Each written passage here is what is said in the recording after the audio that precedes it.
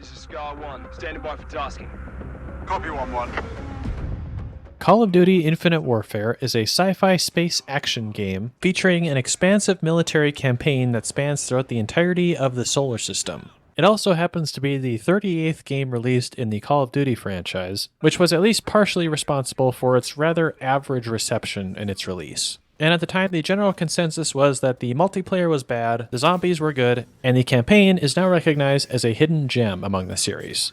Unfortunately, I wasn't aware of this at the time of its release. But in the time since then, I've gotten 3 engineering degrees and started working at a private space company building a commercial space station. And after doing some reviews of other popular sci-fi games to analyze their engineering accuracy and scientific realism, I figured Infinite Warfare would be a good choice for the next one to take a look at. And as you can see from the timestamp, there was a lot to look at here. So in this video, we will be reviewing Infinite Warfare in great detail to see how well its portrayal of space engineering and planetary science stands up against the real world. But before we can begin our grand tour of the solar system, we have to set up some guidelines for this review. The first thing to do is to establish boundary conditions. Space engineering and the solar system are both enormous topics to cover in their own right, so we'll place some limitations on as far as what we'll actually be talking about. For one, we won't be talking about the details of how the spacesuits or the guns operate, except where it becomes relevant to the story, since either of those could have their own videos that would be also pretty lengthy. The same also goes for a lot of the robotics platforms we see throughout the campaign. As for the solar system, with a few exceptions, we'll stick to locations that we actually get to visit during the campaign. I'm also going to assume that you have some basic knowledge of astronomy as well, since going into the basics for a lot of these things would take a lot of extra time. Another detail about this is that there's a lot of non-linearity to the campaign of Infinite Warfare, where you can jump around between destinations as you please at some points. So in order to avoid jumping around excessively during this review, I'm going to be grouping up levels based on their location in the solar system, and generally in the order of closer to further from the sun. The exception to this is before and after this non-linear portion will still follow the order set in the story. The second thing to decide upon is our definition of realism. Now on that note, since this is still a science fiction setting, I'm going to be applying a rule proposed by Dr. James Kakalios, author of the excellent book The Physics of Superheroes, which is the rule of miracle exceptions. This rule basically states that a fictional setting can be allowed one miracle exception to the laws of physics for it to be considered realistic. And as with all the other sci-fi settings I've reviewed so far, here our miracle exception will be artificial gravity. Now there is a framework in theoretical physics that could potentially one day support a scientific treatment of artificial gravity, which is known as the unified field theory. And to summarize this as briefly as I possibly can, the unified field theory unifies all of the fundamental forces of the universe into a single force that can be controlled through the manipulation of one of the other forces. The effective end result of this is the ability to control gravity through electricity. Now importantly, this is still just a theory, and it hasn't actually been proven yet. So in order to make use of this theory in our review, we are allowing artificial gravity as our one miracle exception to the laws of physics to explain how Infinite Warfare's technology works. The last big thing to be aware of before we start is context. As people have pointed out in my previous reviews, it is important to take into account the context of the setting we find ourselves in this game. So we'll do a brief rundown of where humanity is at this point in the future and what sort of important technologies have been developed at this point in time. This exercise will give us an opportunity to get an idea of what sort of things we can expect from this universe as far as space engineering capabilities. Now very briefly, the most important technologies that we need to take into consideration at this stage are warp drives and nuclear fusion. Artificial gravity is also a major technology at play here, but we're covering that with our miracle exception. Now, warp drives are still a rather speculative technology, and fans of the theory of relativity might point out that it is technically not possible to travel faster than the speed of light according to the laws of physics. A possible solution to this is the Alcubierre warp drive, a concept proposed by theoretical physicist Miguel Alcubierre that doesn't necessarily violate the theory of relativity. This design for a warp drive shows up in a fair number of science fiction settings and is often considered to be one of the more plausible ways of accomplishing faster than light travel. The way an Alcubierre drive works is essentially by pulling space from in front of a ship and pushing it behind the ship, the space in which the ship is present can be moved forward at speeds faster than light, while within that bubble, the ship isn't actually moving at superluminal velocity. Now technically this does also require an additional exemption to our laws of physics, but considering that we are already allowing ourselves the unified field theory giving us full control of gravity, which can be defined as distortion of spacetime, for the purposes of this review we can grandfather in, no pun intended, the Alcubierre drive as part of our miracle exception. The other major technology that we're considering here, nuclear fusion, does not require at least as much of an exemption to the laws of physics. The actual mechanism of nuclear fusion is carried out every moment of every day in the interiors of stars. And the primary challenge to harnessing that power on Earth is creating this finely tuned environment in which nuclear fusion reactions can occur. Now, as of recording, this has actually been accomplished on Earth, but the challenge is actually getting usable energy out of the reaction process, since actually starting the reaction takes a lot of energy in itself. Once nuclear fusion technology can advance to this point, though, it can be used to produce massive amounts of energy with commonly available fuels and without the detrimental production of nuclear waste. One of the fuels for nuclear fusion is deuterium, which you can extract from the ocean. And you can produce nuclear fusion with just deuterium, but it can be made even more potent with the use of helium-3. And this isotope of helium can be found on the surface of Earth's moon and in the atmospheres of the giant planets. Therefore, if humanity can figure out a way to economically get to the moon and bring back fuel for fusion, or further down the line, harvest fuel from the atmospheres of the giant planets, they will have an effectively unlimited supply of fuel for a technology that is capable of producing massive amounts of energy, which would go a long way towards improving the human condition on Earth. On this topic, I did my primary research study during my second master's degree on the collection of nuclear fusion fuels from the giant planets. So if that interests you, I do have another video that goes into more detail on this subject.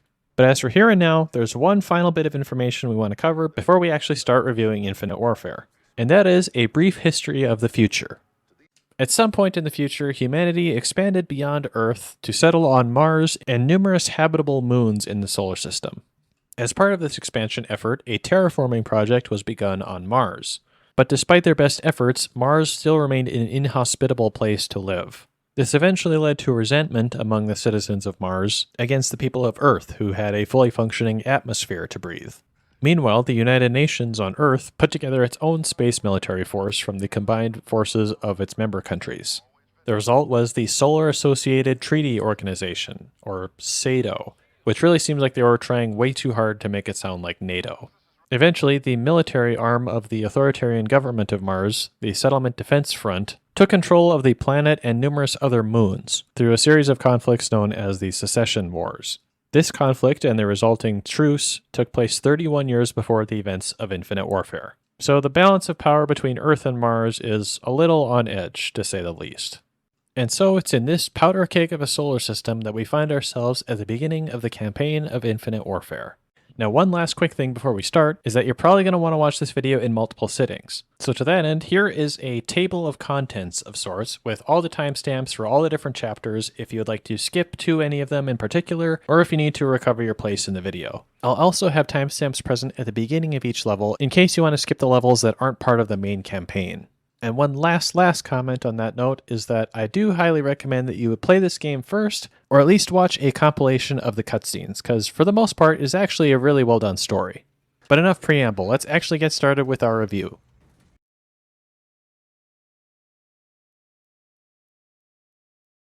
So, with all that said, we start out at the beginning of the campaign on Jupiter's moon, Europa. And the main point of realism here is the presence and composition of Europa's atmosphere. As it is today, Europa is one of the few moons in the solar system that has been observed to have an atmosphere. However, it is quite thin, to the point where it would probably be more accurately described as an exosphere, where it's mostly just loose atoms of oxygen. In Infinite Warfare, we see that the atmosphere of Europa is dense enough to support the formation of clouds, storms, and lightning. This would require a much thicker atmosphere than what exists around Europa. We could suppose that Europa has been terraformed to make it more habitable for humans, which could involve the thickening of its atmosphere. The trouble with this theory, though, as with Jupiter's other moons, is that their mass is too small to have a sufficient gravitational force that would be able to hold on to an atmosphere of substantial thickness. Now, while we did say at the beginning that we're allowing artificial gravity to be a thing in this universe, Actually, increasing the gravity of Europa artificially to the extent that it could hold its own atmosphere would be a massive undertaking as far as space projects are concerned. And all of that to support habitability on a moon that is irradiated immensely from the planet Jupiter. This gravitational inconsistency also applies to our characters on the ground, as we have the same gravity on the surface of Europa as we do in almost every other Call of Duty level. So while artificial gravity on the whole of Europa to support an atmosphere might be technically possible in this setting, it wouldn't really make a whole lot of sense to actually implement it. I'll also make one other note about the atmosphere that I'm just going to leave as is for now, which is that the temperature of the atmosphere that we see on the thermometer and the heads-up displays ranges from about negative 350 to negative 300 degrees in the atmosphere of Europa. Now we can tell that this has to be degrees Fahrenheit because negative 300 Celsius would be below absolute zero. This does mean that the shuttle cabin is at 15 degrees Fahrenheit, which is slightly below the freezing point of water, so wouldn't be very pleasant, but it's at least physically possible, unlike if this degrees were marked in centigrade. Anyways, this temperature is within the realm of what we have seen on Europa in current measurements. The realism of this temperature range isn't necessarily very relevant, but it is worth noting that the temperature and altitude follow a similar relation to what we see in Earth's atmosphere. That is, that the higher altitude you're at, the colder it is. Because of its close proximity to Jupiter, relatively speaking, Europa exceeds a highly lethal dose of radiation at its surface that would be a serious showstopper for any human settlement operations on the moon's surface. In fact, all of the Jovian moons, except for Callisto, are inundated with very dangerous levels of radiation. So as great as they might be in other terms of habitability, the radiation is a major problem for any long-term human presence in the surface of Europa.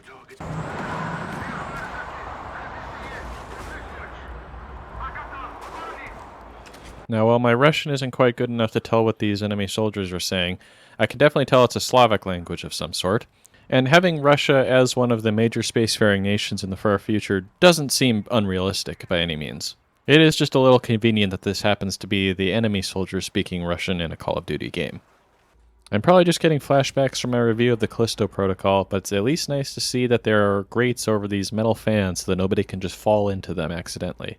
At one point in the Europa Weapons Research Base, we find a small plant sciences section with these clinostats mounted inside the wall, which are these rotating planters that are used on Earth to simulate microgravity. As for whether it makes sense to have them here in the presence of gravity on Europa, I'm not entirely sure, but I can say this is probably just a reusing of assets, as it makes a lot more sense to have these present in other levels. One more point about the atmosphere, as long as we're still on this moon. In order to actually have one of these classic decompression sequences that we see a lot in science fiction, you need to have a large pressure differential and a lot of air that's going to be blowing against you to actually cause a physical force. Since all it really is a wind caused by air rushing from an area of high pressure to an area of low pressure. Now, if, as we said earlier, Europa has been terraformed, then the idea would be that you would have an atmospheric pressure that is closer to a comfortable atmosphere such as that of Earth. Assumedly, you would also have a similar pressure inside of your facilities, especially if there's doors and windows open, unless, of course, you have a higher pressure for some research purposes, but that's getting a little too into the weeds here. The point is, if you have an approximately 1 atmosphere of pressure inside the facility and a similar pressure outside the facility, you're not going to get hardly any sort of wind that would blow you off your feet, as we see in the game. But there's even more atmospheric stuff that's gone wrong here. If the atmosphere has been terraformed, why is it not oxygen? Why are we running out of oxygen in a terraformed atmosphere? Oh well, I guess carbon dioxide was better at increasing the temperature or something. Now, in order to try to keep things moving along fairly quickly, because this is quite a long review, I'll save my discussion of the Infinite Warfare story for the conclusion section at the end of the video, since there are quite a few plot points that also don't really make a lot of sense. So I'll cut things a little short this time, but just keep in mind that we will be covering this stuff later. Alright, as I mentioned in the intro part of this video, as long as we're still in Europa, I'm also going to go over the multiplayer map that is also set on Europa, just to keep things consistent as far as what part of the solar system we're located in at any given point in time. If you'd like to skip right to the next part of the story, you can go to the timestamp marked here, but for now I'm going to move on to the multiplayer map Frost. From the surface of Europa during both the campaign mission and in this multiplayer map, Jupiter takes up a very large portion of the visible sky. We can also see one moon between Europa and Jupiter, which must be Io. As spectacular as this view is very far from realistic. And we can use the orbital parameters and physical characteristics of Europa and Jupiter to determine just how inaccurate this is. From these values, we can calculate the apparent diameter that Jupiter would have, which is essentially how large an object appears in the sky with units of degrees. Since there are 180 degrees in the sky from one horizon to the other, we can tell how much of the sky that an object will take up by the number of degrees in its angular diameter. And if we do all this math for Jupiter and Europa using the semi-minor axis, at which point Europa is closest to Jupiter, we get a number that translates to a little bigger than the size of the Earth as viewed from the Moon, which is very much smaller than we see in Infinite Warfare. Interestingly, when we return to Europa in a later mission, we can see that the size of Jupiter in the distance is much closer to what we could expect from a real-world situation. In various locations throughout Infinite Warfare, we see these chemical drums placed in unsecured locations and generally just sitting out in the open. You can see on most of these barrels the NFPA 704 hazard diamond, which indicates the degree of health, fire, and reactivity hazards possessed by the chemical inside the container, as well as another symbol for any other specific hazards to be aware of. The specific diamond that we see here indicates the highest level of all three of these hazards, in addition to a symbol indicating that it is reactive with water. Also, the leftmost triangle is supposed to be blue to indicate health hazards, whereas here it's red. If we look further into these barrels, though, we see that they are labeled as RP1, which is a common rocket fuel, which at its base is a specialized mixture of kerosene.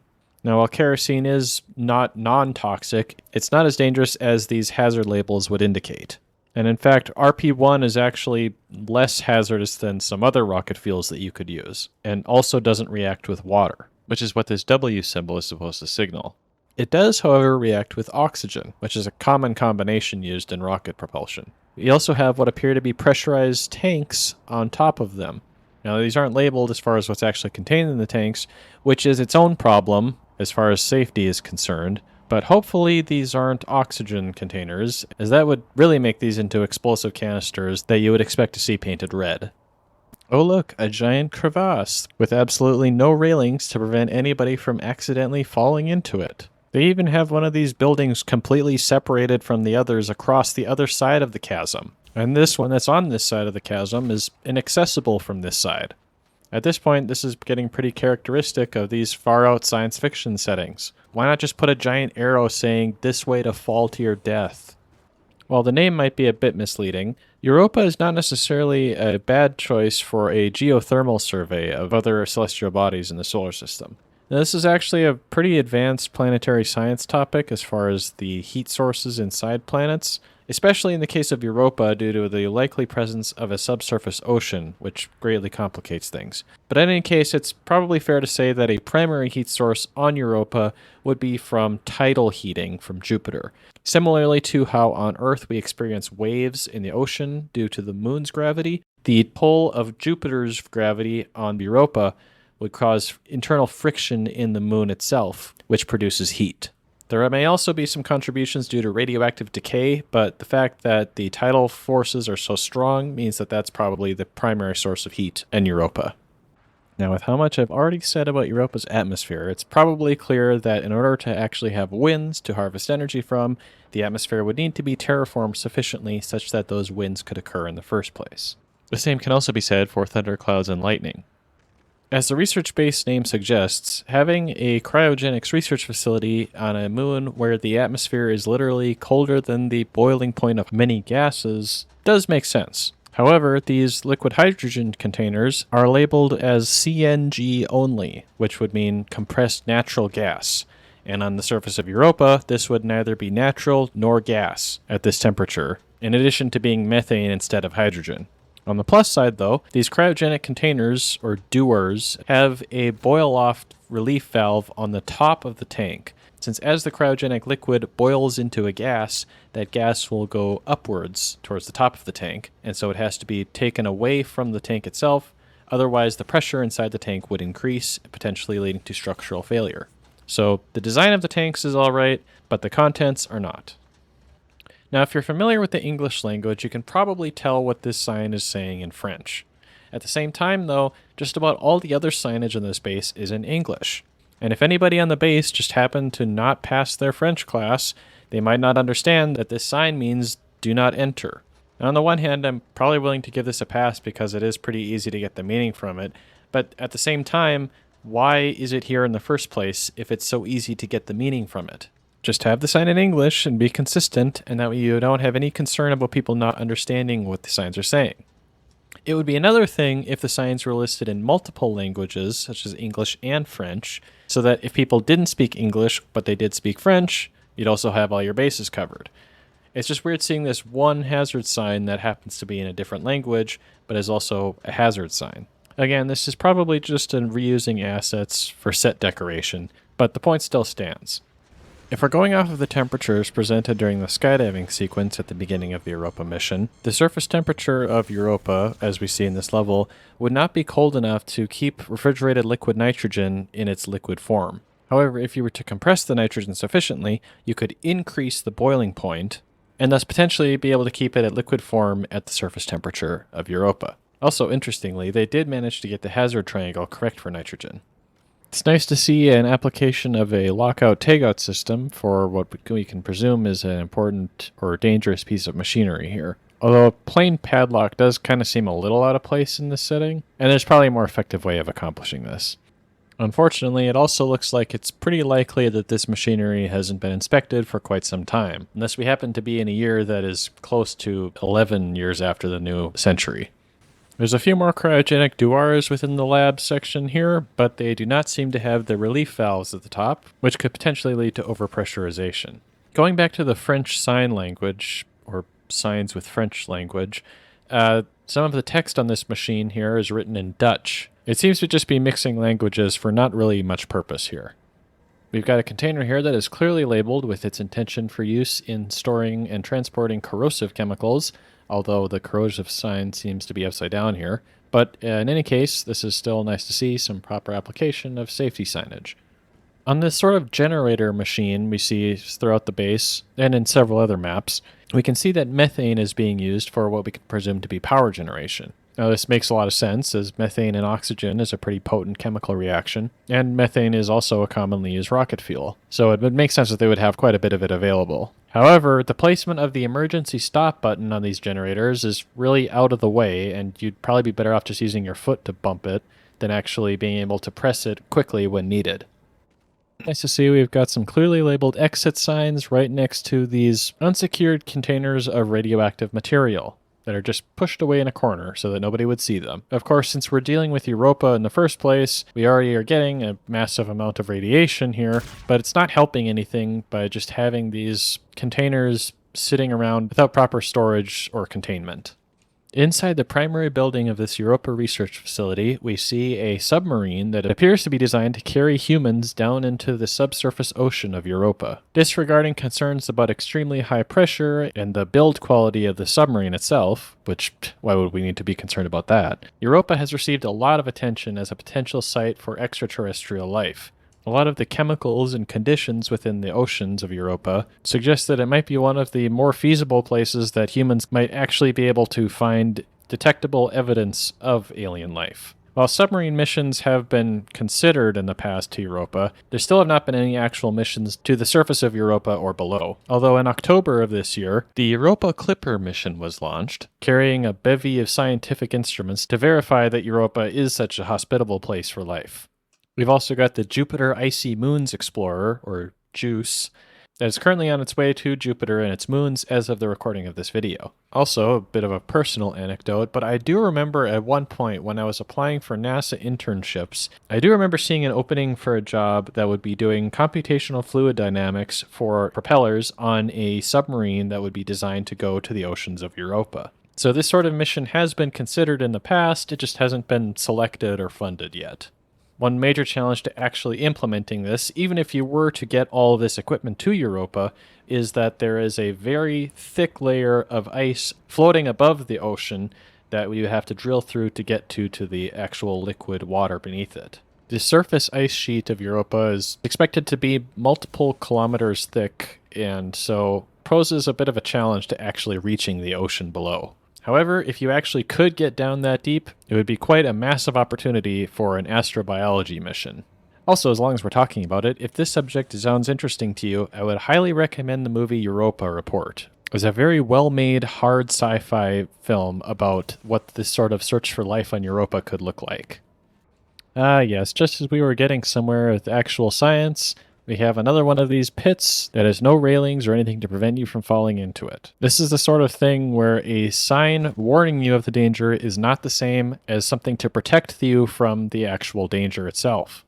Also, apparently this is supposed to be some sort of diagnostics section of the lab, and these pipes here that apparently is what they're supposed to be diagnosing are completely inaccessible to anybody who's actually on the ground floor. So real great design work there.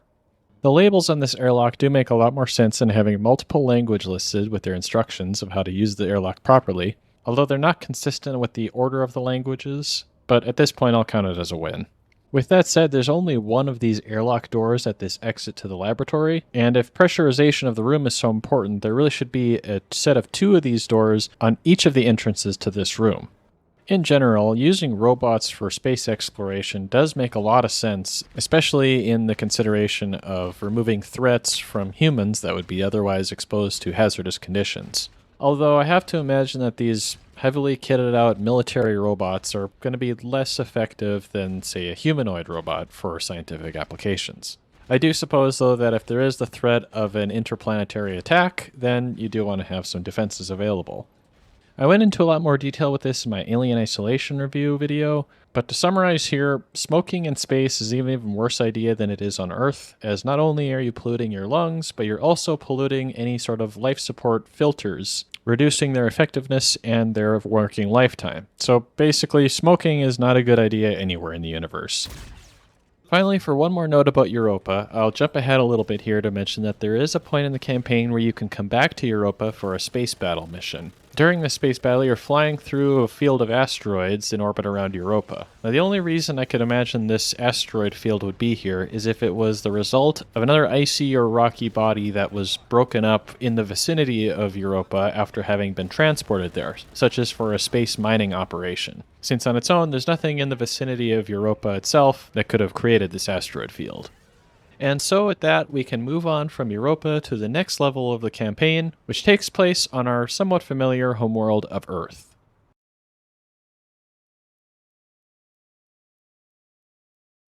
The next level of the campaign takes place back on our homeworld of Earth in the city of Geneva, Switzerland. It just so happens that we're currently in the middle of the annual Fleet Week parade, where all of Sato's warships are flown over the city as part of a military parade. We can see pretty quickly that most of these ships are designed off of the more familiar naval warship design. That is to say that their general design layout conforms to a ground plane, and so the ship would have a recognizable overhead and deck layout to it. Since these ships are designed to be capable of operating in space in the absence of outside gravity, this ground plane design is not necessarily a requirement for spaceship design. However, having this sort of ground plane design does provide several potential benefits to actual operations of these vessels. For one, operating on this sort of ship would be much more familiar to a person who has not experienced such an environment before, and there is a consistency in maneuverability on board the ship, in addition to on the surface of a planet. This familiarity would also mean that personnel and general operations aboard the ship would gain the benefits of thousands of years of refinements of warship operation coming from the operation of sailing ships in the Earth's oceans. Or less dramatically stated, humanity has a lot of experience in operating boats.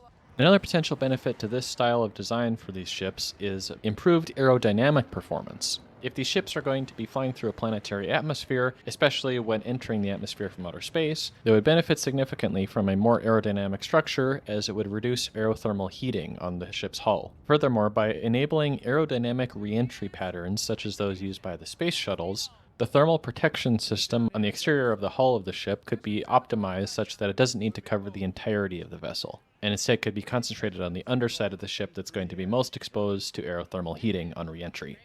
A potential downside to this layout, however, is that if the gravity on board the ship were to fail, you would have to make sure that the ship interior is designed to be maneuverable in the absence of gravity, as well as when it is present. which would be especially important for military operations, where something like a power outage or technical failure of the artificial gravity systems could otherwise leave part of the ship non-functional. Another essential design element for starships of this size is propulsion systems. Once again, since they are designed to operate in the absence of external gravity, maneuvering thrusters are going to be needed in addition to a primary forward propulsion system. This also means that to operate in the absence of a planetary atmosphere, these propulsion systems are probably not going to involve air-breathing engines, at least not primarily. Due to the enormity of these giant ships, calculating reasonable propulsive force numbers is going to be pretty difficult. However, we can probably narrow it down to a few different potential propulsion methods. Now, in general, for lifting large amounts of mass, solid fuel propulsion systems nowadays are the most useful means of accomplishing this, but for solid rocket engines, you're not going to be able to control the thrust output, and so they're really only useful for initial launches. This could still be useful for launching out of a planetary atmosphere, but outside of that application, it wouldn't be the most effective type of engine for operations involving maneuvering, or any time you would need to start and stop the engine multiple times over the course of your flight. Liquid chemical propulsion systems could maybe be potential here, but liquid chemical propulsion systems do have an upper limit to the maximum possible thrust, or rather specific impulse, that you could actually achieve from any combination of chemicals. At the moment, this caps out with hydrogen and oxygen, but even if a more potent mixture of chemicals was found in the future, this is still going to require a massive amount of fuel to actually run these engines, for a thrust and specific impulse output that is probably not going to be sufficient for a vessel of this size. Since we are operating in the future when nuclear fusion technology is readily available, it's most likely that this is some sort of nuclear fusion propulsion system, such as the direct fusion drive, to keep it relatively simple, as far as nuclear rocket science is concerned. These engines are less capable of massive amounts of thrust, but they are very much more efficient with the amount of fuel that they require, and so potentially could be scaled up to the point where they can effectively produce a sufficient amount of thrust, in addition to not requiring an impossible amount of propellant. Now, this is dependent on these fusion engines being capable of providing more thrust output than the mass required for the fusion core itself and the propellant that's going to be fed into the engine. Also, in the case of the direct fusion drive, because a portion of the thrust comes from the acceleration of ions, its performance in an atmosphere would be reduced due to the presence of atmospheric particles that it could interfere with the movement of charged ions out through the magnetic nozzle. While this is a concern for just about any rocket engine used in an atmosphere, it's especially a concern for electromagnetic thrusters. And while the direct fusion drive isn't producing thrust solely through electrical propulsion, it would be another level of difficulty that the design of the engines would need to overcome. Now, while we can say that this is most likely a fusion engine of some sort, it could also be possible that this could be an antimatter drive, but considering we don't see a whole lot of mention of antimatter propulsion or antimatter technology throughout the campaign, this is probably less likely. In addition to requiring a steady supply of antimatter for such a technology, it would also increase the complexity of the engines beyond that of a nuclear fusion reactor. And lastly, we could take the easy way out and say that this is just some sort of anti-gravity system that is made possible through the use of artificial gravity technology. However, the ships still do have recognizable rocket engines and exhaust plumes coming from their engines, but we could always fall back on this if it turns out that nuclear fusion propulsion technology isn't sufficient for propelling these massive vessels. One final note about propulsion systems here is that in any of these cases, the exhaust from these massive engines flying so low over the surface of Earth in a densely populated area would probably be quite disruptive to any people or structures on the ground below. Some of these ships seem to even be flying at altitudes lower than the tops of some of the skyscrapers in the distance. And in addition to the large movement of air that would be produced by these ships, they would also create quite a lot of noise. So if you were going to do a military parade of giant spaceships flying over a densely populated city, at the very least, you'd probably want to do it at a bit higher altitude. In addition to the variety of massive warships we see in the sky, we also have smaller dropships and the fighter aerospace craft known as Jackals. These smaller vessels could probably make more effective use of liquid chemical propulsion systems and maybe even air-breathing engines for use in atmospheres, or perhaps even a combination of the two, as we'll see in a moment. In addition to a large number of military spacecraft, we also see a number of defensive guns placed throughout Geneva in the background, referred to as Anti-Air Targeting Interception System, or ATIS guns. These large cannons are stated to be for defensive purposes against enemy aerospacecraft, and presumably would also function for planetary defense purposes such as shooting down incoming meteors. While these large guns would no doubt be effective against spacecraft of the size we see in the game, and indeed that happens to be Saito's undoing in this level, these defensive systems would likely be of a limited effectiveness against ballistic missiles or hypersonic weapons platforms, since incoming projectiles utilizing these weapon systems would be most likely traveling too fast for the projectiles from the Eris guns to intercept.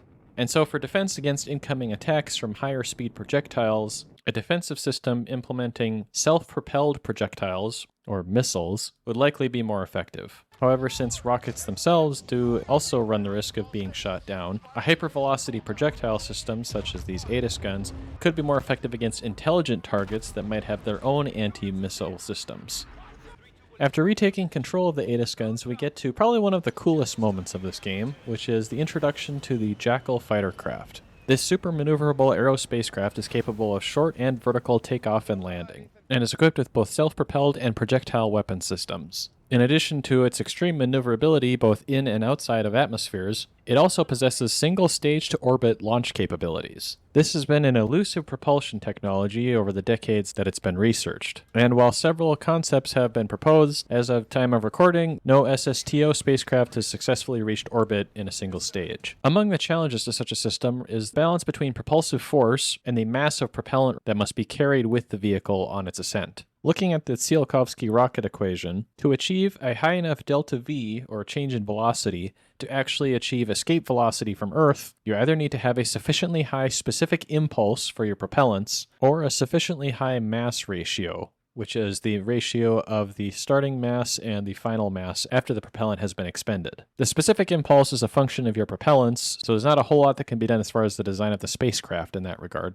For the mass ratio, though, the challenge here is that the larger mass that the spacecraft itself carries, the smaller the mass ratio that it's able to achieve, since it is requiring a higher final mass after it's burned its propellant. The design of the Jackal does benefit from a smaller dry mass, that is without propellant, than say a large warship, since in the rocket equation the final mass would be much smaller, potentially leading to a higher mass ratio, assuming of course that the vehicle can carry a sufficiently large amount of propellant.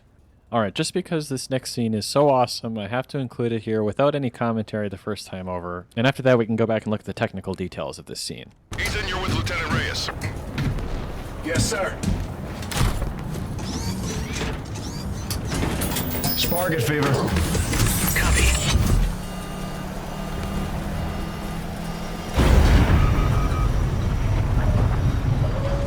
Look what they did to us, Reyes. Let's go get him, son. To all available craft, the Retribution is in pursuit, but we are losing ground. We need to leave atmosphere now. 1-2, copy. Let's go get him. Retribution, this is the Eclipse. Trailing your starboard.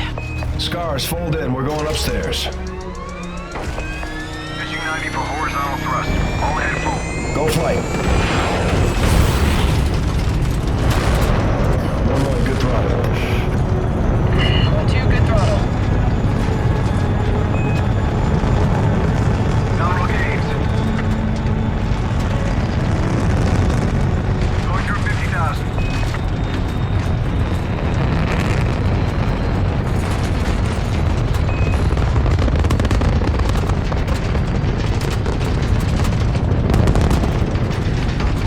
Atmosphere drag acceptable. Stand by for redirect.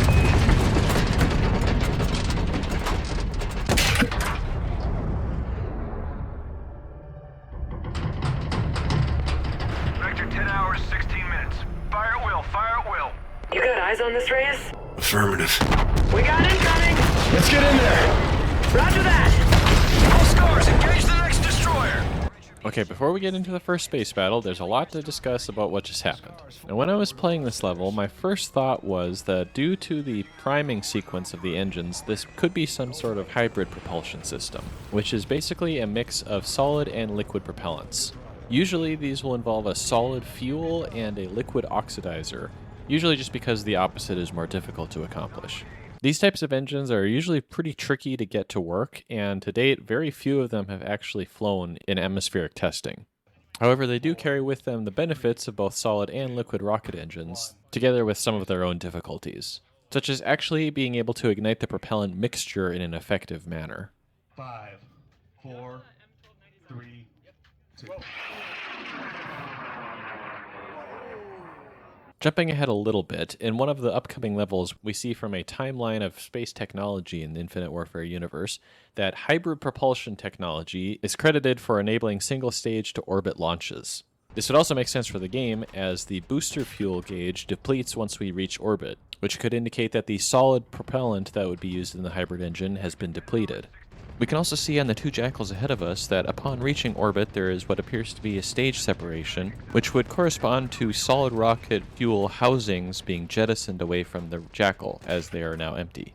The scaling of the boost gauge also makes sense, as since Earth has the highest gravitational field that you would be using this engine to launch from, the boosters being configured to be able to escape Earth's gravity means that they would be capable of escaping from any other planetary body in the solar system. And yes, of course, this is excluding escape from the atmospheres of the giant planets. However, another potential alternative to a hybrid propellant rocket engine could be a propulsion system in the style of the Sabre rocket engine, which is an experimental propulsion system that combines an air-breathing engine with a liquid propellant rocket engine. The Sabre utilizes its air-breathing capabilities within the atmosphere and then switches to the rocket engine once it's reached a high enough altitude where the atmosphere is thinner.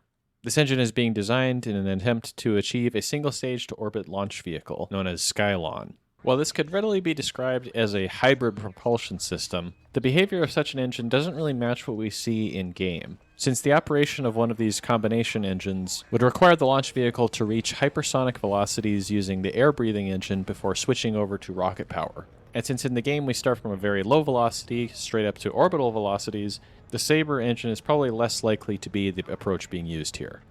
However, the fact that this priming sequence is still the same even in the absence of an atmosphere does count as a point against the idea of these engines being a hybrid between rockets and turbojets, since in the absence of an atmosphere, you're going to need to be carrying all of your propellants on board the ship itself.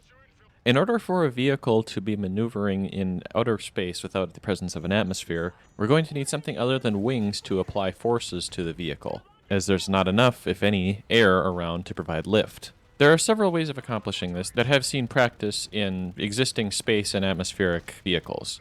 The first method would be by the use of thrust vectoring, which is essentially redirecting the outflow of exhaust from an engine. By changing the direction of the exhaust flow, you're also changing correspondingly the direction or vector of the thrust force that is being produced from the engine. This method allows you to get the full force of the primary thrusters to be redirected into a different direction, and so it would be most effective when you're doing yaw or pitch maneuvers. Conceptually, thrust vectoring could be used to apply forces in other directions, but the hardware to support a thrust vectoring of high angles would be more complex mechanically and thus more prone to failure. This thrust vectoring technique is used in the Harrier jump jets that you may have seen in other Call of Duty games.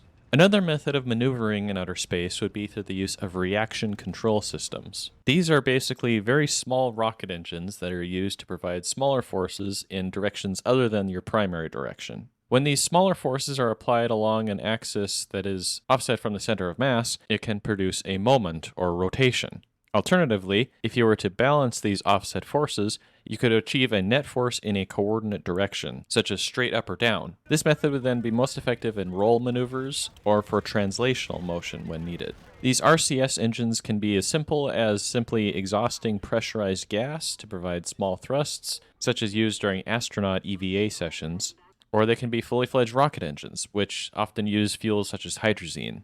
It's important to note for this, though, that you do still need to have propellants available for these reaction control systems in order to actually fire the engines. So this will either require you to carry additional mass with you for these RCS engines, or to divert some of the exhaust flow from one of your primary rocket engines into the maneuvering thrusters.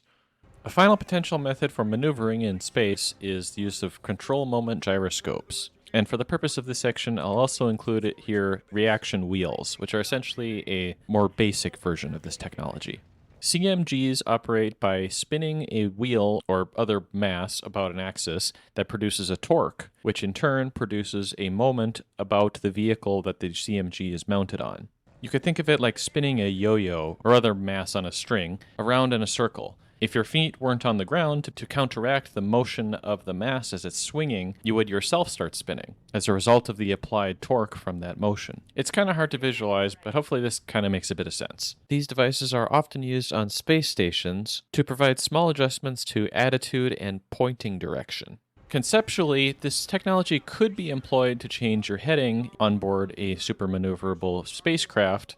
However, I couldn't find a whole lot of information about how quickly these torques can be applied, and even if they were able to be applied fairly quickly, when you're maneuvering to as great an extent as we see in the game, you would need to be loading the CMGs pretty significantly, leading to probably a rather short lifespan for the parts. So with all that in mind, we can probably say that the Jackal utilizes thrust vectoring for its primary propulsion system, along with reaction control systems to adjust heading and perform smaller adjustments to its position and direction.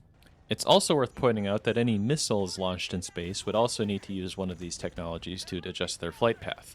And since these are expendable technologies that you're probably going to want to mass produce in large numbers, we would probably want to keep them simple and just use a basic thrust vectoring system. Or maybe a simple reaction control system that utilizes the same exhaust as the primary thrust chamber.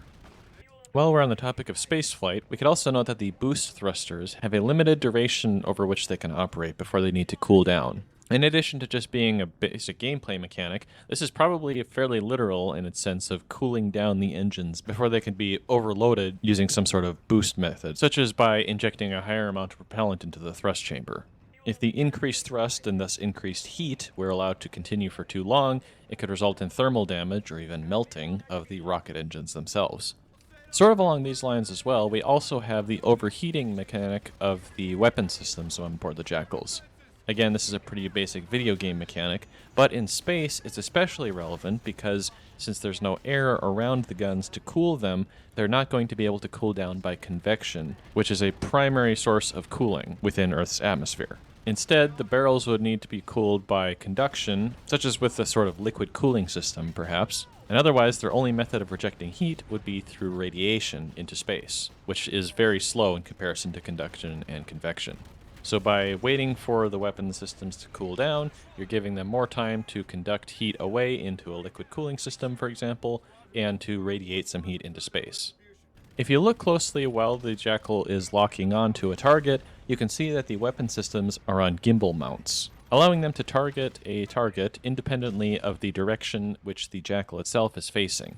This is especially useful in the absence of an atmosphere, since as we just discussed, adjusting the heading of a vehicle in space is a fairly involved process, and so simplifying this by using simple linear actuators, for example, would make things a lot less complicated. Relatively speaking, that is. There's a lot of advanced control system stuff going on here that would be required to make this work.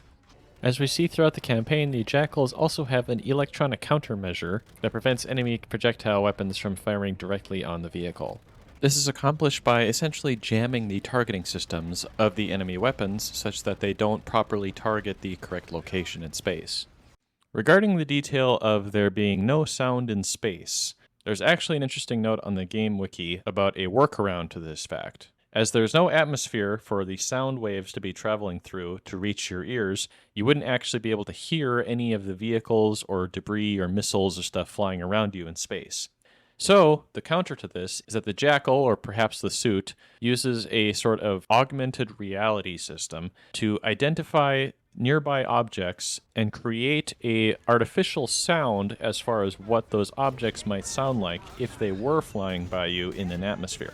The wiki also mentions that this is accomplished using laser microphones, which is essentially a technology in which by pointing a laser at something, you can observe the vibrations in the object through the amount of light reflected to the source.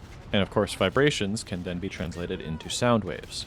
It's quite a clever solution, and I've only ever seen this explained as part of one other game, that being Elite Dangerous.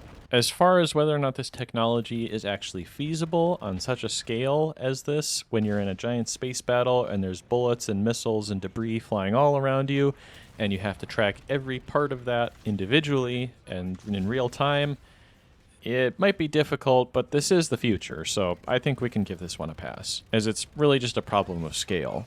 This next sequence contains the debut of this Call of Duty game's superweapon, and is also pretty relevant for the plot going forward, so I'll let it play out here just so we have an idea of how the story is progressing. We'll hold off on discussing the superweapon until later in the game, though, when we get more information about it.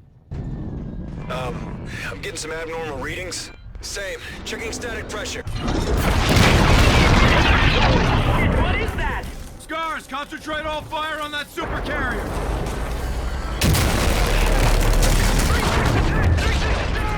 Raj, Ethan, you fly, I'll shoot. Aye, sir. Raider, I'll target the bridge. You keep those turrets occupied. This is Admiral Salem Koch of the Olympus Mons. You are defeated. Death is no disgrace. Pulling countermeasures, Raider! Flares out! Hit those turrets! Good luck on the bridge! Box one! Come on, come on! What's this thing made of? Bring it around for second shot! Stay with her, Ethan. We're marked, sir. Incline with fire. Countermeasures out. Target the cannon, 1-2. Impact! No effect! All stations. Target has not been reduced. 30 millimeter. That speed is offline. Retribution, retreat, retreat! Retribution is moving to intercept course for tactical collision. They're ramming it. Do not execute collision. Captain's orders, 1-1. No! Evade! Multiple casualties aboard. All stations, Retribution's in trouble. Focus fire on that super carrier. Tigress is engaging. All scars, danger close. Stay with it. They jumped! 30 millimeter. All stations, be advised. Enemy has withdrawn. AO is clear. Olympus battered our fleet, Reyes. Let's get back to base. Just get to Red. Guide us in. Copy. Retribution, Scar 1 requesting permission to land. Copy, you're clear to land. The Jackal's in-space landing approach uses a very clever drone assist capture system. Once the Jackal is closing in on the runway, the drone deploys to apply an additional thrust towards the deck and in the opposite direction of the Jackal's flight, to both slow it down and hold it onto the runway to allow the brakes on the wheels to actually function. This is clearly inspired by the arresting gear system that is used for braking aircrafts approaching an aircraft carrier, and conceptually seems to translate pretty well to outer space applications. Before we switch over to the space carrier Retribution and all the design elements thereof, I'm going to take a brief intermission here to talk about one of the multiplayer maps that takes place in low Earth orbit, as well as another Jackal space battle mission that takes place in the vicinity of Earth. Again, if you'd like to just skip to the next part of the story, you can go to the timeline on the screen now. Starting with the Jackal mission, we are tasked with defending several space stations in orbit around Earth that provide critical logistics support for Lunar Gateway shipping operations. And of course, being a space station engineer myself, I had to take a look at these space stations. SETDEF destroyers engaged a critical port operations outpost. A squadron of friendlies is defending, but they need reinforcement. Let's deploy and disable those destroyers.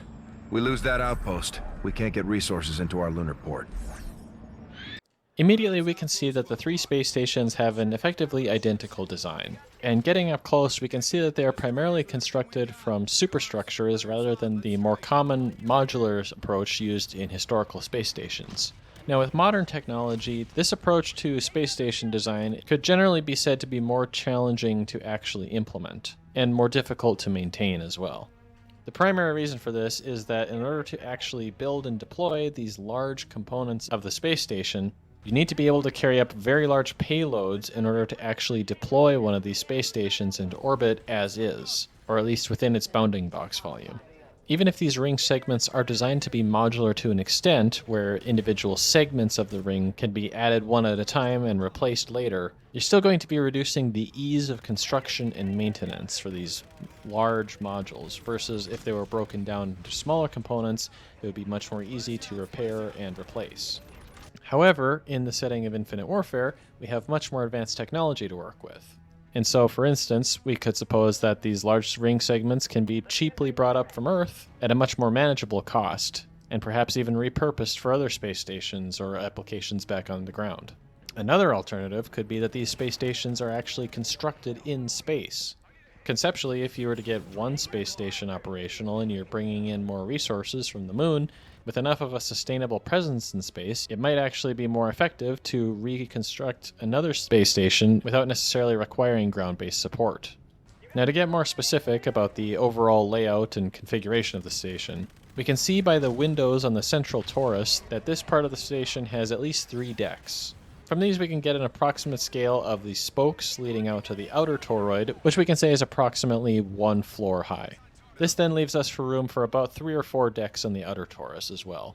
There also appears to be 1 additional deck at the small torus located at the top of the station, and a large communications array protrudes out the bottom of the station. Top and bottom here being defined by the somewhat arbitrary arrangement of the windows in the central toroid. Based on its appearance, this communications array also appears to have solar panels attached to it, which is encouraging to see that there is some backup power supplies. There is some small text at the beginning of the level briefing, where we can see that these stations utilize nuclear power. Now, since we are operating on the premise that nuclear fusion is readily available, we can most likely assume that that's going to be what's in use here. Especially at the scale of the station and the operations that would be going on inside, you would need a massive power supply in order to sustain all of that.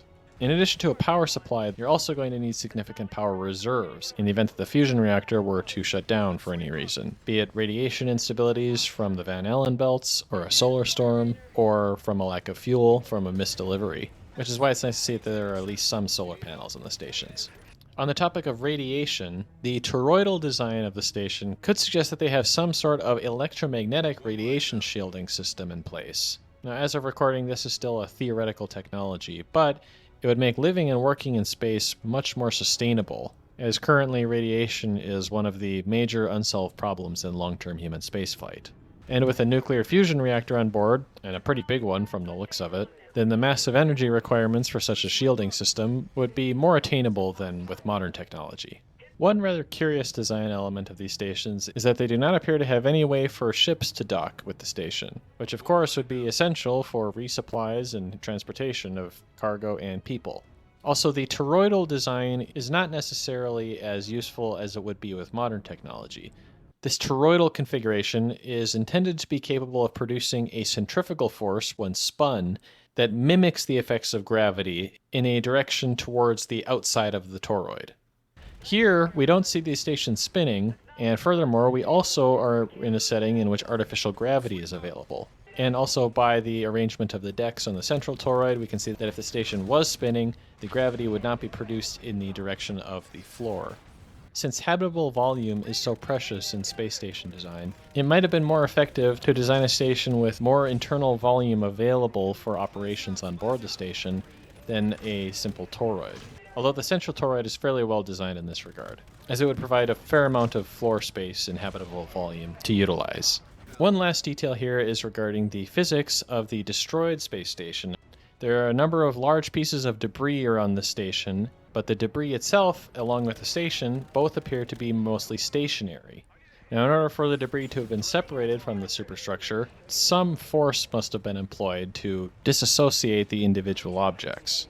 And assuming that the station is orbiting outside the thickest part of the atmosphere of Earth, the pieces that would have been broken off of the station would continue to fly off into the distance without anything to slow them down, at least in the immediate vicinity of the station. Eventually they would just continue to orbit the Earth, or maybe fly out into space.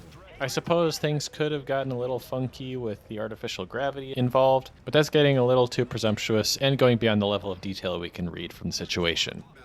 Overall, the design of these stations is maybe not the most optimal, but the setting itself does overcome some of the less than optimal aspects of the station design. So now that we've cleaned things up in low Earth orbit, we can now move on to our review of the UNSA Retribution.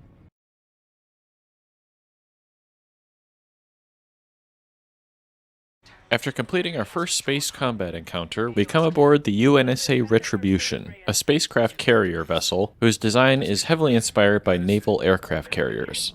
The Retribution acts as our primary base of operations throughout the campaign. However, to maintain my goal of staying in one place in the solar system at any given point in this video, I'll be discussing here various aspects of the ship as it appears throughout the campaign at different points in time. Make way for the captain! Where is he, Boats? Where's Captain Alder? Right here, sir.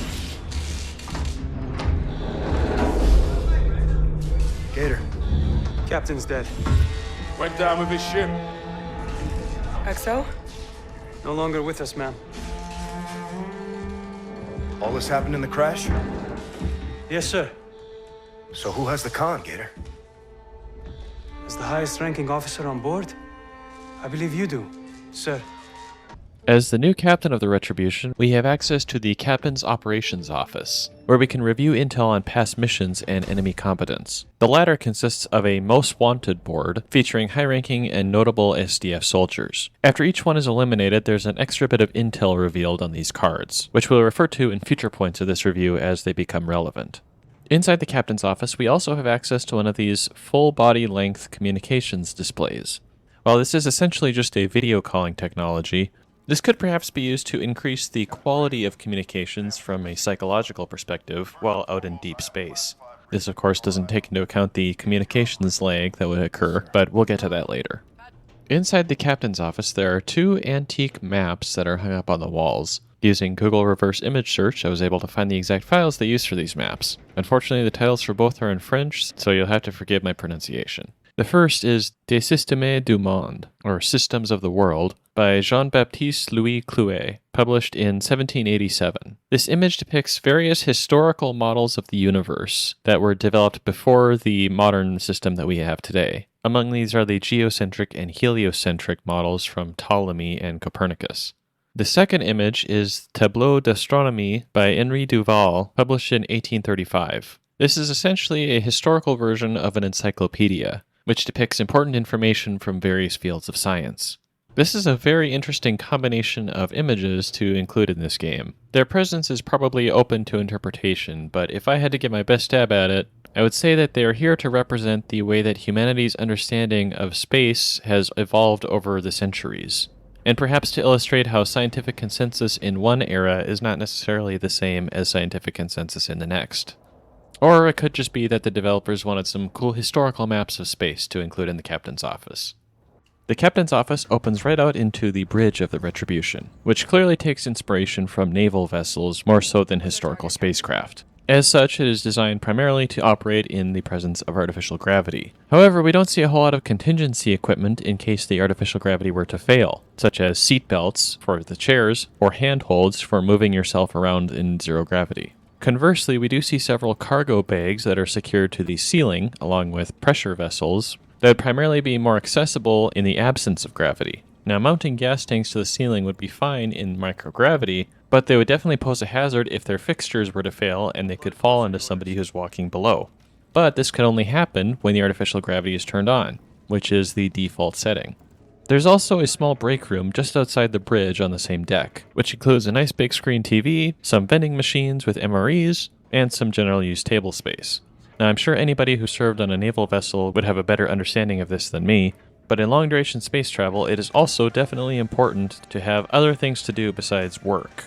Surviving in space alone is psychologically demanding enough that you would want to have other means of thriving in your space on the ship as well. And so having activities that can be partaken in outside of work would be very valuable. The Retribution's armory possesses several advanced technologies for use in weapons procurement and preparation. The main two worth noting are the weapons 3D printer and the VR training system. As I discussed in more detail in my Callisto Protocol review, given the advancement of technology, the capability to 3D print a weapon is really just a question of time that you're willing to spend on the actual printing process. The metallic components can be fabricated using fairly well-established technologies in the present day, while any electronic components might require a bit more advanced fabrication techniques.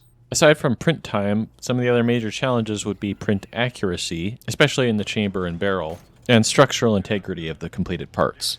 Considering that we're probably at least 100 years, give or take a few decades into the future in Call of Duty Infinite Warfare, none of these problems really seem insurmountable for what we see in-game, especially because we don't really see how long it takes the weapons to actually be 3D printed.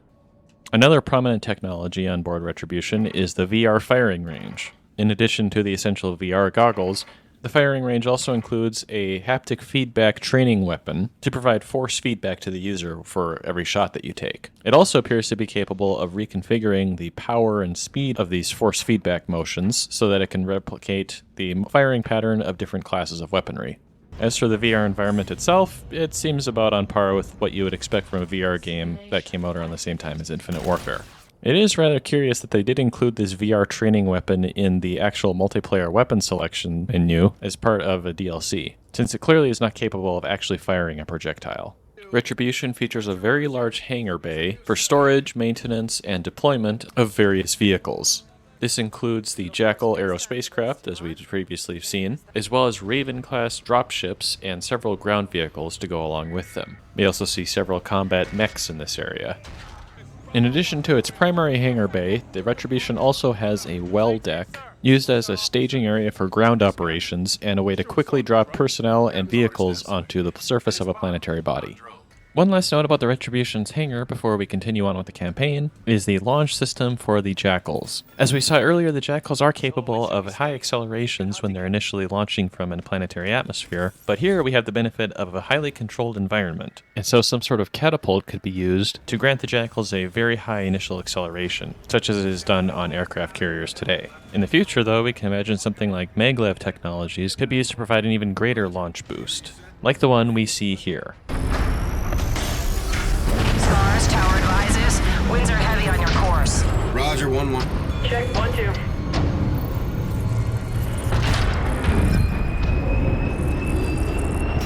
Star 1-1, you're locked for go. Roger, we're green.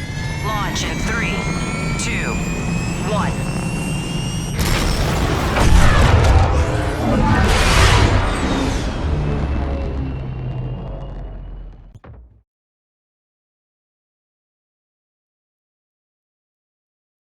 During the Moon mission of Infinite Warfare, we are tasked with defending an attack on the Lunar Gateway spaceport, used as a way station for deliveries between other planets and Earth. Sir, Admiral Rains is on the line. Put him through. Captain Farron, ladies, gentlemen, it's good to see you. Sir. Let me make our situation absolutely clear. We are now at war with the Settlement Defense Front. Due to Captain Alder's use of force, the enemy was driven into retreat. At this time, Tigris and Retribution are the only operable ships we have. Our course of action moving forward is to buy Earth time while we rebuild our fleet. Understood, Admiral. Tigris is prepared for tasking. Today's attack was not limited to Geneva. SetDef launched a concurrent strike on the Moon Gateway port, and those cargo terminals receive freight critical to rebuilding our fleet. So your mission is to retake that port. Lieutenant Reyes, I'm promoting you to the rank of commander. You are now the acting captain of Retribution. Roger that, Admiral. Keep the enemy away from home. Godspeed, captains. Top Cat out. This implementation of a lunar base actually makes quite a bit of sense from a logistical standpoint. Because the moon's gravity is so much lower than Earth, propulsion capabilities of freighters and transportation spacecraft would require far less propulsive capabilities to land on the moon versus what they would require to actually be able to land on Earth. Compared to an orbital station for transportation, a moon base would also allow an opportunity for material storage.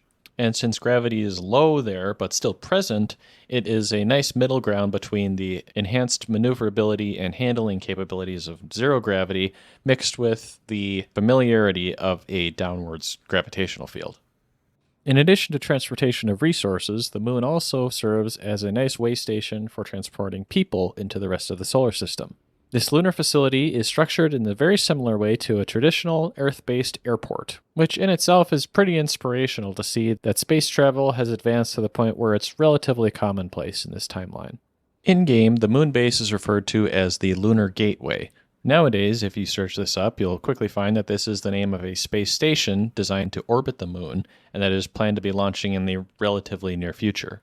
However, back in 2016, when Infinite Warfare was released, the Lunar Gateway space station hadn't actually been decided upon yet, and NASA was still looking for proposals for space stations from private space companies.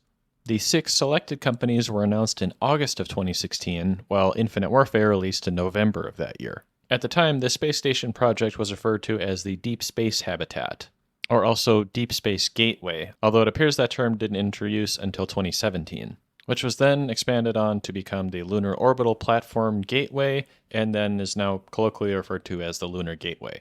The point of this is that apparently the name Lunar Gateway was used in Infinite Warfare before it was used officially by NASA. So while it might be a bit of a stretch to say that NASA got the name idea from Infinite Warfare, it's technically not impossible, or at the very least, not anachronistic. To begin our discussion of the lunar operation of Infinite Warfare, I'm going to play out the intro sequence in full before we actually start discussing the details, since there's quite a lot happening here, and it's a pretty awesome sequence. Shift it, robot. Eyes up on your huts. Be briefed or be sorry. Staff Sergeant. Earth's lunar gateway port is currently under siege. To defend it, the Retribution will insert 2 teams. Alphas and Bravos, 1s and 2s. Our primary objective is to retake that port. Hoorah! Hoorah! Masks off! Tigris Actual, how copy? Solid, you set? Affirmative. Taking heavy fire, sir. We need to insert now. Open the well deck! Heads up, we're hot! Good to go, Gator. Cut the cord. Roll them out. Alpha 2's down! Bravo's in. Alpha 1 is in! Gator, get out of here. Moving to holding pattern. Terminal's due north, Staff Sergeant. I don't need coordinates from you, Ethan. Contact! Right side! I got him. Take him down.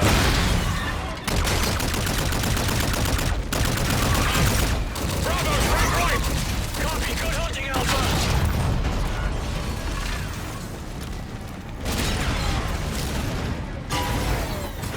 Alpha's coming in the hard way! Hang on. Brace.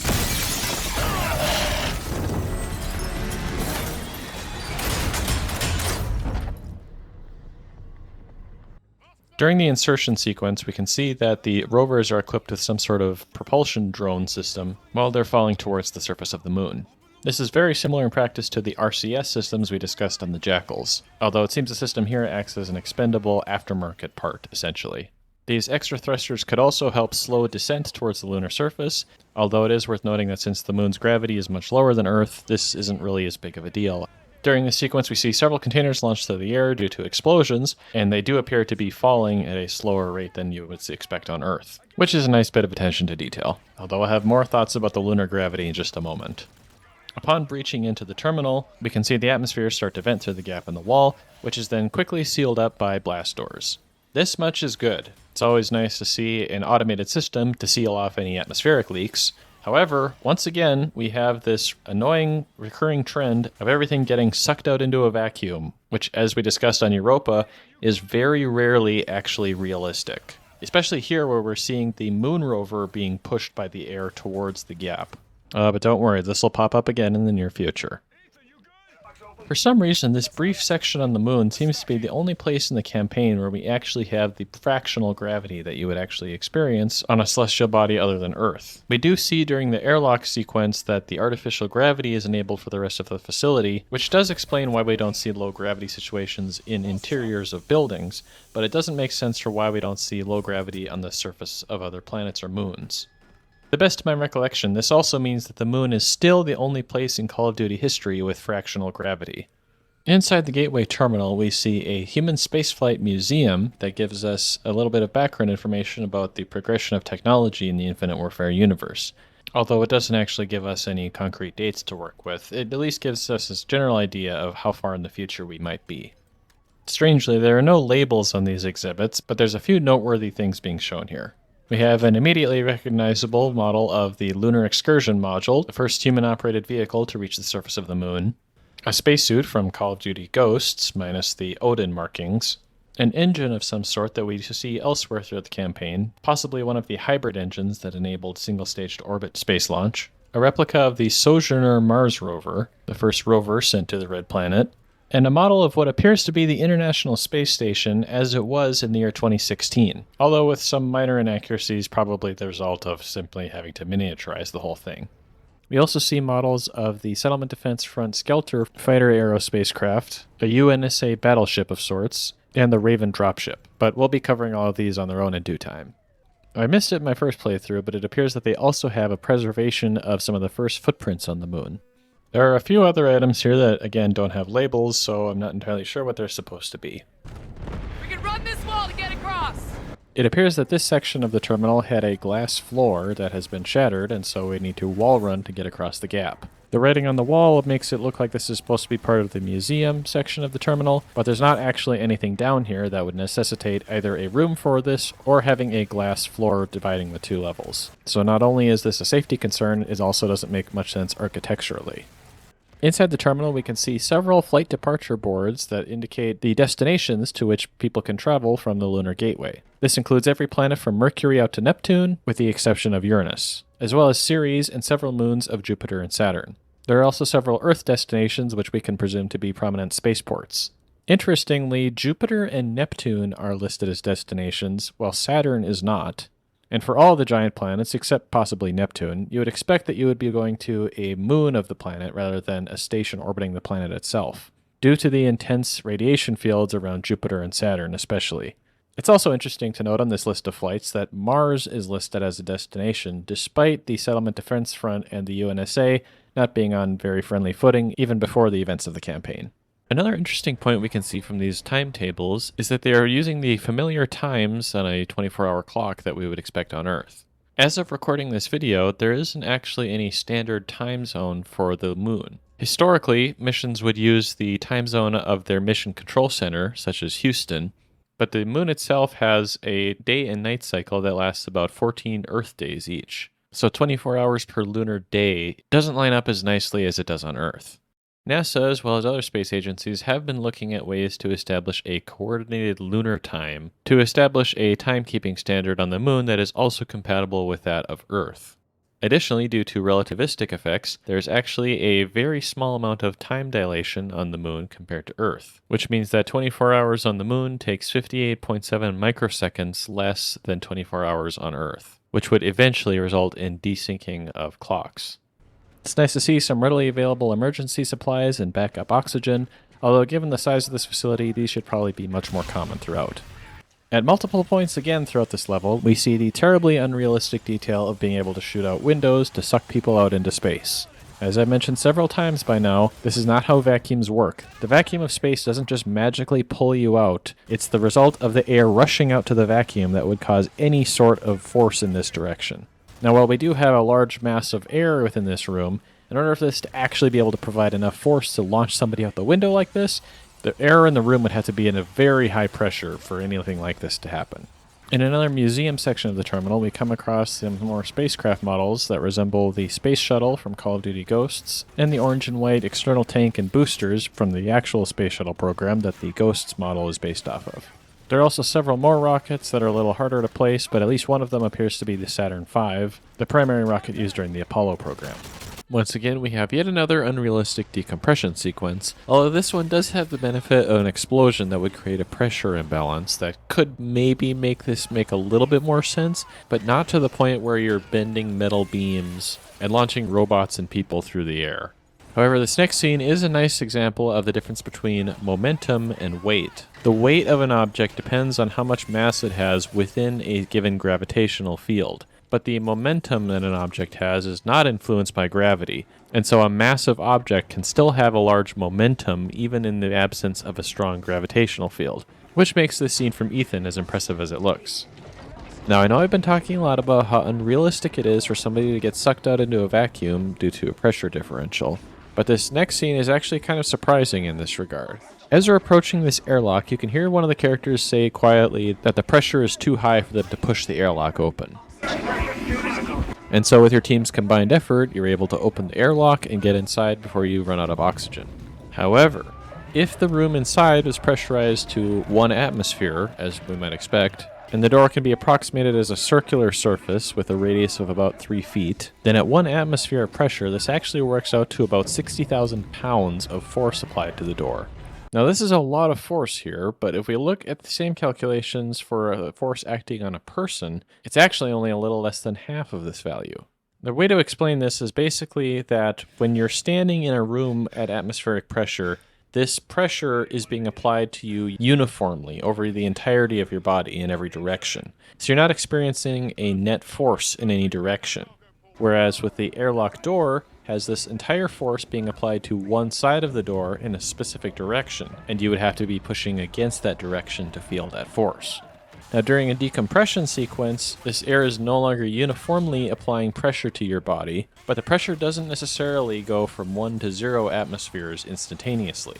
In fact, if you were standing at the edge of a room and the door were to open out into a vacuum instantaneously, you would feel the pressure of all the air rushing out of the room into the vacuum. And this air remaining inside the room would hold its pressure for longer. Thus, this force could actually be applied to you over a significant amount of time, where you could actually feel a wind that could maybe knock you off your feet. But the air on the vacuum side is still going to be applying pressure to you as long as it's still physically present.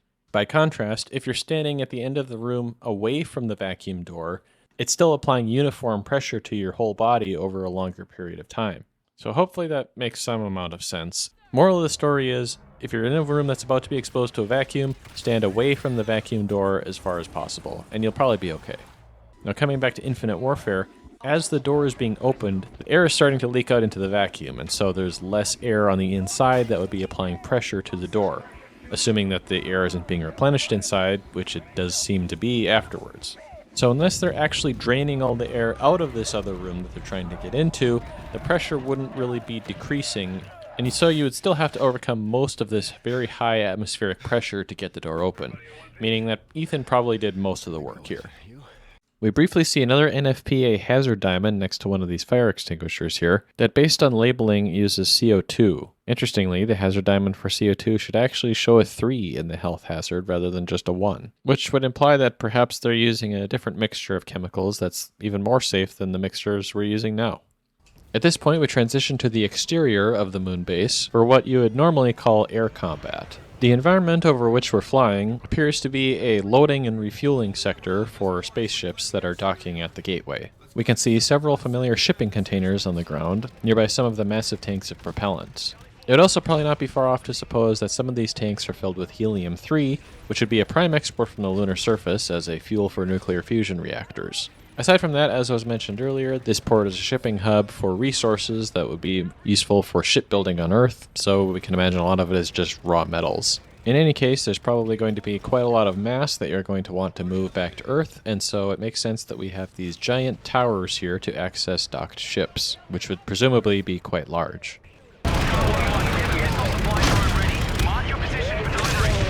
This level also probably marks one of the first times that we've had actual sensible reload mechanics in air combat in Call of Duty. While it would most likely require pretty advanced propulsion and navigation technology, this resupply drone is pretty conceptually sound as long as it's operating in the absence of gravity, and given that the Jackal is slowing down to a more approachable speed while it's performing its reload operation. If we really want to be nitpicky, though, you can briefly see when the drone deploys that it appears to be deployed from some sort of drop pod that is launched to somewhat near your location for the drone to then fly to the Jackal. Now, this isn't to say that this couldn't work, but in order for this to actually be successful, you would want to have some sort of retro thrusters to arrest the drop pod's motion as it's approaching the Jackal. Otherwise, the drop pod and the drone are just going to keep flying along their trajectory because there's nothing to actually stop them from either impacting the surface or flying off into space. But as I mentioned, this could be overcome relatively easily with some sort of retro thrusters. So I definitely wouldn't say it's impossible to make this work.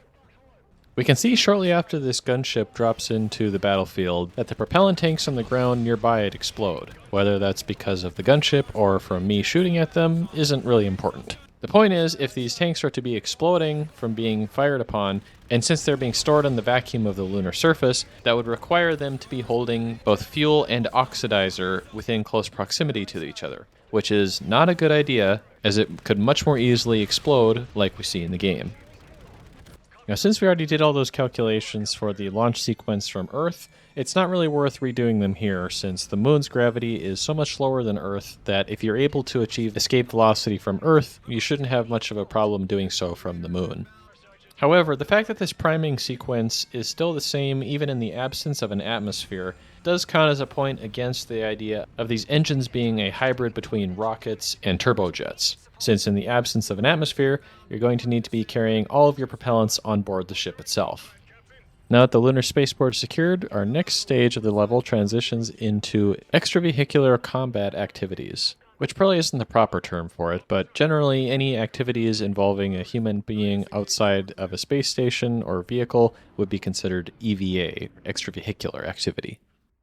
Now, this was a big problem I had when watching the movie Armageddon, but it makes a bit more sense in this situation. And that is the idea of flying through the space debris when you could clearly just fly around it to get to the area of operations more safely. Now, in the movie, this didn't make any sense at all because you could have just flown around the debris, but here, there is a potential benefit of radar scrambling by flying amongst other pieces of metal floating through space, which are also outputting large amounts of thermal energy. Doesn't seem to do much good here though, so much for that theory.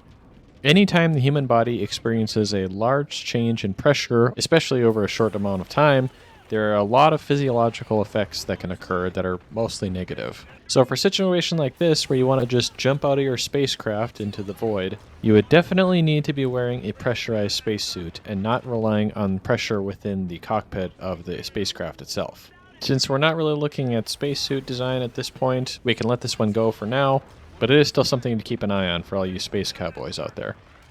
Now, to some extent, a grappling hook for use in zero gravity does make some sense, in addition to just generally being a cool idea. You'd have to make some extensive modifications to the hook that you're firing to make sure you actually be able to grab a variety of surfaces, so something like an electromagnet might make more sense than a physical capture method. You would also have to consider the equal and opposite force produced by the firing of the hook forward, which would then act on the astronaut firing it and propel them backwards. But this could be countered with a propulsion system on your spacesuit, or just ignored if it's not significant enough to push you off of your track. On that note too, especially when you're not tethered to anything else, you definitely want to make sure that your grappling hook is actually attaching to whatever you're shooting it into. Although a problem with an electromagnet would be that it would probably be of limited effectiveness when used on a surface of an asteroid, which could actually be a pretty viable application for a tool such as this. Now, a lot of historical spacewalks have involved the astronauts being tethered to their spacecraft, but not all of them, such as in this famous picture of Bruce McCandless performing the first untethered spacewalk.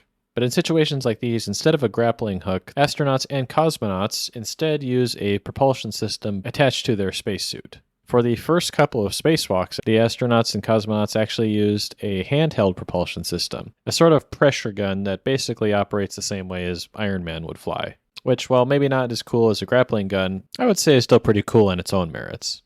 As we saw in Call of Duty Ghosts, we have more of these exploding canisters floating in space and still being explosive, meaning that they must be carrying both fuel and oxidizer in close proximity, which is not a safe way to be storing combustible chemicals. Alright, at this point you guys probably can tell what I'm about to say for any of these decompression sequences, so I'll just stick with what I've already said previously. However, I'm not entirely sure why Ethan says he'll short-circuit them here, as all we really need is some sort of conventional explosive to burst through this window. I suppose maybe this is in reference to the blast doors being lowered? Now that we've boarded this Martian vessel, we can do some analysis of the interior design of the spaceship, but since we're on a linear path here, we will have to rely on the ships that we see in future levels to give us a more complete picture about the inner workings of these larger vessels. I'll try to keep these design sections a bit more general, and to start with, we can note that there is a nice inclusion of handrails throughout the bridge, such that in the event of gravity failure, you still have a lot of readily accessible handholds to use for maneuvering.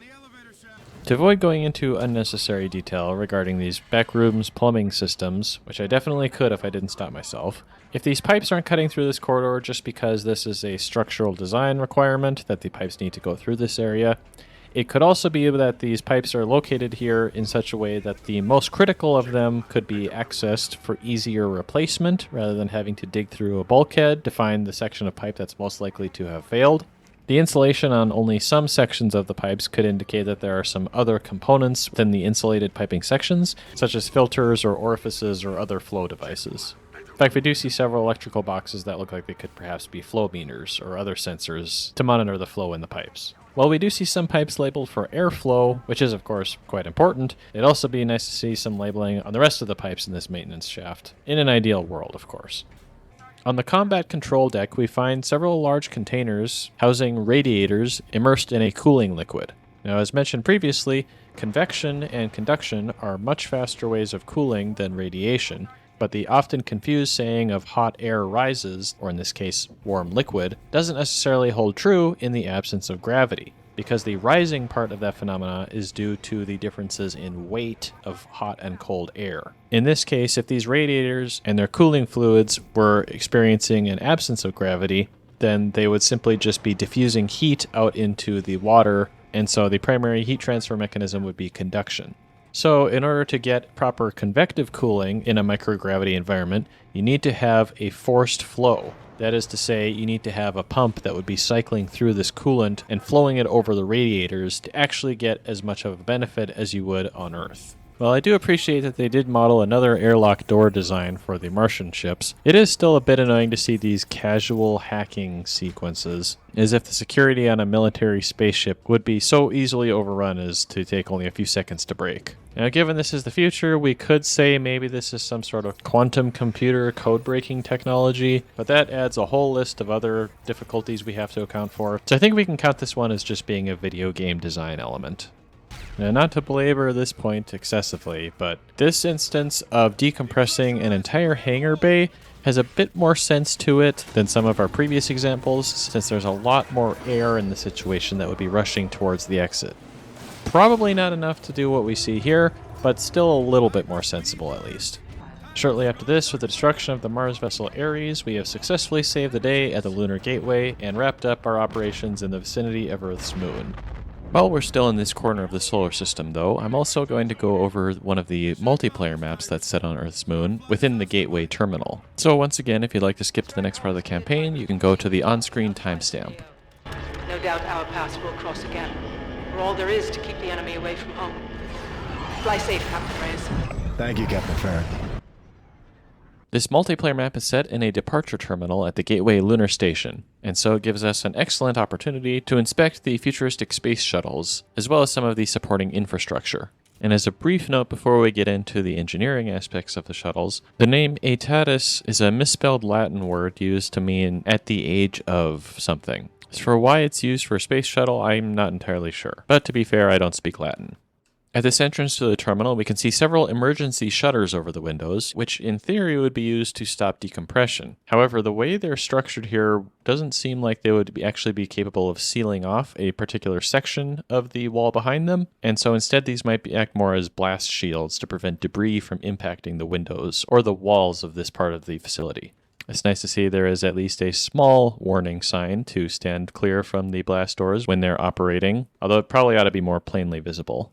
When we first enter the terminal, we see several museum displays similar to those we saw during the campaign. This includes several small models of historically important rockets and the Odin satellite from Call of Duty Ghosts. The first of these rockets is probably immediately recognizable as the Space Shuttle, which was used in a large variety of space launches over 30 years from 1981 to 2011. The shuttle is obviously historically important, as it did so much for the advancement of space travel and human-rated space travel, part of which involved its status as a reusable launch vehicle. Although the fuel tank and booster had to be replaced each time, the shuttle itself was capable of multiple spaceflights. The second rocket most closely resembles, and is most likely to be, the Saturn V, the rocket used during the Apollo missions to the moon. This was historically one of the most powerful rockets ever launched, and even today has only little competition.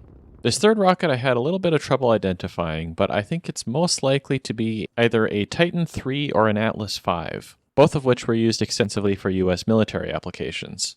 Titan III was used by the US Air Force from the 60s till the early 80s, and to launch the Voyager space probes in 1977.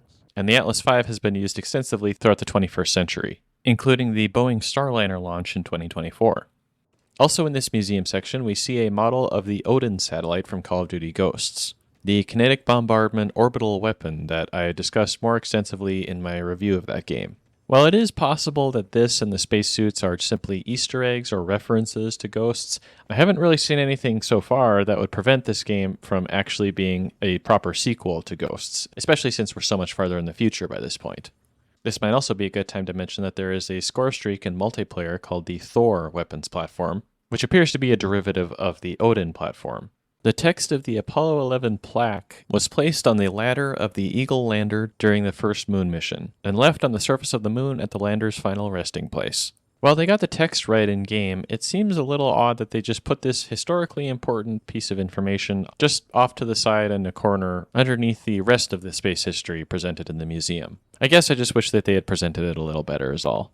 An aquarium in a spaceport seems like a great idea for a number of applications. For one, at least in my personal experience, aquariums are a nice way to provide a calming atmosphere to an environment that might otherwise be rather stressful. And as I'm sure anybody who's been to an airport can attest, travel can be a stressful experience at times. From a scientific perspective, fish and other aquatic creatures have historically been used for research applications in the early days of space travel to observe the effects of microgravity and space environments on living creatures. For any marine biologists watching who may be interested, the mummichog, a type of minnow, holds the distinction of being the first fish in space. And a third potential benefit of an aquarium in this situation could be as a source of food for the local sushi joint.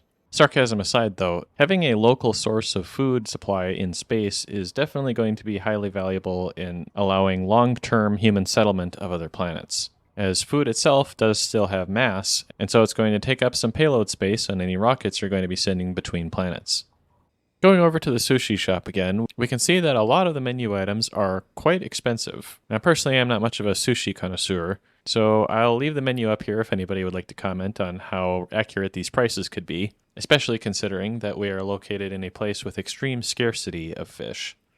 However, I will say that having fugu on the menu, which is pufferfish, is probably not a great idea for this specific location, as this pufferfish dish can be quite poisonous if it's not prepared correctly, so you would definitely want to have medical resources readily available.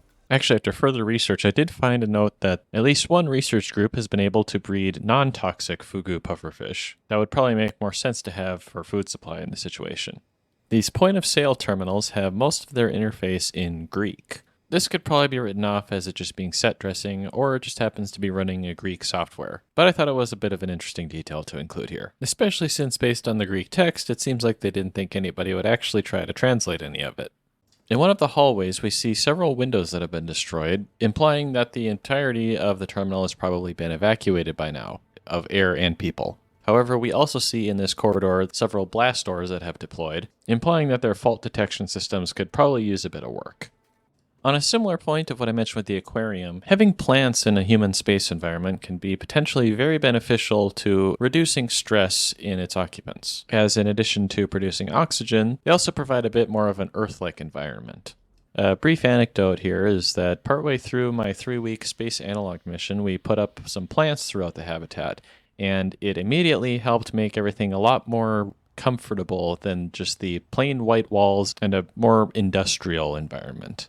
Especially in a space environment such as the moon, it's nice to see that we have reserve oxygen included amongst the emergency supplies. Although, that being the case, these emergency oxygen stashes should probably be much more common throughout the terminal, especially considering the volume of people that you would have here that could be in need of emergency oxygen. On the walkway to board the shuttle through the shuttle gates, we see that there is an exit door out to the exterior tarmac. Depending on how this tunnel is going to be pressurized, this might make more sense to have a proper airlock in this situation. While we don't necessarily know if passengers or crew are required to wear proper pressure suits to board the shuttle, this door being opened while there are people within the tunnel could be a potential hazard if a sudden decompression could occur. But we do get some handrails, so that's always nice to see. Going into the cockpit of the space shuttle, some design flaws are immediately apparent. The pilot's seats are on a sort of track that allows them to slide away from the dashboard, which is a pretty neat ergonomic design feature. However, the seats lack any sort of restraints, and if you think riding in a car can be a bumpy ride, the space shuttle would be much worse. On the walls of the cabin, we see a number of control panels and buttons that are designed to be accessible in zero gravity, which makes sense as this is logically one of the modes that the shuttle will be operated in. However, not all of the buttons and switches have any sort of guards over them to prevent floating objects from bumping into them and accidentally activating buttons. This is also the case on the main dashboard. Unfortunately, I'm not a pilot or space shuttle pilot myself, so I can't comment on the accuracy of any of the avionics displays here, but if you do have any insight into that, please feel free to leave a comment below. As you enter the cockpit of the space shuttle, we see that there is a sign saying to keep the door closed, but it's not clear that there's actually enough physical space inside the cabin to actually contain the door or doors as they open. From the perspective of hazards, though, the shuttle cockpit is fairly well designed as there's not a whole lot of protruding objects or any sharp points on which you could bump your head or potentially injure yourself. On this terminal right outside the cockpit, we do actually see some of these metal bars over the buttons that are designed to prevent you from accidentally bumping into the buttons themselves. So the designers did know about this, they just didn't put it in some of the locations where it would also be expected. Inside the main cabin of the shuttle, we see some additional seating that can be deployed from the wall, which could be used either as needed for additional crew or as an emergency in the event of an unexpected landing. There's a random jumper cable sticking out from 2 connectors on the wall that is just seemingly sitting there that could easily get accidentally pulled out of one of its sockets, which is at the least a hazard towards its functionality, if not also a safety hazard. From the interior layout of the shuttle, we can tell pretty conclusively that it is not configured for passengers, as there are no seats. Instead, it appears to be adapted for cargo loading, much like you would see on a cargo plane. Next to this loading door here, we see an array of omnidirectional wheels that are mounted into the floor. These wheels are actually very interesting mechanically, since by spinning combinations of wheels in certain opposite directions, you can produce translational motion in directions other than forward or backwards. Here it seems to be intended to provide translational motion of the cargo to the forward or aft of the shuttle, but it could also be possible that it could also be used to rotate the cargo over the omnidirectional wheel platform. As I mentioned, this cargo configuration is also interesting in that it's modeled after a cargo plane versus the historical space shuttle, which had a cargo bay that was intended for access in orbit. Since the primary purpose of this is presumably to transport cargo from one planetary body to the other, then it makes more sense that you would want to have access to that cargo from a proper loading system rather than on-orbit access. You also see that the gateway facility itself does have loading systems designed to accommodate this cargo handling design. This massive yellow crane, acting as ground support equipment for the shuttle, appears to be designed to transport cargo and fuel to and from the shuttles across the tarmac. At the moment, it appears to be carrying propellant tanks to refuel the shuttle, but presumably, due to its size, it would also be useful for carrying cargo containers. Otherwise, it would be massively overbuilt for simply providing a propellant feed line. The nose and underside of the space shuttle uses what appears to be similar thermal protection system tiles that the historical space shuttles employed. These tiles were primarily made with reinforced carbon-carbon, a material combining carbon fiber and graphite. Since the underlying structure of the shuttle wasn't capable of withstanding the aerothermal heating that it would experience during re-entry, this thermal protection layer prevented the shuttle from burning up on re-entry. The actual shuttle tiles have a numbering system to indicate the exact place that they're supposed to be attached to the shuttle, although we can see these tiles all have the exact same number, although this is most likely just a game optimization for texturing.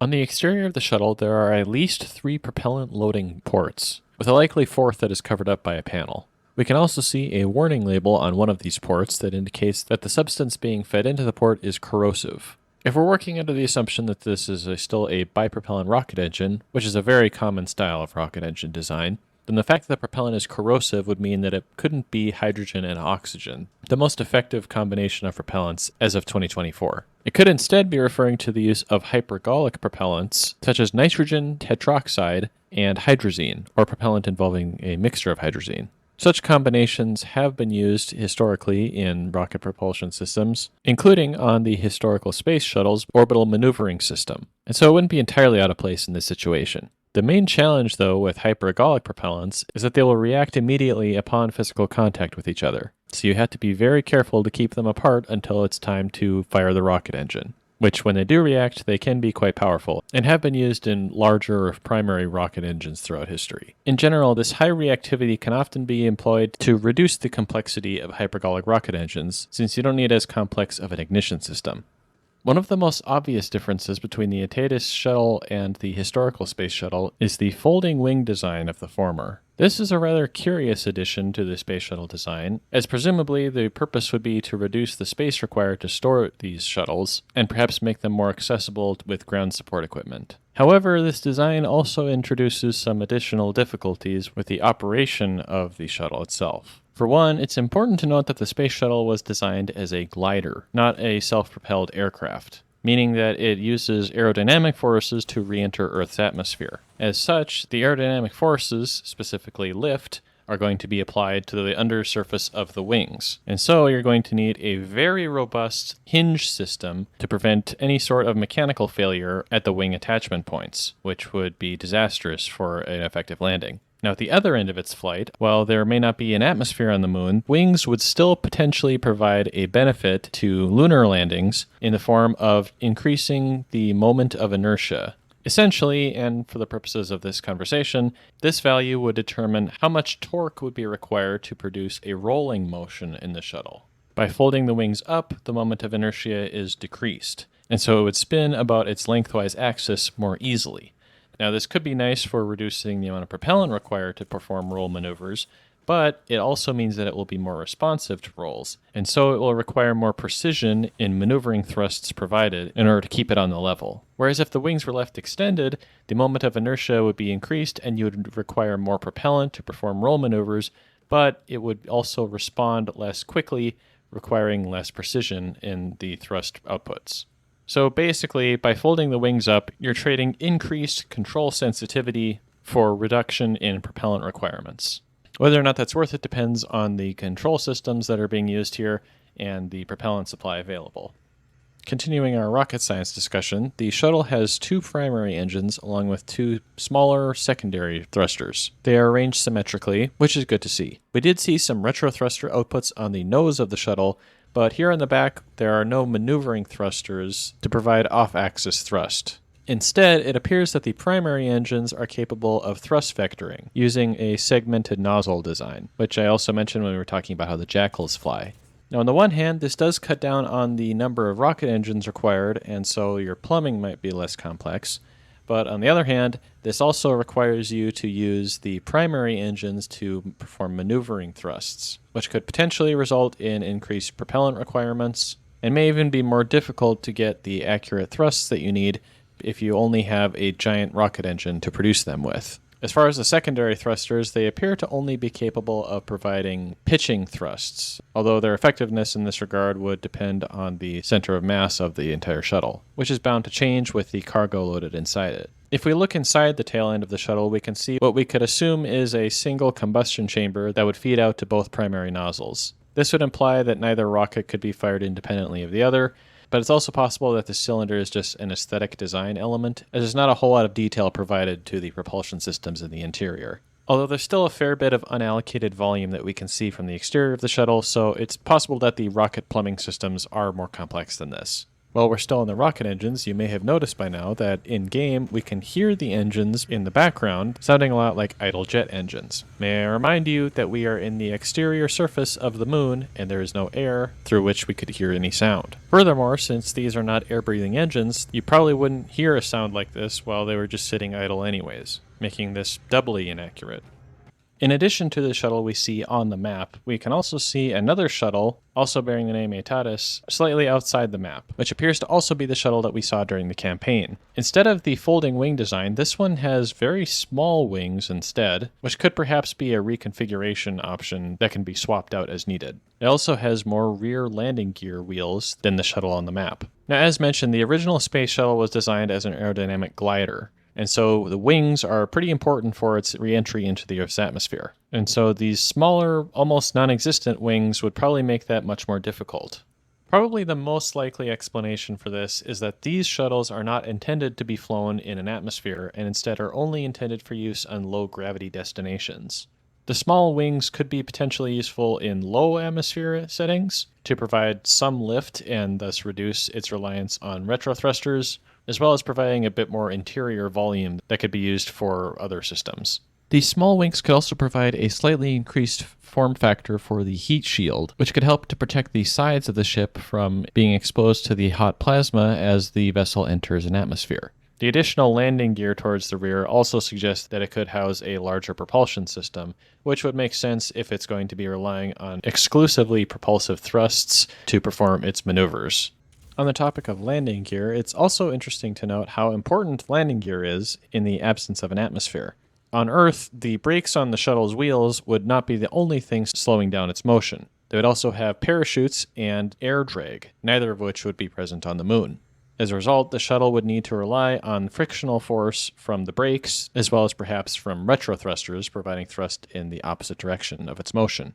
However, since the gravity on the moon is lower than on Earth, this also means that the frictional force of the tires on the landing strip is going to be reduced, making the brakes less effective. A counter to this could be by adding additional downward thrust to the shuttle as it's taxiing into the gateway.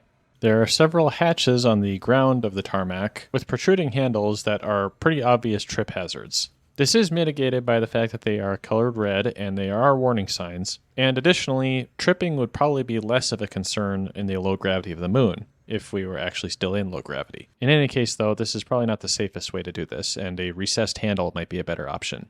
Outside the map, we can see a number of familiar-looking shipping containers. This sort of thing, of course, makes sense in a logistics hub like the Gateway, but considering how difficult it is to bring mass into space, the heavy metal construction of these containers might be a bit excessive for space launch purposes, and you may want something lighter weight. Of course, these shipping containers could just be used for moving cargo around on the surface of the moon, in which case the point is mostly moot.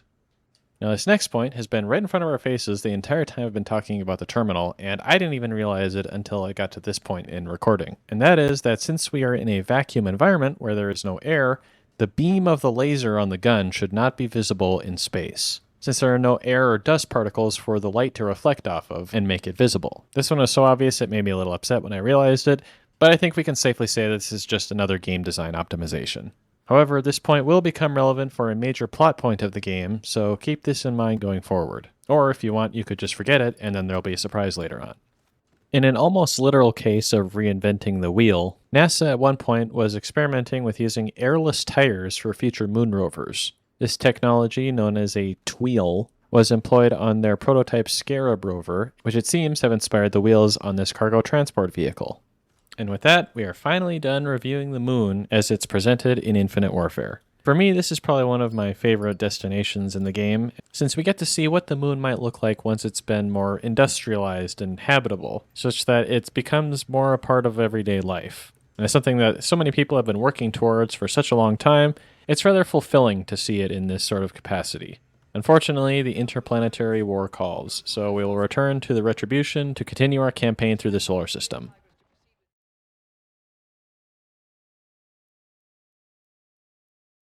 During the Battle of the Moon, we were able to recover intel on SDF ship locations from the destroyed SDF Eris. Sir, I found something else.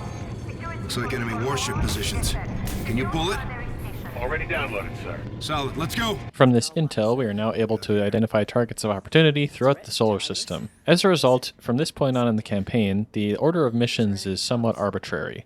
Although there are still some required levels, you can also go to other planets and complete optional missions. So to keep things somewhat logically ordered here, as we discussed in the introduction to this video, I've attempted to keep the sequence of missions mostly following the order of distance from the sun. So there will be a little bit of jumping around to fit the story as it progresses, but I will make sure to make it clear where we are in the solar system at any given point in time. And on that note, we'll move on to the second planet from the sun, Venus. Now, immediately upon reading the description of the planet, we can see some potential points of contention. For one, the idea of establishing human-operated outposts on the surface of Venus of any kind is going to produce some massive engineering challenges. The primary ones being the immense pressure and extreme temperatures present at the surface of the planet. As of recording, the only probes that have reached the surface of Venus have been from the Soviet Union, none of which survived longer than 127 minutes on the surface. This was most likely due to the air having a temperature of over 450 degrees Celsius and an atmospheric pressure of 89 times that of Earth. This pressure is so high that the carbon dioxide near the surface of Venus takes on the form of a supercritical fluid, similar to the composition of the inner atmospheres of the giant planets. There's also quite a lot of sulfur in the atmosphere and clouds that form out of sulfuric acid. Now, even supposing that you could build some sort of advanced shielding or structure that you could house other more sensitive instruments inside, anything that's exposed to this deathly atmosphere is going to have a drastically shortened lifespan. And with these conditions, the surface of Venus is basically straight out of Dante's Inferno. Let's put the surface conditions aside for a second to consider another point made by the game's description of the planet. The atmosphere of Venus is said to be filled with deuterium, which has led to collection plants being established to extract the valuable fusion fuel from the atmosphere. Now, deuterium is essentially hydrogen with an extra neutron in its nucleus, and for a number of complex reasons, it is a valuable fuel for nuclear fusion reactions. So anywhere you can collect this stuff is going to be pretty valuable. On Earth, it's usually pulled out of the oceans, where at a small rate, it occurs in water molecules in the place of one of the normal hydrogen atoms. Interestingly, on Venus, this ratio of deuterium to hydrogen is about 100 times what it is on Earth. which is probably where they got the idea for deuterium harvesting operations on Venus. However, this is countered by the hopefully not shocking fact that Earth has much, much more water than Venus. And so, while the deuterium abundance might be higher on Venus, the amount of it present would still be lower than Earth. And it's not just water, even other hydrogen-containing compounds such as methane and diatomic hydrogen are also not very common in the atmosphere of Venus. Now, while this doesn't mean there is no deuterium there, it does mean that you're not going to get a very good return on your investment compared to what you could do on Earth. And especially when considering the extreme conditions that you would have to be operating in to build a collection system on the surface of Venus, it probably wouldn't be worth the trouble to even try. However, high above the clouds of Venus, you might have a bit more luck, at least in terms of your equipment not melting, but your collection rates are going to be further reduced then. Now, it is true that Venus hasn't received many space probes yet, as of recording, so perhaps sometime in the future, more data will be recovered that changes our perception of the atmosphere of Venus in this regard. But as of 2024, it doesn't really make a whole lot of sense to be building a deuterium collection system in the atmosphere of Venus.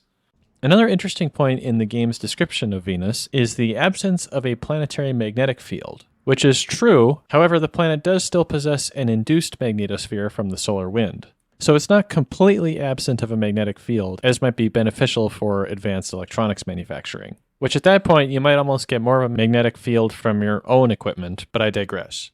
If you wanted to take advantage of the relatively low magnetic field, however, the best ways to do this would then be on the surface of Venus, which as we've established is not a good idea, or if you were to have a geocentric satellite orbiting the planet opposite the sun, that is, say, always in the night side of Venus. Now, this is getting to be a bit more orbital mechanics and planetary science than I'm familiar with, so while I think it's probably possible to accomplish this, I'm not sure I could say it would actually be as effective as it seems to be in the game.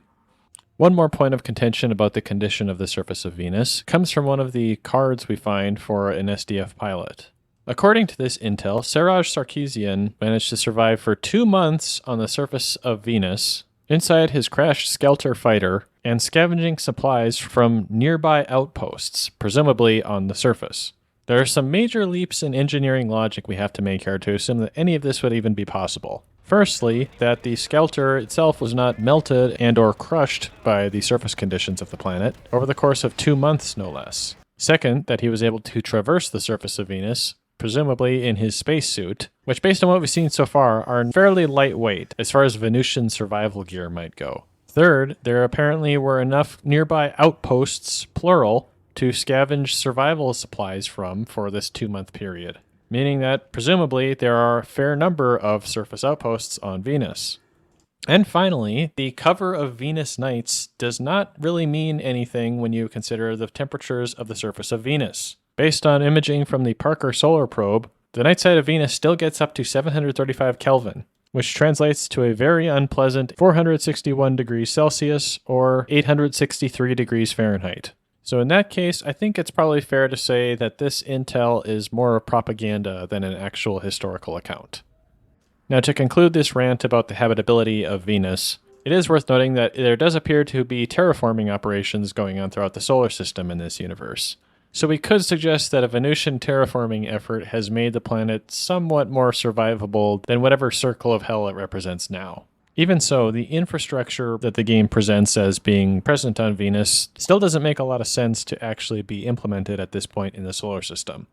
However, there is one point we can give to Venus as far as habitability in the solar system, which would be that it has a gravity of about 90% that of Earth, making it one of the most similar gravitational environments in the solar system. So if you do somehow manage to get to the surface of Venus, at least you'll have lost some weight in the process. Alright, coming back to the mission in-game, at the very least we are not operating on the surface of Venus, and instead we'll be flying above its clouds. Setef Hellas is in Venus atmosphere repairing attack damage. Intel reports it's carrying chemical weapons. Scars and Marines will board for search and destroy. We'll locate the chemunitions and take out the carrier. Immediately upon starting the level, we are greeted with a lightning flash, which has historically been a contentious topic as far as the Venusian atmosphere. Observational data has led to back and forth about whether or not this is actually possible, or if it is possible, how frequent the lightning is. It seems to be the case that it may technically be possible for lightning to occur in the atmosphere of Venus, but if it does, it's not very common. However, since the exact physical mechanism that causes the lightning is still unclear, it could perhaps be that the presence of the SDF ship has triggered a sort of localized lightning storm, which at the very least is a workable enough explanation for this level. Raider, we got lightning. Watch your wings. Copy that. Can lightning bring us down, Lieutenant? Rarely black and white. Good to know. At several points in the dogfight, when we're looking in the right direction, we can see a very bright, large star off in the distance, approximately opposite the direction of the sun. Judging from this orientation, we can say with probably a fair amount of certainty that this is most likely to be the Earth. In fact, it's probably depicted smaller here than you would actually see it, depending of course on the time of year. You would also probably be able to see Earth's moon from this distance, since it's also quite reflective. But in any case, this is a nice little detail that would be easily missable. After boarding the SDF Hellas, we are able to gain access to its life support control system, which upon being disabled results in the room turning into a zero-gravity environment. As I previously mentioned, Venus's gravity is still 90% that of Earth, and we are not that far away from the surface of the planet. So presumably, the ship would still be subject to a fair bit of gravitational pull from the planet. Perhaps a better explanation could be that we are producing an anti-gravity field instead of deactivating the gravity altogether. Inside the Martian vessel's armory, we see a number of missiles that appear to be based off of the X-51 Wave Rider experimental hypersonic aircraft. The term Wave Rider refers to the use of the hypersonic shock waves that are produced from the nose of the aircraft to increase the amount of lift that the vehicle experiences during flight. This particular experimental aircraft was an early concept of the increasingly common hypersonic class of aircraft and missiles. Now, the definition of hypersonic is a bit arbitrary, but typically it means that you're traveling at a speed of at least Mach 5. A major advantage of hypersonic weapons platforms would be that they are more capable of traveling within Earth's atmosphere to reach a target in a very short amount of time and without much advance warning from ballistic missile detection systems, in addition to just generally being much more difficult to shoot down because they're moving extremely quickly. There's a lot of advanced fluid dynamics and thermodynamics that goes into the design of these vehicles, as well as the propulsion systems they typically use. In the case of the Martian missiles, they appear to have deployable fins that could perhaps be used to help stabilize the missile's flight. It also appears that there are several outlets for small vernier maneuvering thrusters. Alternatively, these could also be inlets to take in air that would be fed through the scramjet engine, although we don't really have enough information to say conclusively what sort of propulsion system these missiles are using. The missiles also appear to be color-coded to indicate their payload capacity. Now, considering the potential tactical advantage that a hypersonic weapon could provide from a ground-based launch system, a space-launch hypersonic weapon could also be potentially useful for a rapid strike on another planet without even having to establish a ground presence. A ship could drop into the atmosphere or even just outside the atmosphere of the planet, launch the hypersonic missile, and then retreat back into space. So even though these missiles do appear to be intended for flight within an atmosphere, their presence here definitely still makes sense. At the core of the armory, we find a locker full of chemical weapons that are going to be loaded on board the hypersonic missiles. And here I'm not really sure what's worse, the fact that these chemical canisters are stored in a locker without any sort of restraints, or that our character just opens one up without checking how it's supposed to operate. And so with the destruction of the SDF Hellas, Venus has now been secured from SDF forces. Since understandably there are no multiplayer maps set on this planet, we can then move on to our next location, the cloudy alien Saturnian moon Titan.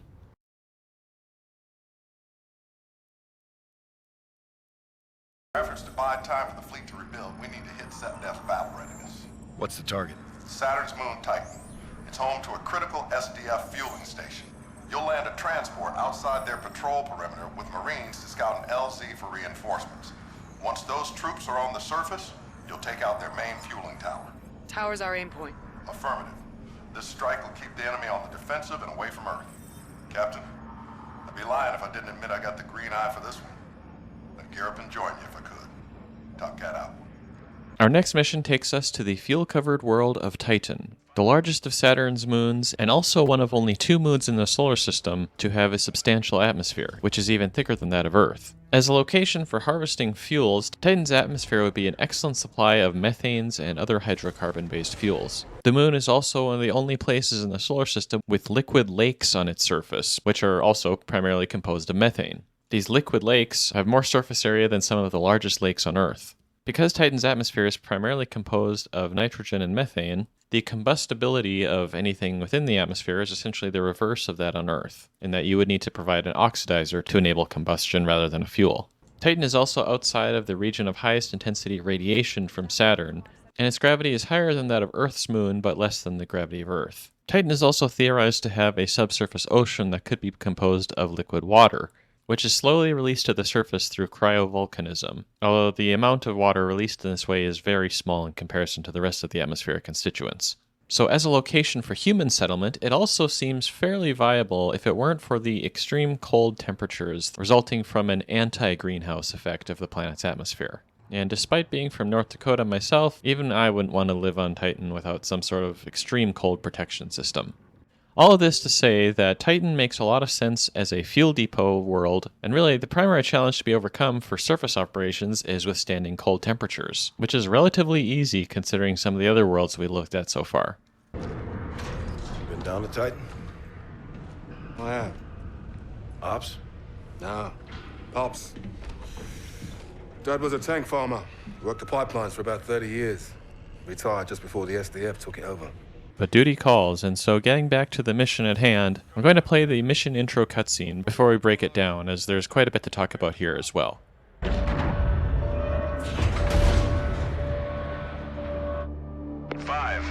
4, 3, 2, 1.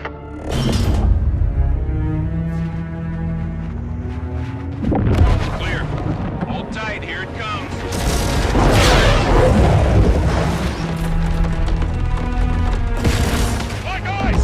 Eyes on me!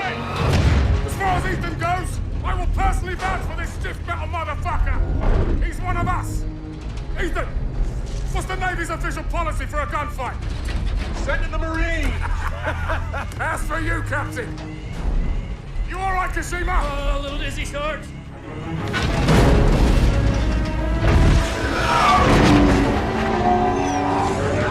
10 seconds to the DZ.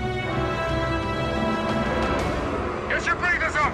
There are a few errors with the way Titan is presented in this cutscene. Data collected so far from the atmosphere of Titan suggests that if lightning does occur at all, it's very rare. This becomes quite relevant in the near future, as lightning strikes on the surface of Titan are quite frequent during the level, which is probably not how it would actually play out. While clouds have been observed in Titan's atmosphere, most likely made of methane, massive storm clouds of the thickness seen in-game are probably more questionable as to whether this could actually happen. Now, while the atmosphere is quite opaque when viewed from space, the opacity of the atmosphere is a result of the high density of the gases that make it up, more so than a cloud layer. But this is getting more into atmospheric science, which isn't really my specialty. One quick bit of trivia I found in my Titan research was that apparently, since there is still rainfall on Titan, albeit in the form of various hydrocarbons, it's technically possible for infrared rainbows to occur within the atmosphere, which wouldn't be visible to humans, but still would be an interesting phenomenon to experience. As great as the view of Saturn is, unfortunately, this is not actually physically possible. The primary reason being that its orbit is only slightly inclined from the equator of Saturn, essentially the plane of the rings, and so you're essentially going to be looking at the rings edge on, from the vicinity of Titan. The view from the deck of the Retribution is a bit closer to what you could expect here. If you're looking at the rings from the surface though, you most likely wouldn't even be able to see them as the atmosphere is so thick. As mentioned in the solar system map, Saturn's moon Iapetus has a much more inclined orbit that would provide much better views of Saturn's rings. Now, if this atmospheric re-entry was set on Earth, I would have some major concerns with the flight trajectory of the dropship as it plummets into the atmosphere with its nose almost straight down. This would of course be the fastest way to reach the surface, which would be advantageous from a tactical perspective, but at the same time you would also be experiencing the highest amount of atmospheric air drag over the surface of the vehicle.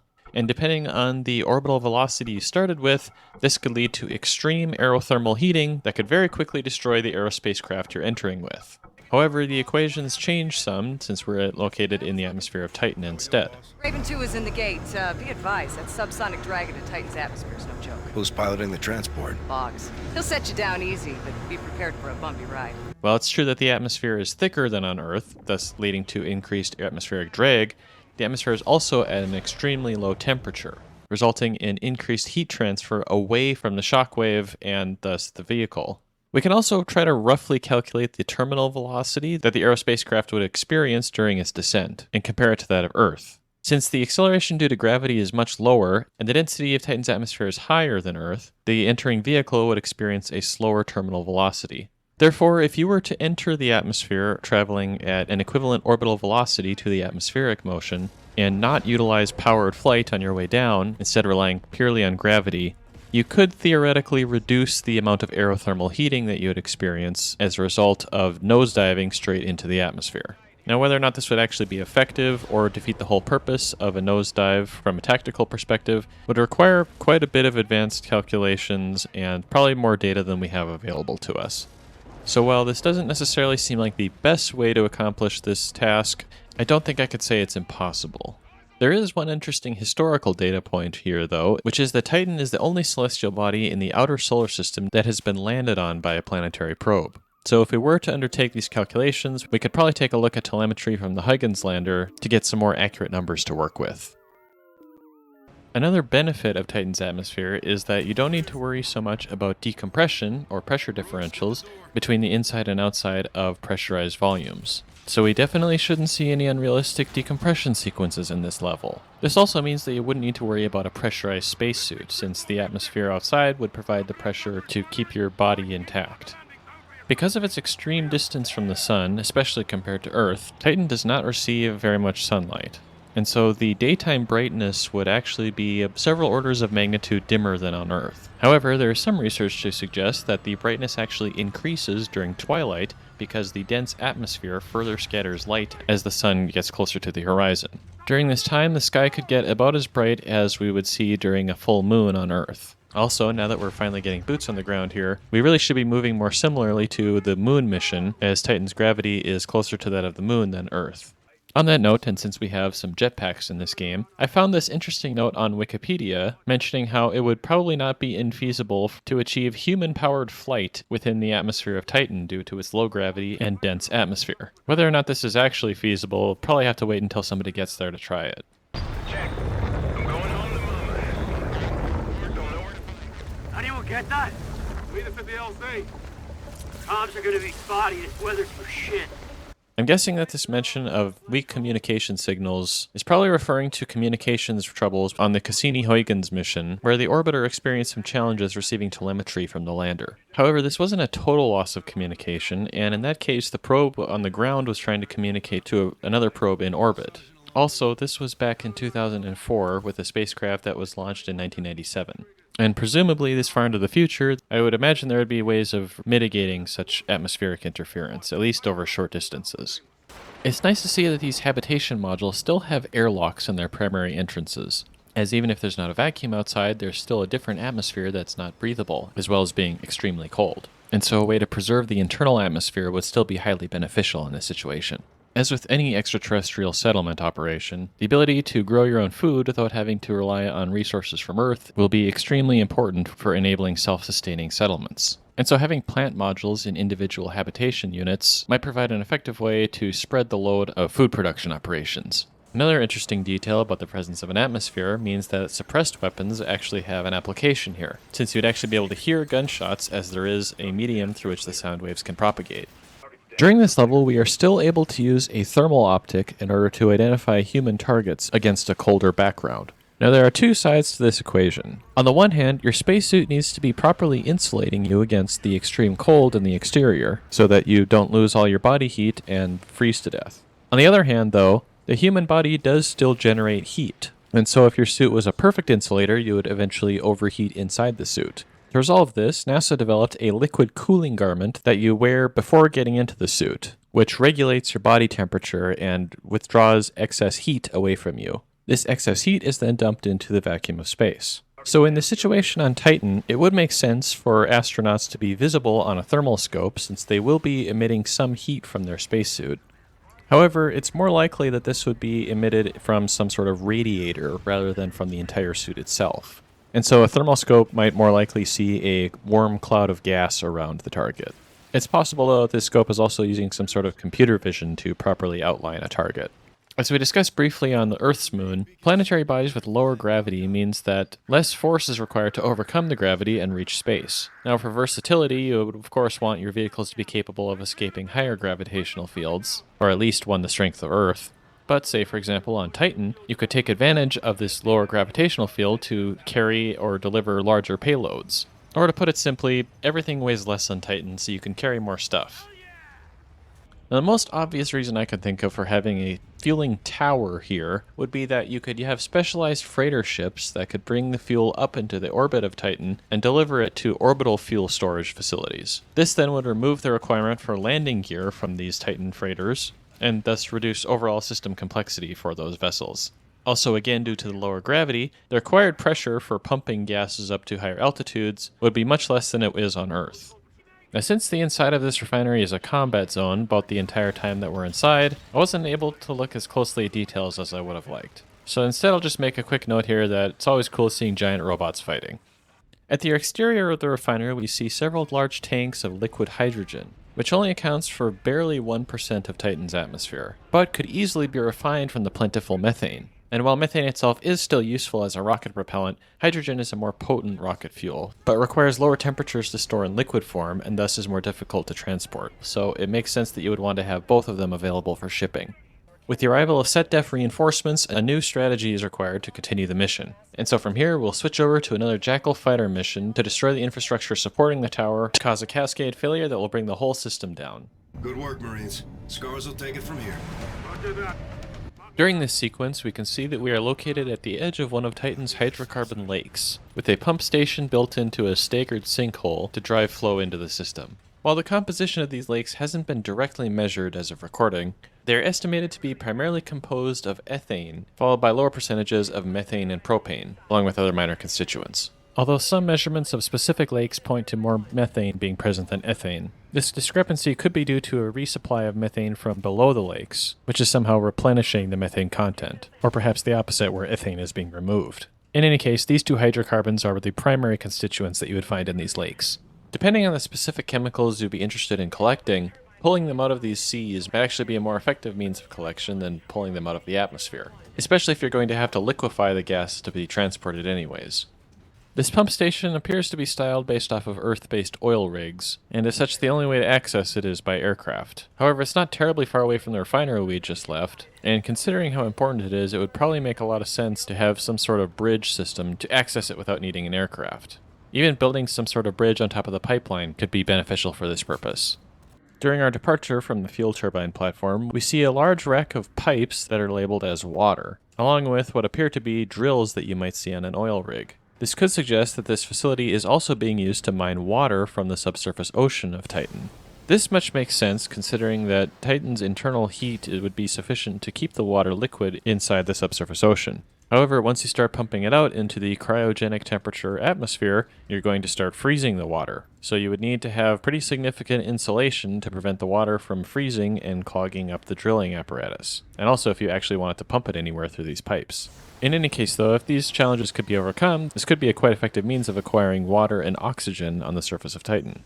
These cryogenic temperatures would also make storing just about any gas relatively easy, but the challenge would then be when you need to gasify that substance, in which case you would also need some sort of powerful heating apparatus. Now, while this wouldn't necessarily be a concern for something like a rocket engine, something like an air compressor would basically not function at all in this environment. So some specialized equipment might be required to work around this temperature limitation. After destroying the turbine, we see that the wreckage continues to burn for a suspicious amount of time. Remember, we're operating in an atmosphere where the air is fuel, and you need to supply an oxidizer to burn anything. So unless there happens to be a large supply of oxidizer running through these pipelines, which I don't see why there would be, considering both the environment and the huge fire hazard that would cause, these fires don't really make any sense here. So hopefully we don't see too much more of that in this level. 50mm Pathfinder.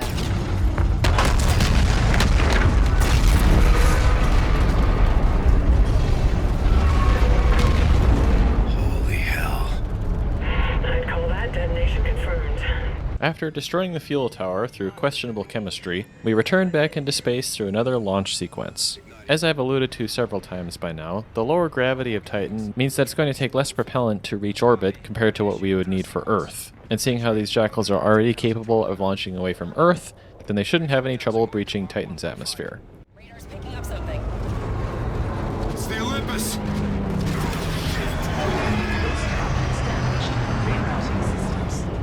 Captain's hit! Pull out! Pull out! I'm dead sticking! Come on! It's right on our tail. Now at this point we have basically concluded our study of Titan during the campaign, and so next we'll go on to one of the Jackal fighter missions set on Titan. Before doing that though, I'll let this sequence play out, as this is easily one of the best parts in the game.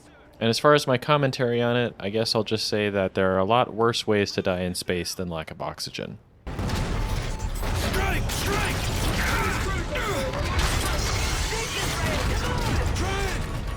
Captain, we shouldn't jet! No, I can get us in! Impact imminent, sir! We need to bail out now! Mayday! Mayday! 1-1 is flight abort! 1-1 is out! All breach! Compartments 12 through 21 damaged! Retribution! Break engagement! Fall back! Multiple signatures incoming! They're hitting us with everything they've got! Get out of the combat zone now! No! We're not leaving you behind!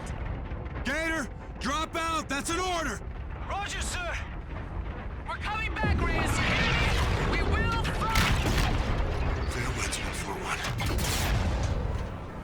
Oxygen depleted. Captain, your suit. Took a hit in the cockpit. Left arm's torn. Unsettling report, sir. Oxygen depleted. Captain, I can't stop it. What do I do? Let it go, Ethan.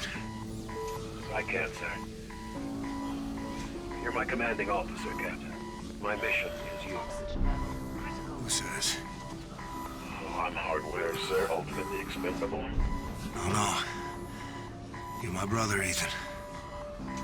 You're talking robot, brother. Affirmative. Yes.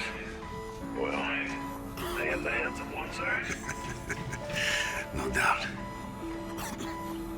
Oxygen level critical. Looks like this is the end of the line, partner. I think I'm scared, sir. Me too. Captain, stay with me. Sir. Captain. Captain. Captain. Upon returning to Titan, we have another Jackal fighter battle over the surface of a large lake being serviced by several fuel pumping platforms. Since in this case we're not located nearby any sort of refinery or larger fuel storage location, the collected fuel from these plants led it to be transported by aerospacecraft to another location, which is probably what most of these towers are used for. Or alternatively, the spacecraft could be refueled right at the site of the pump, which seems to be the case of what we have going on here. Some of them might also serve as communications relays, considering that apparently communication signals don't propagate very well here. Because of Titan's unique hydrological surface features, it may be possible to get a rough idea of where on the moon we're actually located in this level. To start with, somewhat obviously, we know that we are over a lake. In one direction we can see the coast and the mountains off in the distance, and in the opposite direction we see nothing but haze, or if anything, a very dim outline of terrain. Now for me, a good point of reference here is Lake Superior, up in the northern Midwest United States. If you stand on the shore in Duluth, Minnesota, on the westmost corner of the lake is so big that on a cloudy day you won't be able to see across it. Obviously Titan's atmosphere is thicker than on Earth during a cloudy day, but in any case this gives us a little bit of a reference point. There are two lakes on Titan that are at least the size of Lake Superior, those being Ligeia Mare and Kraken Mare. Now Kraken Mare is much larger than Ligeia, but it's also much more irregular, meaning that there are more places where this could be located to not be able to see across the whole lake. However, if we take a look at a topographical map of Titan and compare this against the locations of the lakes in question, we see that most of the surrounding area of Kraken Mare is mostly flat, whereas there is a small region of higher altitude within the vicinity of Ligeia Mare. We could then suppose that this region of higher altitude is the higher terrain that we see in the opposite direction of the hazy horizon. So taking all of this into account, we can provide an approximate coordinate location on the surface of Titan at approximately 80 degrees north and 260 degrees west, on the coast of Ligeia Mare between Wakasa Sinus and Treviso Freelam. Now clearly we may have to make a lot of approximations here, so I definitely can't say this with certainty, but based on the information we have available here, this seems like the most likely spot on the map. A rather curious phenomena in Titan's lakes is that their surface is extremely uniform, being quite smooth with hardly any waves of any kind. The exact reason for this is still not entirely known, but in any case, this would mean that the wave textures we see in the game are actually exaggerated compared to what you would actually see on Titan. Now for one last look at Titan before we continue our journey through the solar system, we'll take a look at one of the multiplayer maps, Grounded, that is also set on a much different looking version of the moon.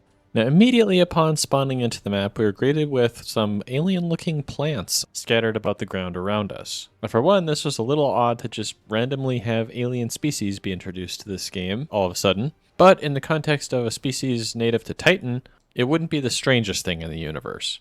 Titan has quite a lot of chemistry going on within its atmosphere that could potentially be useful for sustaining other forms of life besides carbon-based organic chemistry, especially for forms of life that could potentially utilize methane and hydrogen as a means of obtaining energy. There's also the possibility that Titan's subsurface ocean could be home to more familiar carbon-based life forms. And while the cold is quite extreme there have been quite a few creatures discovered on Earth that can survive well enough in extreme environments. But rather than open the door on a whole nother video on astrobiology, when this video is already getting pretty long, I'll just summarize this by saying that if they were going to have aliens anywhere in this game, alien plants on Titan would probably be the least unrealistic way to do this. Aside from the alien plants, the next most obvious point about this map is that the sun is shining in the sky, and while there are still clouds in sight, it's not raining, even though there's a planet in the way. And wouldn't you know, it's just a beautiful new day. Except of course for the crashed starship and the knowledge that this is an impossible view of Saturn, as we previously discussed. Now this is all in stark contrast to the haze we saw earlier in our mission to Titan, but would make sense if oxygen is being introduced into the atmosphere to make it more habitable for humans, since oxygen and nitrogen are responsible for the blue color of Earth's sky, and there's already quite a bit of nitrogen in Titan's atmosphere. Now terraforming a moon such as Titan introduces some interesting economical questions to be considered, both in favor and opposition to the idea. On the one hand, Titan is not a terrible place to attempt a terraforming mission, since we already have an atmosphere to work with, which would also provide some shielding against background radiation, which compared to certain nearby planets, sounds pretty good actually. There is of course the matter of extreme cold, but generally speaking it's probably easier to warm up an atmosphere than cool it down. So if you were to successfully terraform Titan into a survivable environment where humans could live, you'd go a long way to increasing human presence in the solar system and potentially offloading some resource requirements from Earth. On the other hand, though, Titan's hydrocarbon-rich atmosphere and surface lakes could be a highly valuable source of fuels throughout the solar system. Theoretically, this could be processed into just about anything based on hydrocarbons, which would include rocket fuel and a lot of other petroleum-based products, furthermore decreasing reliance on Earth's oil reserves. Also, if you could manage to economically extract hydrogen from the methane and other titanium hydrocarbons, this could potentially be useful for producing fusion fuel, which would again reduce Earth's reliance on fossil fuels, and also be useful for powering advanced space vehicles and stations. Now that we've seen alien plants here as well, there's also an astrobiological question, in that terraforming the moon could be detrimental to any life that was adapted to its previous state. But disregarding all that, there's a simple chemical reason for why this wouldn't really make a lot of sense. Remember when I was talking about how blowing up those fuel pumps was unrealistic? And that was because there wasn't any oxygen in the air. So if you were to add a large amount of oxygen to an atmosphere already filled with large amounts of methane, then if the proportions are right, your entire atmosphere becomes combustible. And theoretically, all you would need to set off a massive chain reaction would be a simple spark. Now, whether or not this would be capable of burning up the entire atmosphere to the tune of Oppenheimer's vision would probably depend on the overall atmospheric chemistry of the situation, as well as possibly even weather patterns. So it might not be fair to say you could blow up the entire atmosphere with a match, but in any case, there's certainly a lot of problems you'd run into with the air itself being combustible. Now, I didn't mention this earlier because it was a little hard to tell from the texture work, but in this multiplayer map we can pretty clearly tell that the environment is composed of various types of rock, whereas existing models of Titan have the surface crust primarily composed of various forms of ice. However, there is evidence to suggest that the mysteriously named undifferentiated plains of Titan may be primarily composed of sedimentary materials, which could then perhaps have formed into sedimentary rocks. In any case, so these are primarily plains and dunes where these sediments would collect. And while we do see a sort of sand here, the rock formations are probably not very realistic. Again, though, it's hard to say since nobody's been there yet, and there's only been one lander that's actually reached the surface. Now, with those big obvious points out of the way, let's get down to the details again. As I've mentioned a few times by now, the plentiful hydrocarbons on Titan would be very useful for refining RP-1 rocket fuel, so it's understandable to see a lot of barrels of that here. The wheels on this rover don't seem particularly well designed to handle off-roading activities, and the smoothness makes me think they would be most effective on a paved road. However, if judging by the appearance, the material is supposed to be carbon fiber of some sort, then it might make a bit more sense if the goal is to maintain extreme durability in a very rough environment. There's a small waterfall near the crashed ship that appears to be leaving as some sort of deposit on the ground. From its position on the map, it appears that this waterfall is most likely coming from the ship itself, and in any case, it wouldn't make sense for it to be water since we're most likely still below the freezing point. Even if the temperature has been increased, there's still a long ways to go to reach the point where you could have liquid water on the surface. The fact that this pressure vessel is still mostly intact after crashing through at least one deck means it must be pretty sturdily constructed and thus quite massive. In that case, you would probably want to make sure it has better support structures to prevent it from flying through multiple levels of the ship, especially if its contents are so dangerous. On our way to the cargo bay, we see a nice bench with cushioned back seats and handrails along the walls that you could use to steady yourself in the event of a gravity failure or sudden shock to the ship. These handrails are right at the point where you could use them to help you stand up, and it looks like there's probably room for storage underneath the seat, in addition to some overhead compartments that you could reach pretty easily. There's also not a whole lot of sharp edges around this whole thing, so this is probably one of the best designed seats I've seen in this game so far. It's also nice to see that these handrails are fairly common throughout the rest of the ship corridors as well.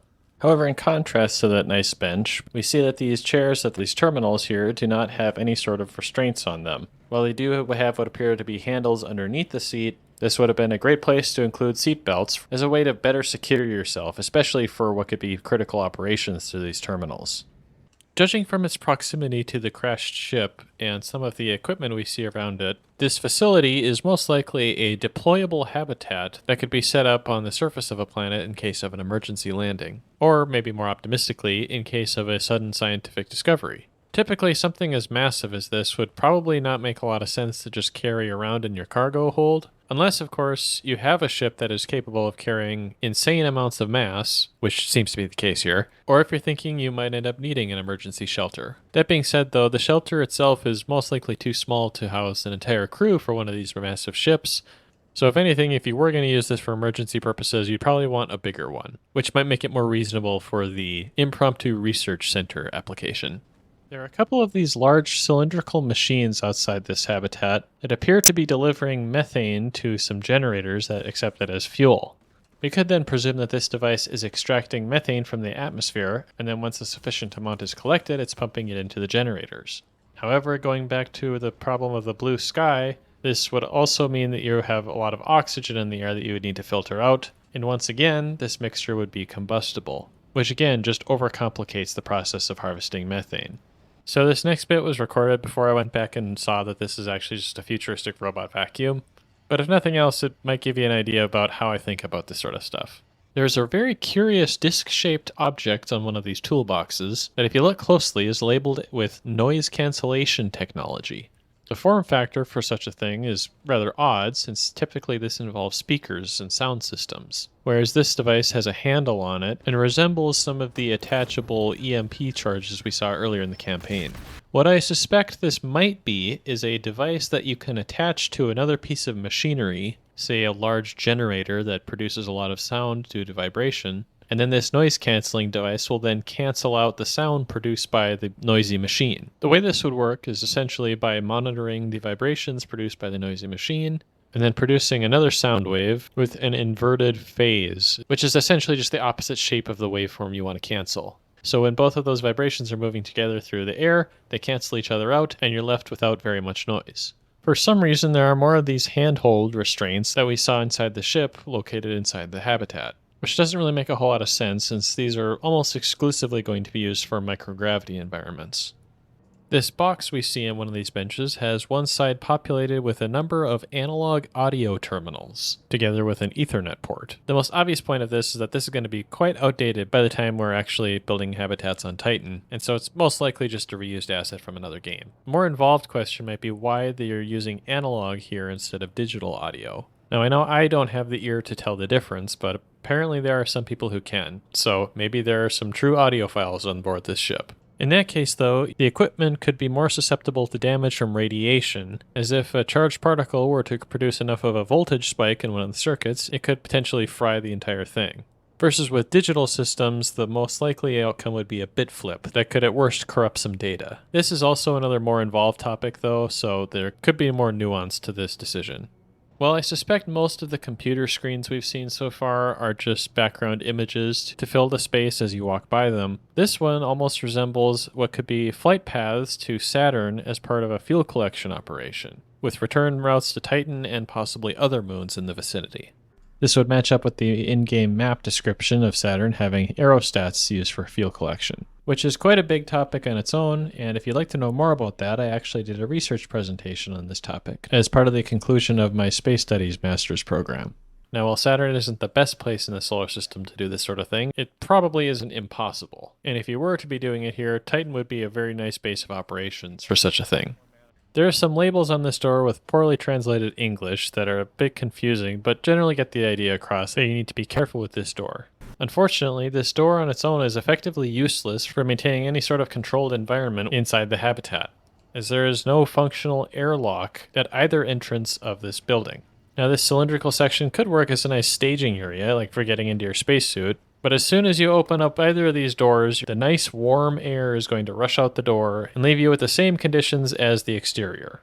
This safety label on the exit hatch sounds pretty reasonable to have it closed in the event of a sandstorm, asteroid shower, or enemy attack. However, the same cannot be said for this electrocution hazard warning sign on the opposite side of the door. There are basically two possibilities with this thing. Either one, your habitat is so badly wired that you have the potential for a lethal electrical shock by just touching the exterior of it, which is very wrong in many ways. Or this is a misplaced sticker that shouldn't actually be here and is giving you bad safety information. The first option is probably worse, but this is also not good either.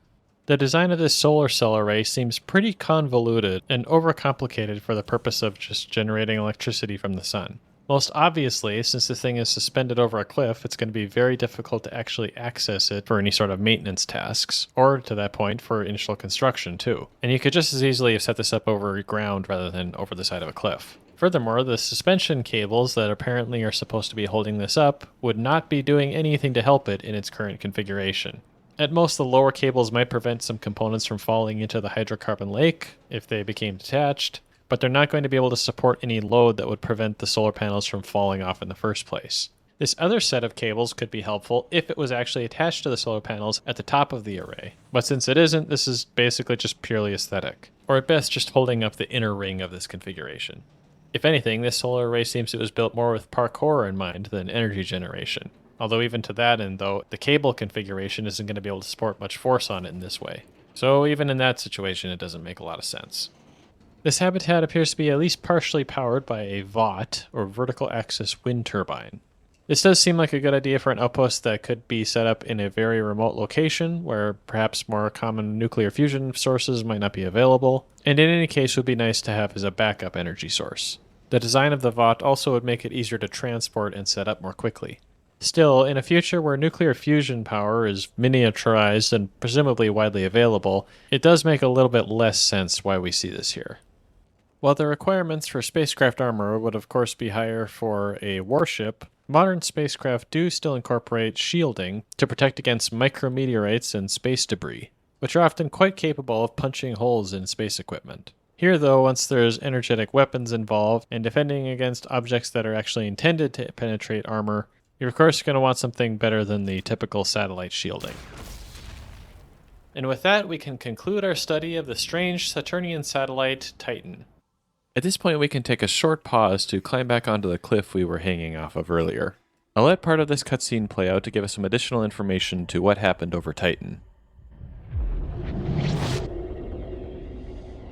Captain, can you hear me?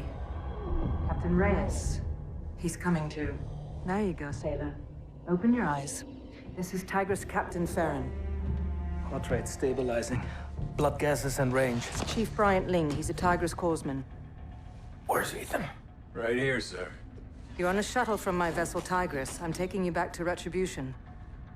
My ship, my crew. Retribution's in good hands. Sit 'em up. She's right out there, in all her guts and glory. Who contacted you? Lieutenant Salter. She asked the Admiral for a retrieval team. Under the circumstances, he deemed the recovery too risky. Rains didn't authorize the rescue. War has no friends, Reyes. Perhaps my motivations were selfish, but I have no intention of fighting out here alone. I tossed a pilot and 2 spotters, and we set out to your last known location. How did you account for radial velocity? Gravitational drag and something we've been lacking. Luck. We had to pry Ethan's arms open. They'd frozen around you. Protecting his captain to the end. Dauntless valor, Ethan. Boundless terror, Captain. You are a humble one. 5 seconds to dock. Thanks, Farron. Now, as I said earlier, there are a lot worse ways to die in space than lack of oxygen, and one of those would be from explosive decompression. Here, though, we don't have a sudden decompression, rather it's a slow loss of pressure until the oxygen in the suit has been depleted. We also don't know for how long the suit was decompressed before rescue occurred. And I will say for this section that I'm an engineer, not a doctor, but I will give it my best attempt here to see if this sort of scenario would actually be survivable. But of course, if you happen to be more knowledgeable in these subjects, please feel free to correct me in the comments of this video. So with this additional information in mind, the question now becomes, could this impromptu spacewalk over Titan be survivable? Now the 2 main concerns are lack of oxygen and lack of pressure. Lack of oxygen is a bit simpler, as oxygenated blood is required for just about any functionality in the human body. From what I can tell, the general consensus seems to be that about 90 seconds of oxygen deprivation is the limit for survivability. And unless these suits have some sort of internal oxygen reserve, it's going to be really difficult to overcome that limit in this situation. The second biggest danger here would be ebulism, which is a physiological response to a large difference in pressure between the inside and outside of the body. This involves the formation of water vapor bubbles in your blood. This is different from the blood itself boiling, it is only the water that's actually undergoing a phase change. With the increase in internal pressure comes a physical swelling of the body up to at max twice its size. However, the skin is still strong enough to prevent anything from getting torn apart or exploding. And in fact, this detail might actually be important for survival, as we'll see in a few moments. Now, if rapid decompression is experienced, it can result in severe damage to the lungs, from which recovery would probably be impossible. However, if the decompression is slow enough, then we might only experience damage to the cardiovascular system. Amazingly, there have actually been a few historical cases of people experiencing ebulism and surviving. Probably the closest analog to the situation we see in the game is Jim LeBlanc, a NASA spacesuit technician who lost pressure to his spacesuit inside a vacuum chamber. This exposure lasted about 30 seconds, but upon returning to normal pressure, he survived with only a bad earache. There are also 2 similar situations that I found that are less severe, but also insightful. The first being Joe Kittinger, who was the first person to witness the curvature of the Earth from a high-altitude balloon, which he then jumped out of. On his 3rd of these jumps, he experienced a decompression in his right glove, resulting in his hand swelling up to about twice its size, which went back to normal once he reached the surface. The other case I found is particularly applicable to our situation in the game. On STS-37, astronaut Jerome Apt experienced a puncture in his spacesuit. It was fairly small in his right glove, but still was enough for air to start leaking out of the suit. Fortunately, his hand actually swelled up to such a size that it plugged the hole in the glove and stopped the decompression, leading to just a small scar on his hand afterwards. And apparently he didn't actually even realize that he had punctured his suit until he got back inside. So applying this detail back to Infinite Warfare, we could say that our best case scenario here would be that the puncture in the suit arm could have been blocked by the swelling of the tissue and skin around the rupture. This then could have perhaps held some air and pressure inside the suit, which might not have been enough to breathe to the point of sustaining consciousness, but could perhaps prevent further effects of ebulism and possibly even provide some residual oxygen.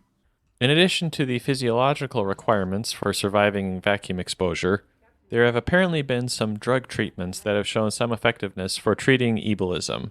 And so given that this event takes place far in the future, it could be that there are some additional factors that could help keep the patient alive. This kind of messes with our calculations though, so at least for this analysis I'm going to avoid mentioning miracle drugs, since technically that goes back to our rule of 1 miracle exception. Now in the cutscene we hear that the Admiral was consulted about the possibility of mounting a rescue mission and declined. This then would require 2-way communication with Earth. Now, while we do have faster-than-light transportation technology here, we don't necessarily have the ability to send signals faster than the speed of light. Now, if we are going with faster-than-light radio communications, as we see somehow taking place in the game, then this point becomes moot. However, this detail doesn't really make a lot of sense in terms of physics, since radio waves and light are the same thing. So for a more realistic take, we'll disregard this point here, but we can also note that it would reduce the amount of time required if we were to include this technology. And so this raises another question, whether or not this consultation could have taken place before the 90 seconds of oxygen deprivation would set in. Now, Titan is sufficiently far away from Earth that two-way communication would take a pretty significant amount of time, not including any deliberations that would also take place. Thus, the best bet here would be that the Retribution jumped to a point closer to Earth, held this conversation, then jumped back to the vicinity of Titan. Of course, as we've seen, the jumping process is not immediate, so there is some additional time taken for both of these steps. Add on to that the time required to locate the stranded astronauts, and you're getting pretty close to the 90 seconds there. So if we wanted to give ourselves the best possible scenario here, this is probably what would have had to happen. Several seconds after Retribution jumps away, they make contact with Earth, where the decision is then made to not send out a rescue mission. Retribution then jumps to the location of Tigris to communicate the need for a rescue mission. Both ships then return to Titan with another jump. Let's say absolute best case scenario, this takes 1 minute, which is already extremely generous, but based on what we've seen so far, it doesn't seem entirely impossible. Back over Titan, the suit's oxygen gauge reaches 0 approximately 30 seconds after Retribution jumps. However, Reyes retains consciousness for another 50 seconds, meaning that there could have been still some reserve oxygen left in the suit. In the case of Jim LeBlanc, he was able to retain consciousness for about 14 seconds after losing air. With this then, we can say that our 90-second timer started approximately 60 seconds after Retribution jumped.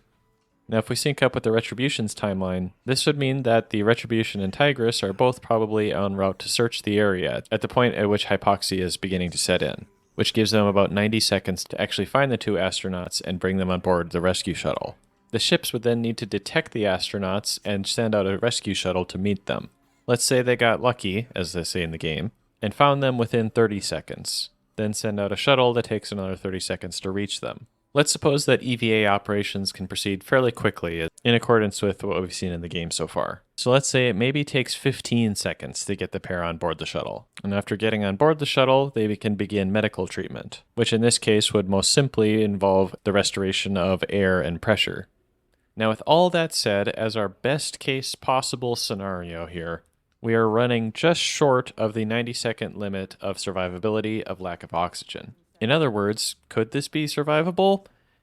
Technically yes, but just about everything would have to go perfectly in order to meet the strict deadline we have here. As for whether or not that's realistic, probably requires more medical and military knowledge than I have. And so, having nearly miraculously survived the vacuum of space, we can continue our journey throughout the solar system.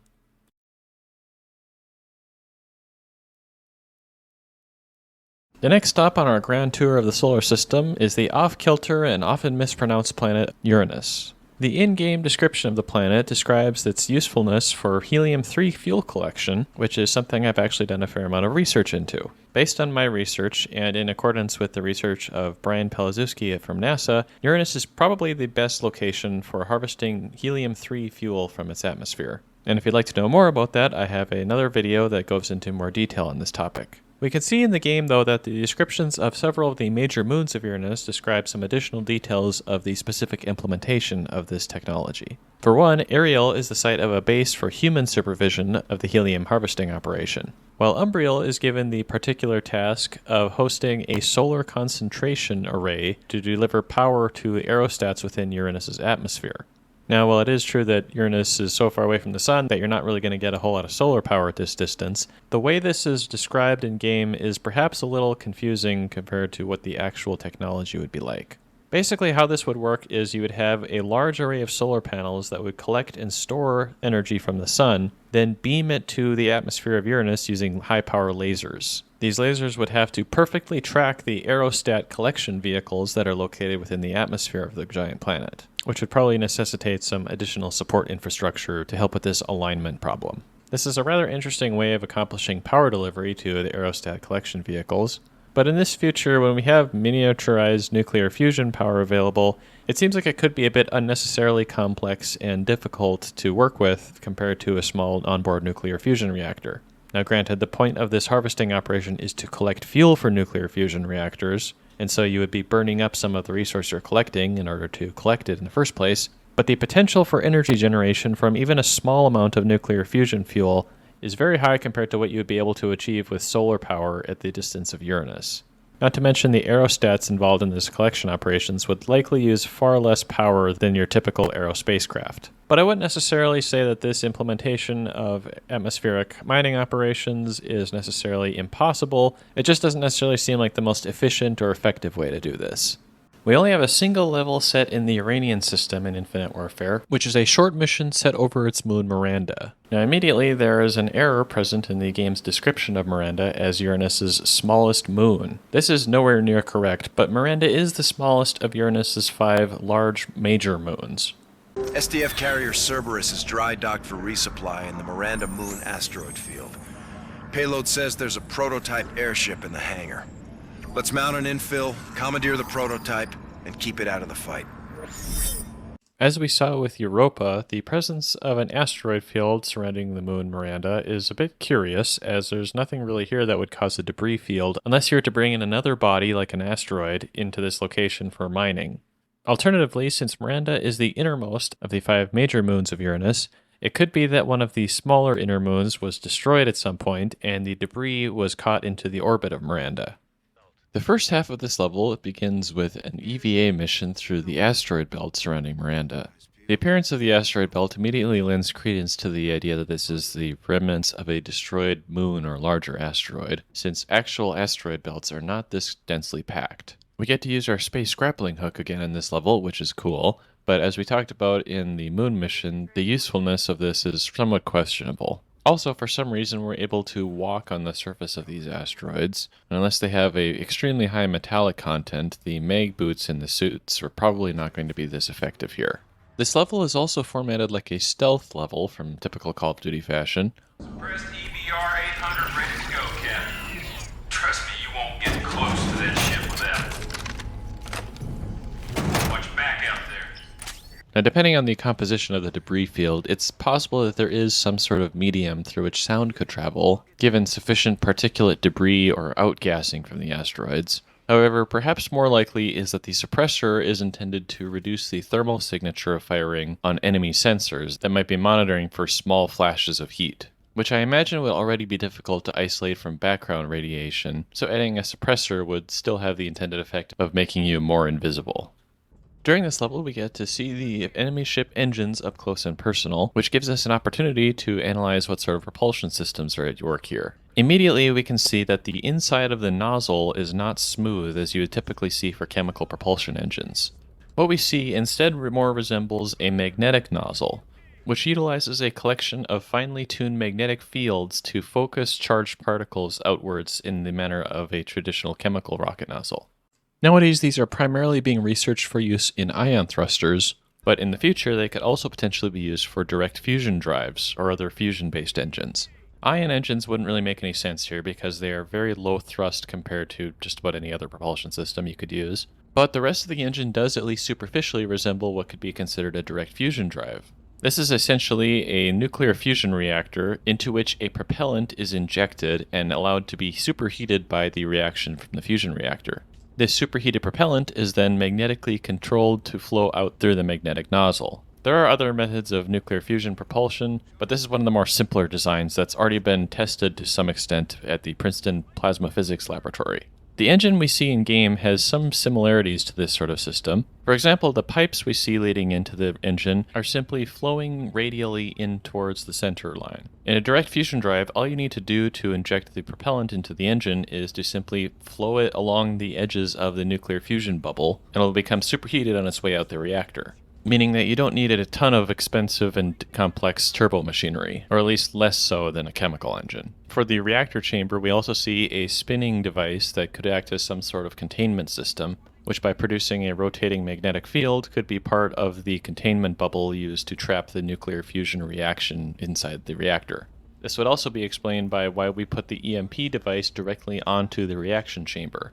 Now you could probably still knock out a chemical rocket engine with an EMP, since all the valves and turbomachinery and sensors would need to be electrically powered, but conceptually you could still fire a chemical rocket engine without any electronic controls. It just probably wouldn't work optimally. A fusion engine would necessarily require electrical power to operate, and an EMP could also easily destabilize the tightly controlled fusion bubble inside the reactor.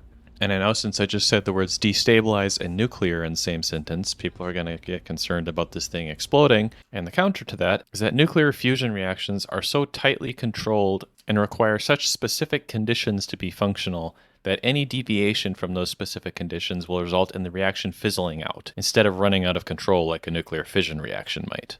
So based on what we see in game then, if this is supposed to be a nuclear fusion engine, the sequence of events, it doesn't seem completely implausible here. An additional note about the nozzles is that there appears to be some sort of flaps or vents that are currently closed off by a slightly flapping cover. My best guess as to what this could be is some sort of thrust vectoring control, such that the outward flow of charged particles could be altered slightly by opening or closing one of these vents and adding additional flow into the mix. During our initial approach to the ship and the bombardment that follows, we were able to hear the roar of the engine and the incoming missiles in the respective situations. Now, as mentioned, there could be some medium within the asteroid field that could allow the propagation of sound waves, but at this point I think it's more likely that the suits have some sort of laser microphone technology that we saw inside the Jackals, acting as a sort of augmented reality to give the impression of sound waves rather than actually receiving them. Upon reaching the hangar of the SDF Cerberus, we see that the vehicles and equipment that were in the hangar before gravity was shut down have lifted off the ground and are floating in midair. In the absence of external forces, these objects would still be fixed against the ground that they were originally placed on before gravity was shut down. However, as we've been seeing from the exterior, there has been a bombardment of missiles onto the ship. The vibrations from these explosions could easily have launched these objects off of the floor of the hangar. However, they should also be continuing their movement along with the same velocity that they were launched with, because there's no air resistance that should be slowing them down to a stop. And of course, because I just said that there's no air, there has to be a decompression sequence immediately following this, even though we just entered the hangar bay from outer space. During the space battle in this level, we get a pretty good view of Uranus from the orbit of Miranda. And once again, by knowing the planet's diameter and the orbital parameters of the moon, we can calculate the size that Uranus should appear in the sky of Miranda, which turns out to about 3 degrees of angular diameter. And in fact, if we use our reference photo of the Earth from the moon, having an angular diameter of about 2 degrees, we can see that this depiction of Uranus is actually very close to the correct size that it would appear from Miranda. So while the angular diameter of a lot of other celestial bodies in this game are pretty inaccurate, this one at least seems like they did a pretty good job with. And after a short space battle, we have completed our visit to the Uranian system. As this was a fairly short level, it wasn't terribly unrealistic compared to some of the other things we've seen so far. And so we'll continue our grand tour, heading out next to Neptune.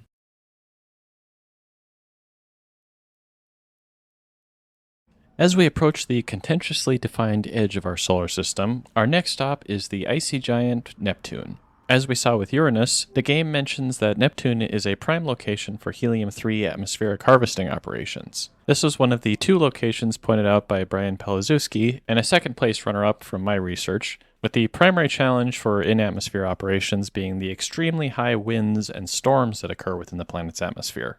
The game also mentions the presence of Lagrange asteroids sharing the planet's orbit. This is a pretty involved orbital mechanics problem, but essentially there are several points within a 2-body gravitational system where the gravitational forces balance out and there is some stability in that region for another body to occupy. As of 2016, there were 11 asteroids that were known to occupy such locations in Neptune's orbit, and 16 more have been discovered since, which, as the game mentions, would be useful for resource extraction and the local economy. It is worth pointing out, though, that just because these objects are within the orbit of Neptune doesn't necessarily mean that they're close by in an astronomical sense. Still, being within the same orbit means you could potentially get some benefits to fuel requirements if you could use Neptune's gravitational force as a boost. There is also a note in the game's description of Neptune that settlement of the Neptunian system took place primarily on its moon Triton, but that settlements required radiation shielding on the moon's surface. And while there is, of course, background radiation in space that you would want to have shielding against, Neptune as well as Uranus actually have pretty mild magnetic fields that are about the similar strength as Earth. So you actually don't have to worry about radiation that much in the vicinity of Neptune, which adds to its value as a potential site for helium collection operations. As for Triton, for a moon with a very slight atmosphere that actually supports clouds, a subsurface ocean containing water and ammonia, and several types of ice on its surface, there are definitely worse places in the solar system to settle on. Especially, as the game mentions, when you have a steady supply of nuclear fusion fuel from Neptune. SDF Galaxius is holding a weapon they poached from the black site on Europa. They've got kidnapped engineers on board to help replicate it. Best efforts to rescue the engineers, but weapon retrieval is primary. Aye, sir. Immediately upon starting this level, we eject from the Jackals and spacewalk towards the SDF ship. All the while, there are also SDF fighter spacecraft flying around the vicinity to take on the Retribution and other Jackals. This seems to be a bit of a gamble here, as the fighters would easily be able to overpower the individual astronauts. However, a tactical advantage could perhaps be maintained here by remaining undetectable on enemy sensors. As we discussed on Titan, a spacesuit is still going to need to get rid of excess body heat, but it will probably be doing so from a dedicated radiator instead of from the entire suit. Thus, optimally, there should be very little thermal radiation escaping from the suit, and thus you would have a very small heat signature. Except for propulsion systems, unless you're just using pressurized air to move around. Add to this the high-speed tracking required to find somebody inside of a debris field like we see here, and we can see how it would make more sense to have astronaut crews fly out into space to perform a visual search. Once again, we have another questionable decompression sequence here. However, in this instance, as we see afterwards, the room inside is rather small, and the explosive we're using is pretty sizable, which could perhaps create enough of a shockwave that could potentially force some air to move faster with inside the room that could lead to something more like what we see in the game, although it's still probably quite exaggerated. Also, once entering the ship, we can hear an alarm sounding, which would require air to be present in order to actually transmit the sound waves. Again, this is probably going to have to require our augmented reality laser microphone system that we talked about with the Jackals. Otherwise, this just makes no sense.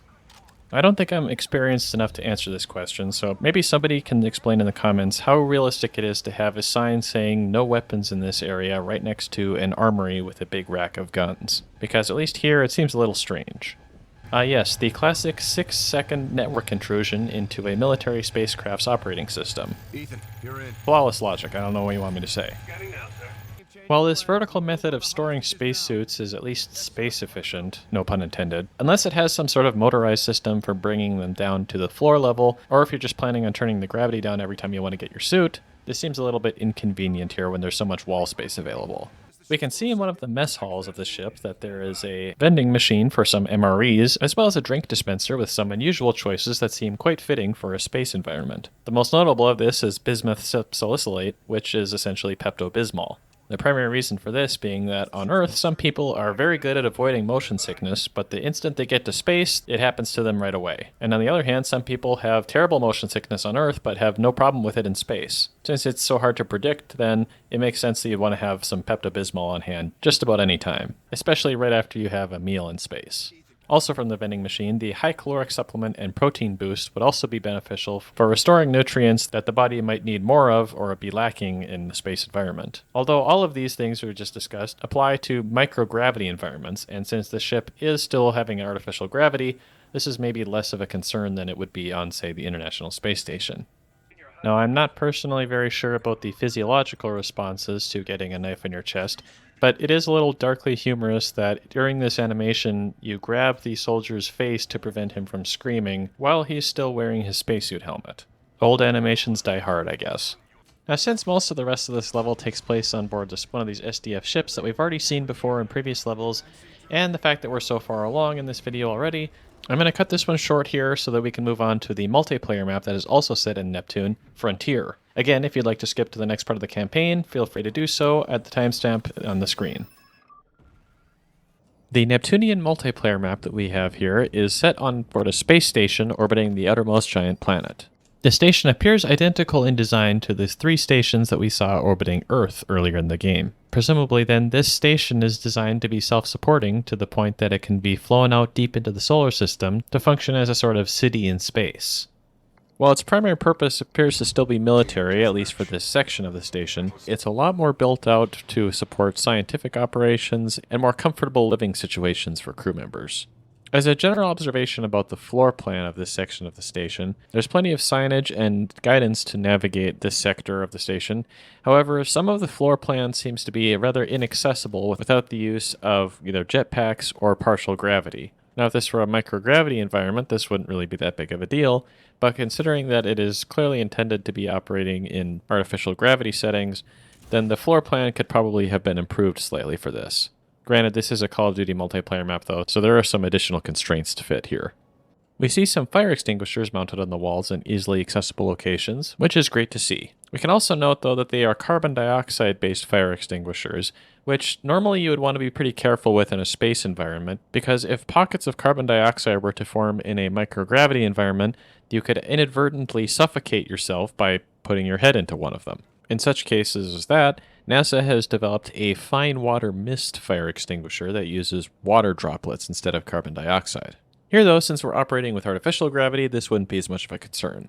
Unlike most of the emergency phones we've seen so far in the game, this one actually has an emergency procedures pamphlet with it that would instruct you what to do in the case of such an emergency. Most notably, they suggest that in the event of a collision, to consider calling Bravo 6, which is Captain Price's squad from Modern Warfare. This, I believe, is another Modern Warfare Easter egg, and not necessarily a direct reference to suggest that we are in the same universe.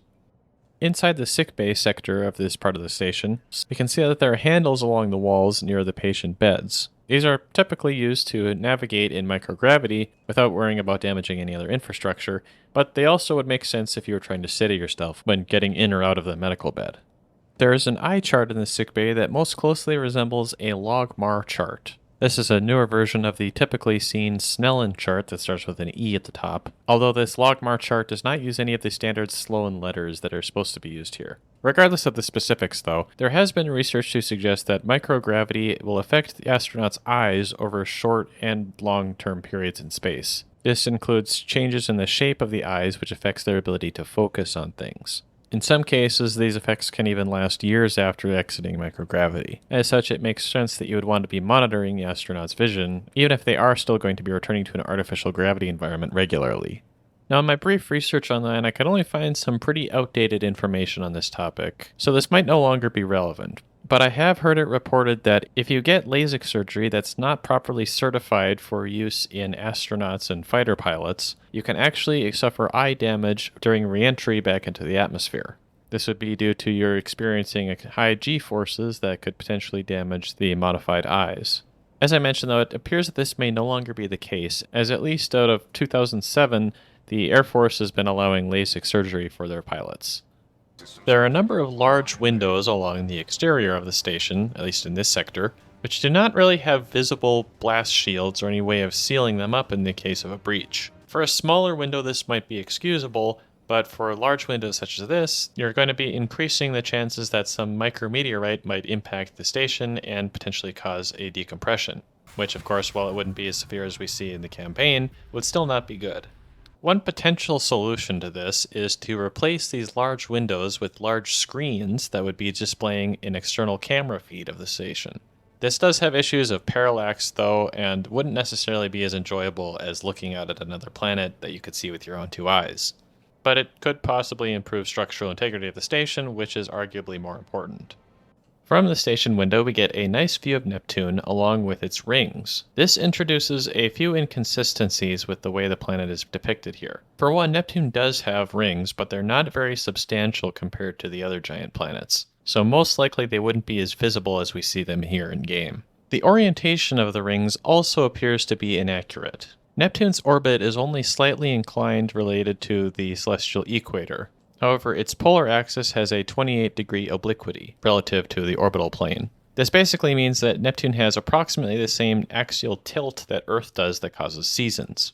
Judging from the direction of the sun that's shining on Neptune, this is still not enough to explain the very large offset angle at which the rings are placed, where the rings are almost perpendicular to the direction to the sun. To the game's credit though, if the rings were oriented in this way, they would reflect more sunlight, which would make them more visible. We can also tell from this view of Neptune that the top of the station, or the zenith direction, is facing towards the sun in its current position in the Neptunian orbit. If we go off of the location of the Great Dark Spot as approximately equal to where it was seen in the past, which might not necessarily be accurate because storms on Neptune are fairly transient, then we can suppose that we are located currently above the equator of Neptune, that is, over the northern hemisphere. If we assume that the station is moving towards the zenith direction, that is, upwards, we can then deduce that we are orbiting Neptune in a clockwise fashion. Now, this happens to be the opposite direction of most of Neptune's winds, which flow in the opposite direction of Neptune's rotation, which would make it difficult to sync up with an Aero spacecraft that had descended into the atmosphere of Neptune and returned back up to orbit, such as for a fuel collection operation. However, Neptune's moon Triton is one of the few objects in the solar system that orbits around its parent body in a retrograde motion, that is, in clockwise direction. So this orbit of the station would be more effective then for syncing up with spacecraft visiting from Triton, which, as we saw in the game description, was the primary location for human settlements in the Neptunian system. There is a large, apparently important pipe suspended directly over a walkway in the maintenance area. In addition to posing a potential hazard to anybody walking underneath the pipe, if the pipe were to be damaged, it's also not in a very easily accessible location for maintenance, which according to the labels is important. While this freight elevator does have some nice railings and highly visible hazard warning signs, it could still probably do with a better way of blocking off the elevator shaft when the elevator has left the platform, such as another deployable railing that would block off the main walkway. There is a warning sign on one of these electrical boxes warning of the potential for fatal electrocution hazards. However, this sign also has a bit of lorem ipsum Latin text underneath it that I attempted to translate out of curiosity. I know Google Translate is not the best at Latin, but it also kind of makes me curious as to how somebody came up with this specific text to write here. Presumably, this being made before 2016, this wouldn't have been AI. So if anybody recognizes this piece of text, please let me know in the comments. This particular panel has a particularly confusing instruction message on it, and while it does have a handle that could conceptually work for releasing this panel from the wall, it would probably make the mounting system for the panel not as effective. This is made more confusing by another label placed above the panel with operating instructions that also don't really apply.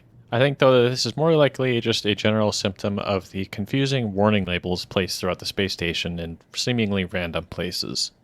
We see a number of entertainment devices in the galley area, which are going to be especially important for when you're located out in the middle of nowhere, far away from other people, in an extremely hostile exterior environment. Which, now that I say it out loud, applies a lot to space as well as North Dakota. While the options on the galley menu are a bit bland, at least there's a fair bit of variety to them. Space, or at least microgravity, has a tendency to reduce your sensitivity to taste, so astronauts particularly enjoy adding some spice to their food. It'd also be the case that on a station this far away from Earth, you would want to make sure to use as much of your own produce as possible for food consumption, hence the various plants that are used in the salads. Presumably, this far in the future, this would also apply to lab-grown meats that could be used for the sandwiches here. Which, if anything, is the one part about lab-grown meats that I am actually kind of looking forward to. There are a few different patches that can be seen in the background of some of the rooms in the station. One of which appears to be designed based off of the 420th Flight Test Squadron for the B-2 Spirit bomber, which was the team that first did the flight testing for this aircraft. I'm not sure why this one in particular is chosen here, other than perhaps the number of the squadron, but it was an interesting bit of history that I found. The mess hall also has a window view of a hangar bay where Jackal fighters can be seen launching from one of the two hangar doors. The door that opens towards the center of the station does pose a potential problem in that if the Jackals exit through that door and do not immediately pull up, they could crash into the center structure of the space station. It also appears that these Jackals are operating on a shorter takeoff length than we saw during the campaign. If it was necessary to have an exit to the hangar going in this direction, you could perhaps add some sort of ramp to it at the end to give them an angled departure trajectory. The previous point about large windows and potential debris impacts could perhaps be made again here, but the fact that we are still inside the station proper probably lessens the severity of it. This sink, and several others like it we see in the station, has a apparently self-contained water purification system used to separate out the non-potable water from hand washing and recycle it on site. Now, I will give them credit for packing all this into such a small space, which is great, but the fact that the station is so large already means it could also make sense to have a plumbing system throughout larger sections of the station to provide running water, such as for drink dispensers and Samsung smart fridges. We've seen the Lunar Coffee Company pop up a few times throughout the campaign so far, but here we get to see one of the ingredient labels for one of their bags of coffee. Most notably, it contains 300 calories in each serving, which is a little hard to tell, but it seems to be saying 56 grams or 56 grains, although that one doesn't seem to make as much sense. I'm not much of a connoisseur de café myself, but in any case, the caloric requirements for humans living in space, or at least in microgravity, is much higher than they are on Earth, at least partially because you need to be exercising a lot more. So while the amount of sugar in the coffee might not be the most healthy option, the amount of calories it contains actually could be somewhat beneficial for making sure you reach your daily caloric requirements. If you're going to have a situation where you have a high alert that requires all personnel to evacuate to escape pods, maybe have it displayed a bit more noticeably than a single TV in the mess hall. Maybe some flashing lights or something, I don't know. Make it obvious. In the crew lounge, there are a number of seats set up in theater style that are all facing towards one of the windows opening out to the hangar. Based on context, I would imagine that this window is an adaptive transparency screen, such that this room could be used for mission briefings and movie nights, which again goes back to the point of entertainment when you're stuck out in space. We can see in this hallway that there are a number of stowage compartments built into the corridor walls. This packing system is reminiscent of the style used in current and historical microgravity vehicles, and so might not make as much sense in an artificial gravity environment. However, this could be a good way to store emergency equipment that might be needed if the gravity were to fail. It's also an efficient use of this space, assuming there's nothing else that needs to go in this location. Moving to this station section's escape pods, we can see that they are labeled as 91 through 93, which apparently is for the A sector of the station. This is a very good sign to see that there is a multitude of escape pods available, and not only a limited number that might not be capable of holding everybody on the station. We also see that there are clearly marked instructions for how to operate the hatch heading out to the escape pod. Unfortunately, the hatch itself does not appear to have a lever on it to actuate the hatching system, as the instructions seem to describe, which would be a problem for anybody actually trying to open one of these doors. We also see that there is a pretty extensive control panel located right next to the escape pod doors, suggesting that the escape pods are meant to be redocked to the station once the emergency has passed. The escape pods themselves appear to consist of cylindrical pressure vessels with some other sort of tube mechanisms outside the vehicle, which at first glance I thought could perhaps be robotic arms, but upon further inspection I'm not entirely sure what this is supposed to be.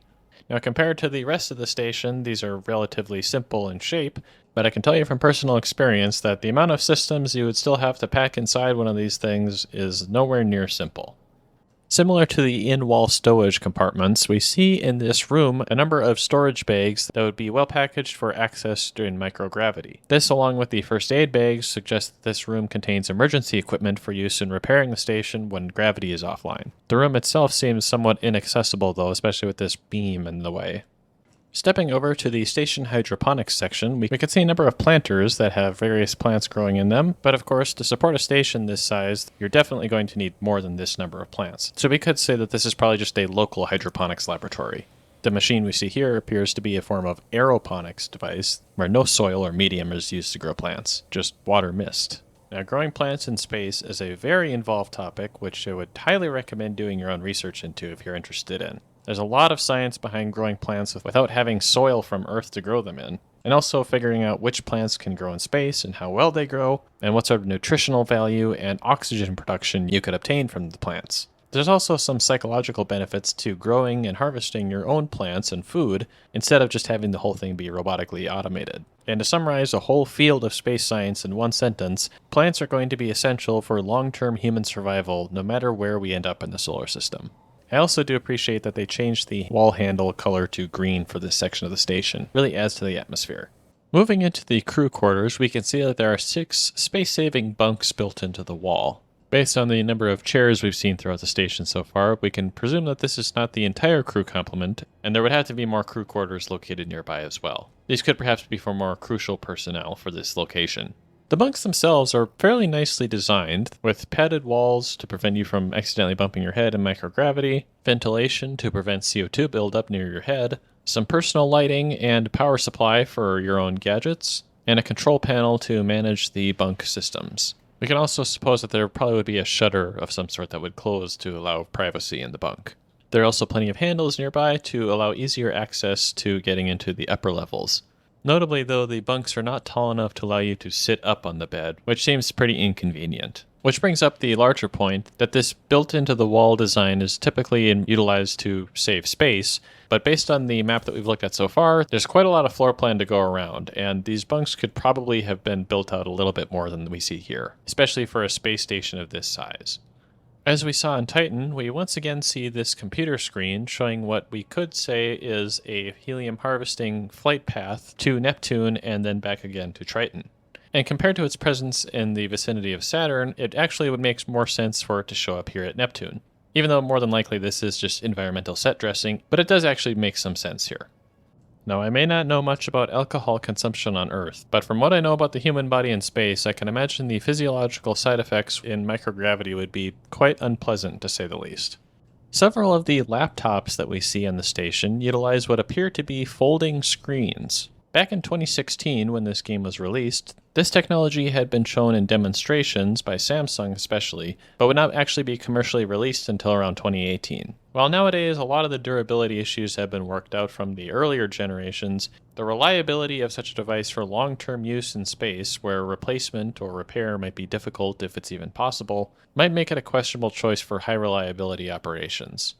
There are a number of equipment mounts and storage devices in the ceiling of the crew quarters that would probably only be accessible if you were to deactivate the artificial gravity. If doing so isn't really a big deal, then this placement probably isn't either, but it's an additional step you'd have to take to access whatever you have stored up on the ceiling. And if it was a big deal to turn off artificial gravity, then this equipment is effectively out of reach except for emergency situations. Or I guess you could just bring in a ladder, but this is a space station. Things should be more well put together than this.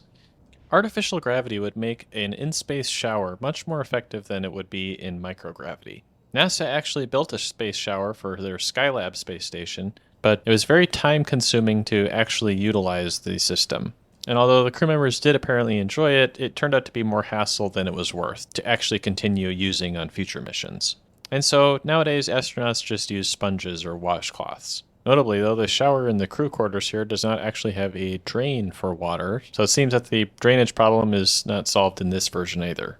And to spare the details from anybody who is not interested, there's actually quite a lot of engineering that goes into designing a toilet to function in space, so if you really want to know about that, you can look it up, and it exists.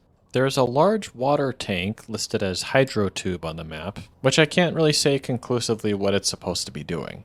Inside there are two labeled pipes that we can see, one of which is for oxygen and the other for nitrogen.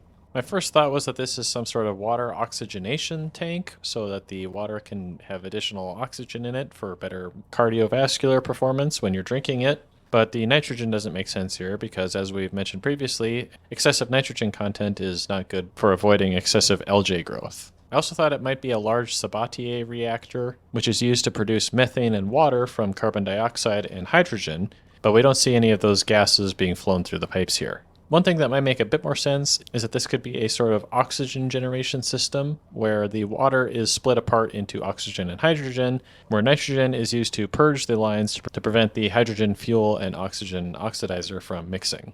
We can also see a ladder inside the tank, which I am not entirely sure how is supposed to be used. And for our last point on the Frontier space station design, we can see that there is a pretty sizable crew lounge area, complete with panoramic big screen TVs, a small bar area, large windows looking out into space, and some calming ambience. I think especially with how difficult it is to just get to space in the first place, and then how difficult it is to not die in space, it can at times be easy to forget some of the psychological aspects of living in an isolated and confined environment for an extended period of time, away from your home, friends, and family. Especially in a situation where you're working all the time, and even worse if you were in a wartime scenario. So having a dedicated space to relax and depressurize, metaphorically, not literally, and rest your mind from all the craziness going on around you would definitely be highly valuable for a space station of this size and this far away from Earth. And it also raises the point that the mental health of astronauts on future missions is definitely something that should be a high priority. And on that contemplative note, we will conclude our discussion of Neptune, from which we can then move on to the astronomical body formerly known as the ninth planet.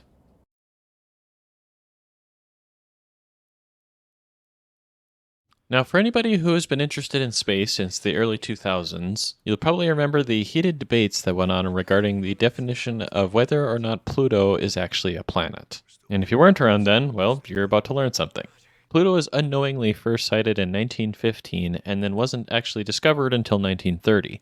And for about 70 years, it was the 9th planet in the solar system, until several other small bodies were found further out in the solar system as well. Notably, Pluto's largest moon, Charon, is actually pretty significant in size compared to Pluto, and the two are essentially a binary dwarf planet system. But that's jumping ahead a little bit. Eventually, in the early 2000s, astronomers were starting to find several objects that were comparable in size to Pluto, most notably Quaoar, Sedna, and Eris. All of which are interesting in their own right, but the discovery of Eris especially really got people thinking that they might need to look at redefining what a planet means if they're going to keep discovering more and more of them. So in 2006, the International Astronomical Union had a big get-together to figure out what exactly is going to be the formal definition of a planet. And after several propositions for new rules and several rounds of debate as to which makes sense, they settled on a set of 3 rules that determines if an astronomical body is a planet. It must orbit the sun, pretty obviously. It is sufficiently massive that it holds itself in hydrostatic equilibrium, that is to say, it's a round shape. And third, that it has cleared the neighborhood, or exhibits dynamical dominance, of its orbit around the sun. That is to say, there's no other similarly sized objects in its vicinity in its orbit. And spoiler alert, Pluto does not meet this third criterion. Interestingly, though, Mercury doesn't meet the second criterion, but that's still officially considered a planet too. There are actually 3 planetary discriminant equations that can be used to determine whether or not an object is capable of clearing its neighborhood, and neither Pluto or Ceres have a value high enough to qualify them as a planet. This whole thing also happened when Ceres was discovered back in the 19th century. And it all essentially seems to come down to wanting to have an actual proper definition to work with going forward, as it seemed like a lot more objects are going to be discovered in the near future, which turned out to be the case. As for Pluto, Eris, Ceres, Sedna, Quaoar, Haumea, Makemake, Gonggong, Orcus, and many others to come, they would be classified as dwarf planets, as meeting all of the other criteria of a planet except for the clearing the neighborhood. And also because they don't orbit a larger body, as many moons in the solar system are actually larger than a lot of these dwarf planets. Still, though, I imagine if you ask anybody who grew up during the early 2000s how many planets there are, or whether Pluto is a planet, you'll probably get an answer that Pluto is still a planet to us, even if it doesn't actually satisfy the criteria now. Regardless of its classification, though, Pluto is still a part of our solar system, and as a result, in the spacefaring civilization of infinite warfare, it is another target of opportunity for occupation. While the game does point out that Pluto's surface is primarily composed of frozen nitrogen, which isn't particularly useful in terms of space travel applications, Pluto is also suspected to potentially have a subsurface ocean that could be composed of water, in addition to having some water ice on its surface. And as I'm sure you're aware if you've been alive for more than 3 days, water is essential for human survival no matter where you are in the solar system. Now granted, it is extremely far away from just about every other planet, but in a future where faster than light travel is available, this would of course be less of a concern. Stratcom has intel that an SDF leadership conference is scheduled in the Kuiper Belt. 4 destroyers are meeting to transfer HVTs to the Icarus. We'll get ourselves aboard and take out the HVTs. This one's just you and me, so full stealth. Roger that. Let's do this. This campaign level starts us on a stakeout in space, waiting for an SDF ship to arrive over Pluto. And we don't know how long it's been that we've been in space, but we're also down to 36% of the oxygen supply before the ship arrives. Normally, I don't think it would ever be a good idea to just wait out in an EVA while you have a ship available that could provide additional life support. But in this case, it might be tactically necessary, since the destroyer's sensors could probably pick up the Jackal fighter. In that case, it would make sense to have a reserve oxygen tank of some sort, or, especially if this is something that has come up before, maybe some sort of stealth portable life support system or vessel that you could wait inside for long stakeouts. On that note too, another rather unpleasant detail about space travel is that EVA operations can often take several hours at a time, and there are some human bodily functions that often don't like waiting that long, which of course NASA has thought of, and if you really want to, you can look that up as well. Pluto's appearance in the game is clearly based on imagery from the New Horizons space probe. which after a 9-year journey after launching in 2006, fortuitously reached the Plutonian system only about a year and a half before the release of Infinite Warfare. So if we had gotten this game instead of Black Ops 3 in 2015, Pluto might have looked a bit different here. Upon entering the SDF Vicarious through a dry dock hatch, we immediately have to crawl through a maintenance vent with a wire harness as the floor. Even if this is only intended for occasional maintenance, having your cables be the walkway themselves are not going to be good for prolonging their lifespan. Part of this stealth mission takes us through the crew quarters on the SDF ship. Now we will be going into more detail on the crew quarters in a later section of this video, but it is immediately clear here that for such a large ship, the crew quarters seem pretty small for the amount of space that they would presumably have available. This could perhaps be due to the Spartan nature of the SDF, or it could also have just been an artistic choice. A primary plot point of this level is stealing an enemy uniform and blending in for undercover operations. Historically, most spacesuits have been custom made to specially fit the astronaut that will be wearing them. There are efforts underway in present day, though, to make spacesuits more accessible and less bespoke, which among other things would remove the requirement for astronauts to only be able to use their own spacesuit. After some sneaking around, though, we come to a security terminal that uses a handprint for identification. Now, while it might not be impossible to develop some sort of a scanning technology that could read through the gloves of the spacesuit, it would be much simpler to simply have the owner's handprint engraved or coded to their spacesuit gloves in a way that's more easily read by scanning devices. This, of course, then would introduce the challenge of making sure you're always wearing your own spacesuit, circling back to our original point on bespoke spacesuits. I almost missed this when recording this level, but there's a screen in the conference room that appears to show Pluto and its 5 moons. In addition to the more familiar and large moon Charon, Pluto has 4 other moons, 2 of which were discovered just before Pluto's demotion as a planet, and the last of which wasn't discovered until 2012. In the case of this random computer screen, though, the sizes of the moons relative to each other are not really displayed accurately, but at least they got the number right. There are a number of implausible details about this assassination scene, where a grenade of some sort being placed into the room air conditioning system can disable the life support for the entire room, as well as the artificial gravity. Additionally, the room is hermetically sealed, apparently, because all 3 people inside suffocate. Even more nonsensically, none of the heavily armed soldiers is able to break into the room and save the people inside. Now, as far as shutting down the life support systems, that would depend on how the system is actually wired up to the rest of the ship, and the same would apply to the artificial gravity systems. However, unless the ventilation system is set to pull air out of the room, which probably wouldn't be the case if it was forcibly disabled, you'd still have some residual air left in the room when the HVAC system is disabled, and so you wouldn't start immediately running out of air. In fact, this is a pretty decently sized room that you'd be trapped in, so you'd probably have a decent amount of time left.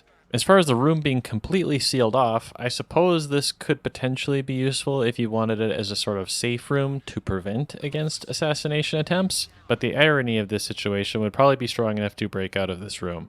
I guess you could also say the room might be set up as a sort of lifeboat in case the life support systems outside the room get shut down, but in that case you would definitely want to have some sort of redundant system probably located within the room itself.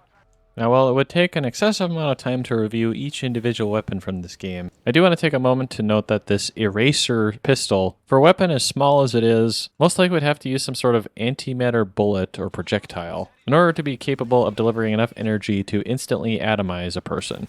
If you look at the bottom ticker text on some of the newsreels, you can occasionally see that there is talk of an antimatter weapons ban. So if you're worried that nuclear weapons might not be powerful enough for you, don't worry, there's more energy where that came from. As a final note to this campaign mission, we can see that shortly after returning to the Retribution, there's already news footage of the events that just transpired, some of which would have to have come from Reyes' cameras. Now, while it isn't shown exactly how much time passes between docking back on the Retribution and coming up to this crew lounge, the extreme distance from Pluto to Earth means that this information couldn't have been transmitted there in a short amount of time if you were planning to use radio waves, which being light are limited by the cosmic speed limit. Instead, if you wanted to get this information there faster than light, you'd have to send the information back to Earth on board a ship that was capable of superluminal travel, which isn't necessarily impossible if the Retribution wasn't the only warp-capable ship left in the UNSA fleet at this point in the game. In addition to this campaign level, we also have a Jackal fighter mission, which takes place in the wreckage of a destroyed space station that is now acting as a sort of interplanetary space scrapyard. The front have been salvaging parts from a scrapyard outside Pluto. They have one destroyer and a small Skelter squadron on station. We deploy now, we can hit the ships and commandeer that salvage. We need all the scrap we can get. For this cloud of debris and scrap to be orbiting around Pluto, it would have essentially had to have been dropped out of a spacecraft that was already at an approximately orbital velocity, which remember is much smaller for Pluto than it would be for Earth. But since the pieces of scrap have no means of propelling themselves, the orbit would eventually decay through a variety of influences. Now for satellites orbiting Earth, this is primarily due to atmospheric drag. But while Pluto does have an atmosphere, it's very, very minor compared to Earth. And so while the contribution of the atmosphere to orbital decay would still be the primary factor, it would take a lot longer for debris to eventually spiral inwards than it would in orbit around Earth. Aside from atmospheric drag, the orbits of the debris would also potentially be affected by the Yarkovsky and Poynting-Robertson effects, which have to do with solar heating and the re-radiation of thermal energy away from objects. These, of course, would be extremely minor compared to atmospheric drag, but since atmospheric drag is also lower as well, these effects might be a bit more noticeable in this case. The large red portion of the surface of Pluto below is the massive Belton Regio, formerly known as Cthulhu Regio. By looking at a map of Pluto, we can tell pretty easily that the mountain range to its side is Hilary Montes, and the large white region then must be Sputnik Planitia. This means that the scrapyard is currently orbiting over the southern hemisphere of Pluto, which was not imaged in this much detail by New Horizons. Now here's a little secret for when you're rendering planets in CGI. A lot of planets, and dwarf planets, have not yet been fully mapped on the visual spectrum. So you have to fill in the regions that haven't been mapped, either procedurally or with just a blurry texture, which of course wouldn't look very great when you're trying to render it. The trick is to position the sun in such a way that the portions of the planet that have not been fully mapped are not visible to the viewer, so that you can use existing maps to get a really nice detailed surface while leaving out the blurry unknown regions, which appears to be what happened in this game. And honestly, for an astronomical body as far away as Pluto, with only limited visual data available, I don't blame them. Finally, the station that we see in the debris field here appears to be the same design as we saw orbiting Earth and Neptune. This further solidifies its role as a self-contained, self-sustaining space station that can be deployed to anywhere in the solar system. As we saw with Earth, any debris that was launched off of the station as it was destroyed would most likely not stick around for very long, as it would eventually fly off either out into the solar system or crash down into Pluto. Also, aside from the potential water supply from Pluto's subsurface ocean, it's not immediately clear to me why they would want to deploy a full space city out this far away from Earth, or any other planet for that matter, since you would still need to travel a pretty far distance for supply runs. And even with faster-than-light travel available, you would still have an increased distance to travel, especially if your FTL drive was not available. The game does note, though, that Charon was considered a neutral territory, and so this station's presence could be largely political, thus making its destruction more significant to the international and interplanetary politics in this universe. But I'm getting ahead of myself a little bit there.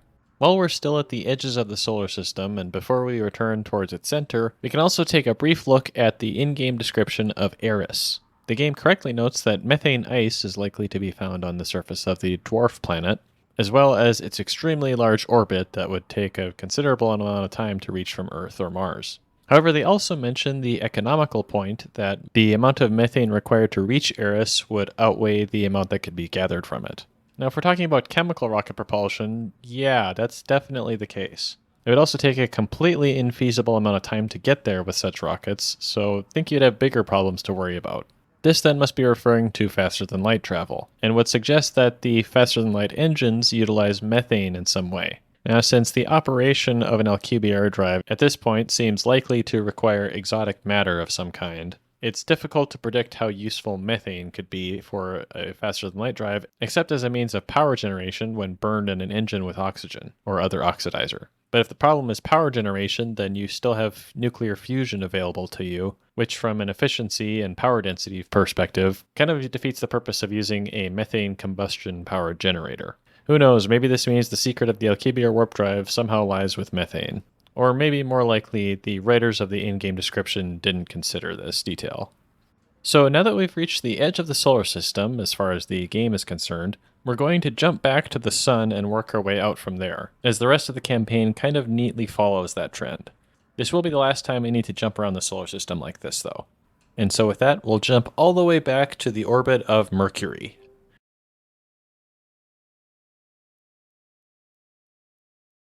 This next mission is probably the most scientifically inaccurate one in the entire game. However, it also happens to be my personal favorite, for reasons I'll explain after we've gone through why most of the stuff we see in this level is not scientifically possible.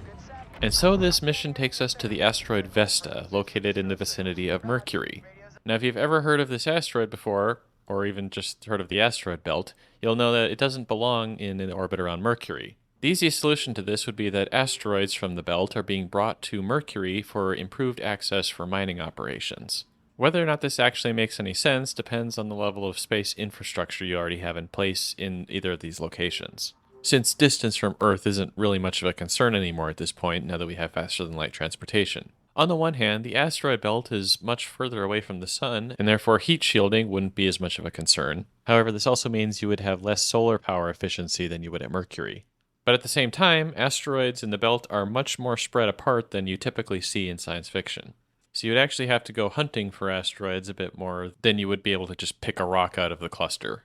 This situation could be somewhat improved by bringing known good asteroids to another location for further processing. I have to say though, Mercury is probably not my first pick for one such location though. The first planet from the Sun orbits so fast that it's very difficult to actually put anything into orbit around it, which is why there have only been 2 missions that have actually visited the planet, with a third that is planning to arrive in about 2 years after this video is published. First, you have to be traveling very fast to catch up with the planet, and then you have to decelerate to enter an orbit around it. Otherwise, you might just fall into the Sun. Now, clearly this isn't impossible, as it's been done twice already, but it could get prohibitively expensive if you were going to be doing this repeatedly with more asteroids being brought from the belt. I suppose, though, if you have a highly lucrative mining operation going on, maybe such costs could become manageable. There's also the concern of bringing such a massive object into orbit around an already small planet, which if done repeatedly could potentially destabilize Mercury's orbit. That's getting pretty far into orbital mechanics calculations though, so we won't go down that road here. In any case though, if you were wanting to bring asteroids out of the belt for a collection before mining operations can commence, you'd probably be better off doing it around Earth, or maybe Venus, where there's less space infrastructure you'd have to worry about interfering with. Mars would probably be the most optimal place to bring asteroids to, because it's the closest of the inner planets to the belt, but then we get into the space politics situation of Infinite Warfare. Which brings us to our mission briefing for Vesta 3. Here's the lay of the land. This is Vesta 3, mining colony. Provides us with all the raw materials we need to rebuild the fleet. Today's shipment never left port. Approx 1800, Vesta HQ went dark. All attempts to make contact have since failed. What's their security package? Mechanized. Bots guard the facility. Our mission is to assess what happened and report back to the Admiral immediately. Special recon. He's throwing us an easy one. Don't be so sure.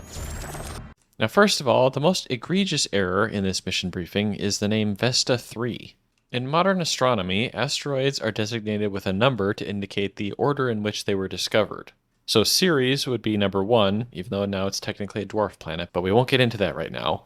Pallas is 2nd, and Juno is 3rd, followed by Vesta being the 4th. Therefore, the correct name for this rock is 4 Vesta. So calling this level Vesta 3 is so close but so far off that I have to imagine that the reason for this is that this is the 3rd of multiple bases on the asteroid itself. Otherwise, this is just such an obvious mistake that I don't see how it would even be possible.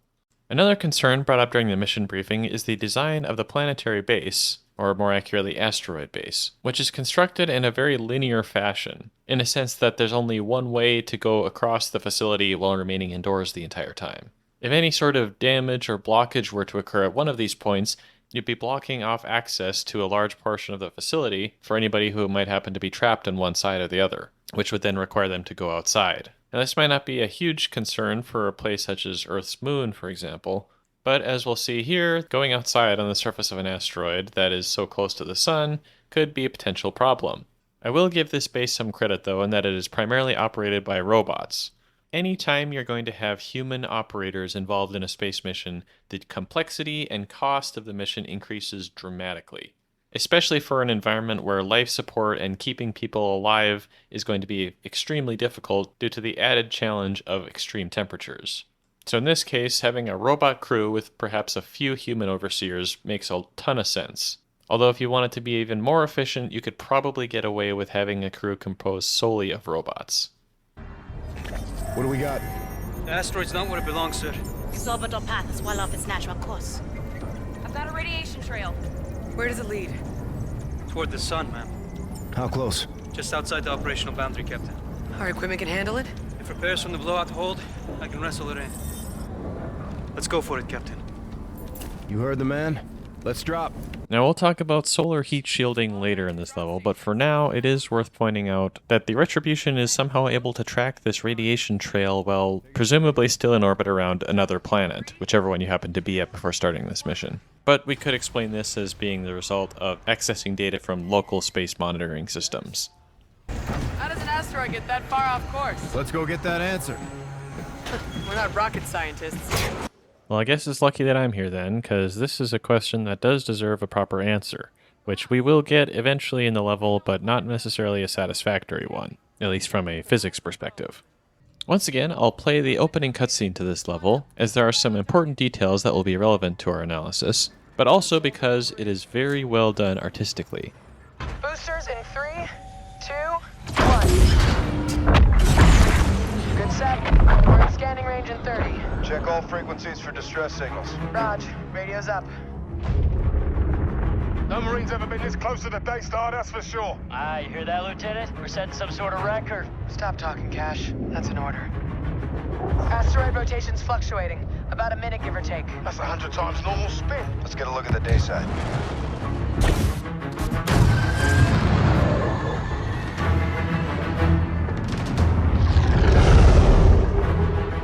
Degrees in the sun? Shit. Get us to cover, Salt. Roger.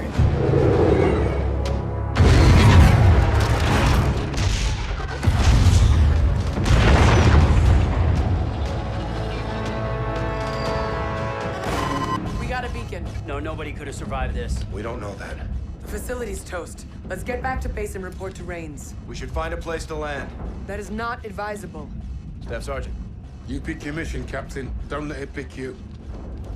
We're going down there. Search and rescue. Aye, sir. I see a hangar up ahead. We can set down inside out of the sun. Do it. Roger. Forcing down.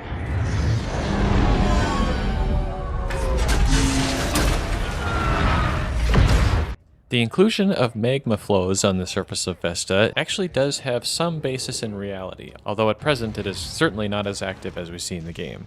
This is due to the fact that Vesta is actually more of a protoplanet than just a plain old asteroid. That is to say that it is differentiated into a core, mantle, and outer crust.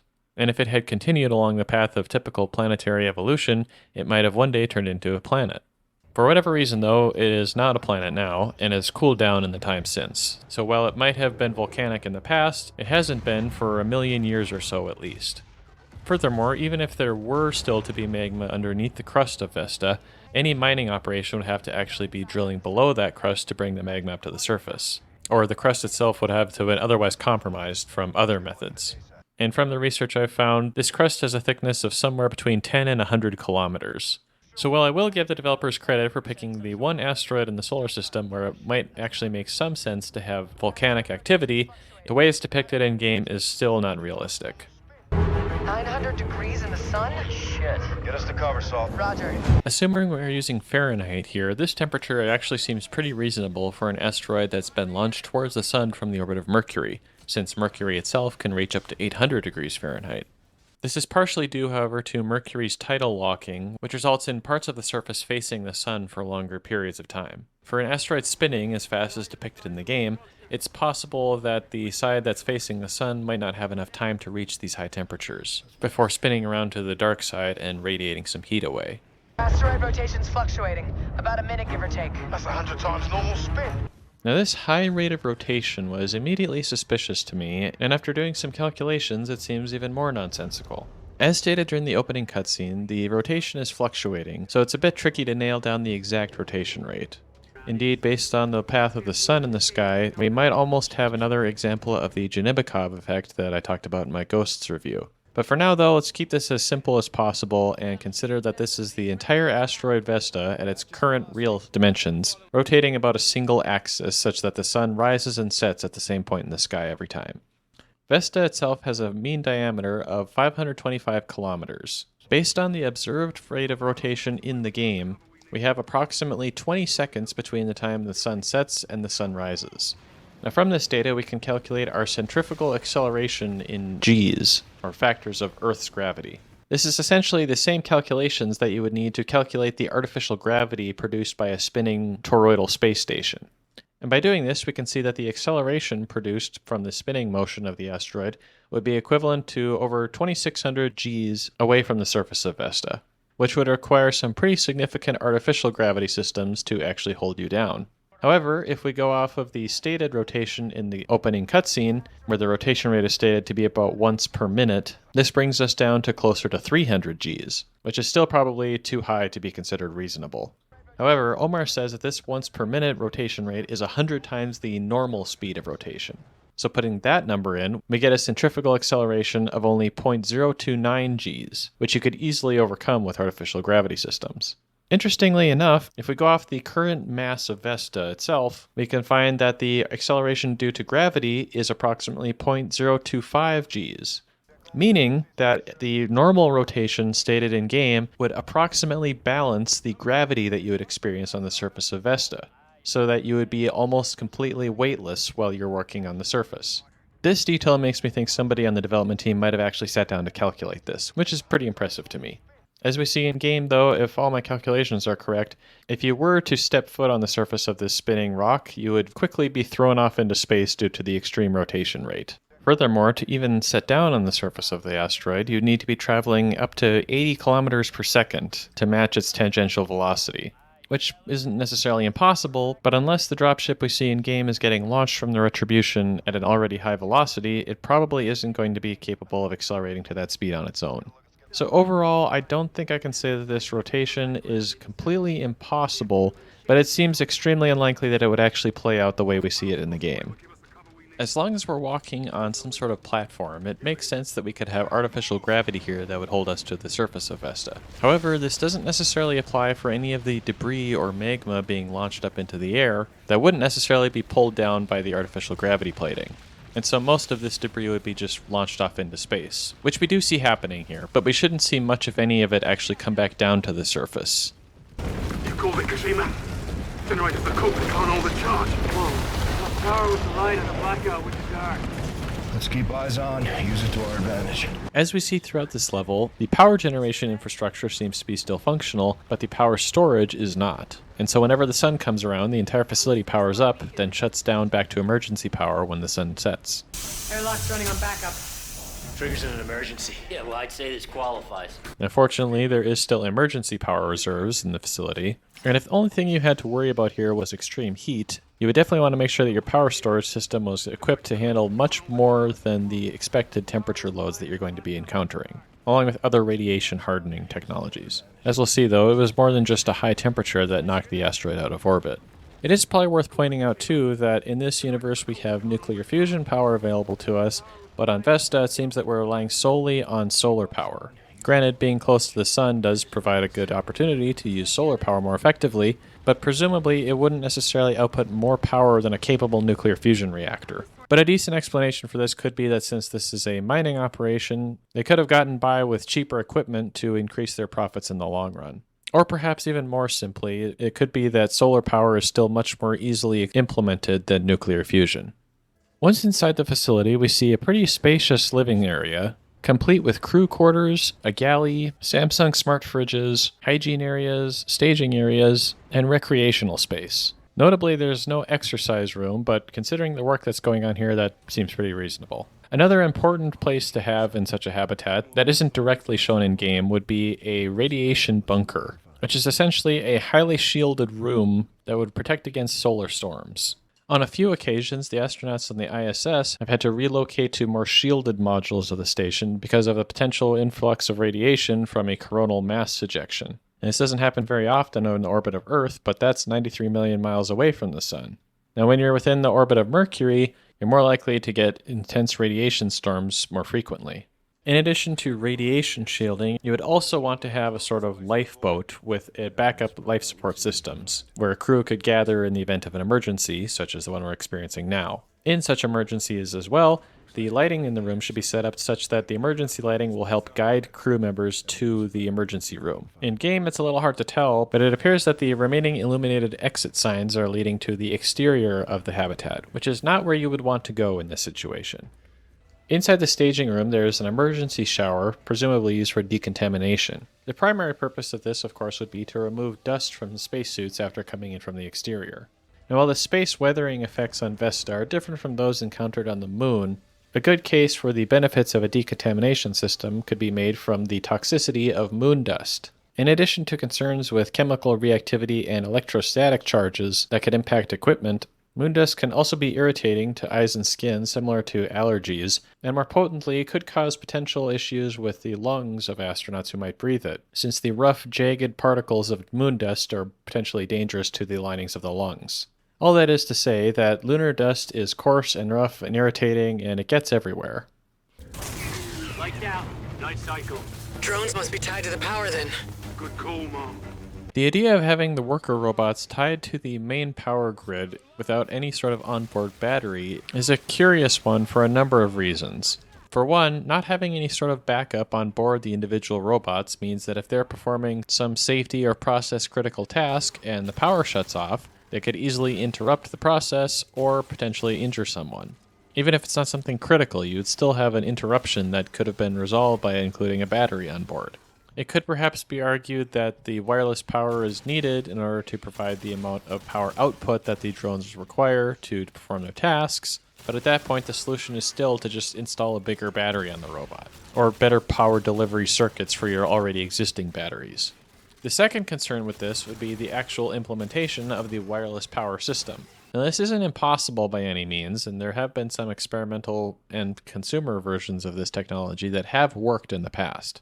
The trick comes when you want to transmit power over an extended distance, and not something as short range as a wireless phone charger. The most tried and true methods we have so far are beamed power technologies that usually involve lasers of some kind, since by shining a laser light onto something, you can transmit energy from the laser source to the laser target quite efficiently, assuming you can receive the power efficiently that way as well. The challenge with this approach is that it requires line of sight at all times in order to successfully deliver power. So actually implementing a system like this in a facility with as many obstructions and corners as you would expect to find in a space mining facility might not necessarily be impossible, but again, considering the existence of battery technology, it wouldn't really make a whole lot of sense from a practical or economical perspective. At about this point in the level, it gets pretty noticeable that the sunlight is not matched up with the location of the sun in the sky.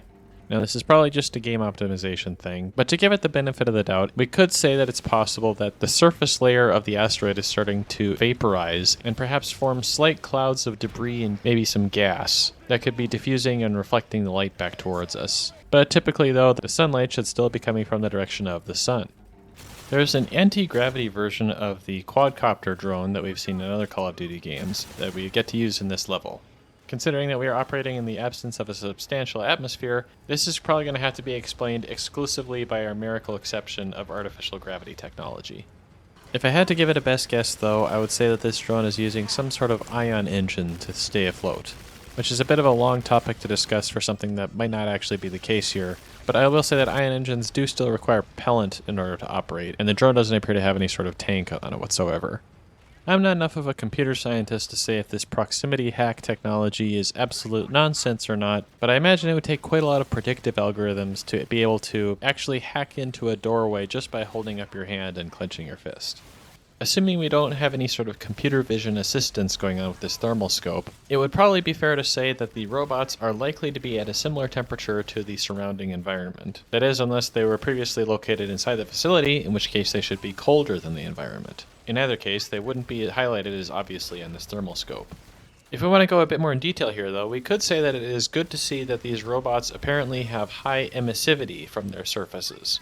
This basically means that they're capable of radiating away a large amount of heat as infrared radiation, which in a place where you're going to be receiving a lot of thermal energy is an important design feature. There's actually a surprising amount of information available on the material composition of Vesta. This is due to the large number of meteorites classified as the HED clan, standing for Howardite, Eucrite, Diogenite, that are believed to originate from Vesta. And this then gets pretty far into planetary geology, which is not my specialty, but from some quick research, Eucrite contains silicates, and Diogenite contains magnesium, and Howardite contains both of those. Feel free to correct me in the comments though, because as I said, this is getting pretty far into geology. Now, even if this facility is primarily being run by robots, I do still appreciate seeing railings on elevated platforms. Although the gravity of Vesta is so low that if you had turned off the artificial gravity here, you wouldn't even need to worry about falling off a platform. Which again raises the question of when is artificial gravity more harm than help? And especially for a mining operation, it would probably make a lot more sense to just not have artificial gravity in this area. It's nice to see that the mines at least have a days without accident counter, even if it is electrically driven and thus reading 0 right now. It also makes a lot of sense seeing cryogenic nitrogen in a high temperature environment, although these tanks should really be restrained better than seen here. Just before the conclusion to this level, we finally find out what caused Vesta to spiral out of Mercury's orbit. And while the answer is fairly simple from a literary perspective, the actual physics of the situation are more complex than it's presented in the game. So before we wrap up this campaign level, we can take a look at the physics behind the event that sent Vesta into its doomed trajectory. Set-def ship came out of nowhere. Big son of a bitch. Opened fire, knocked the asteroid off course. Olympus was there, Captain. Our own mechs attacked us. That was no accident. SDF must have gotten into their programming. Did you find any other survivors? There are more of us, but they never came. Then you're all that's left. Landing pad's right outside. It's covered by heat shielding, though. Materials here are highly explosive. Roger that. Let's do this. Now, in order to analyze whether or not this actually makes any sense that you could launch an asteroid the size of Vesta out of the orbit of Mercury using detonations from explosive warheads, we have to do some basic orbital mechanics and make a few simplifications. Now, before going through with this, please feel free to correct me in the comments below, as orbital mechanics is not my strongest suit of space studies. The primary simplification being that we are assuming here that the entirety of the asteroid Vesta is still intact, and thus that's going to be the mass that we'll use for our calculations. Now, this isn't necessarily accurate, especially considering that this is a location for asteroid mining, but some counterpoints to this are that we don't know how much the mass would have decreased, and that some additional mass would have been added for infrastructure. This also gives us an upper bound on our calculations.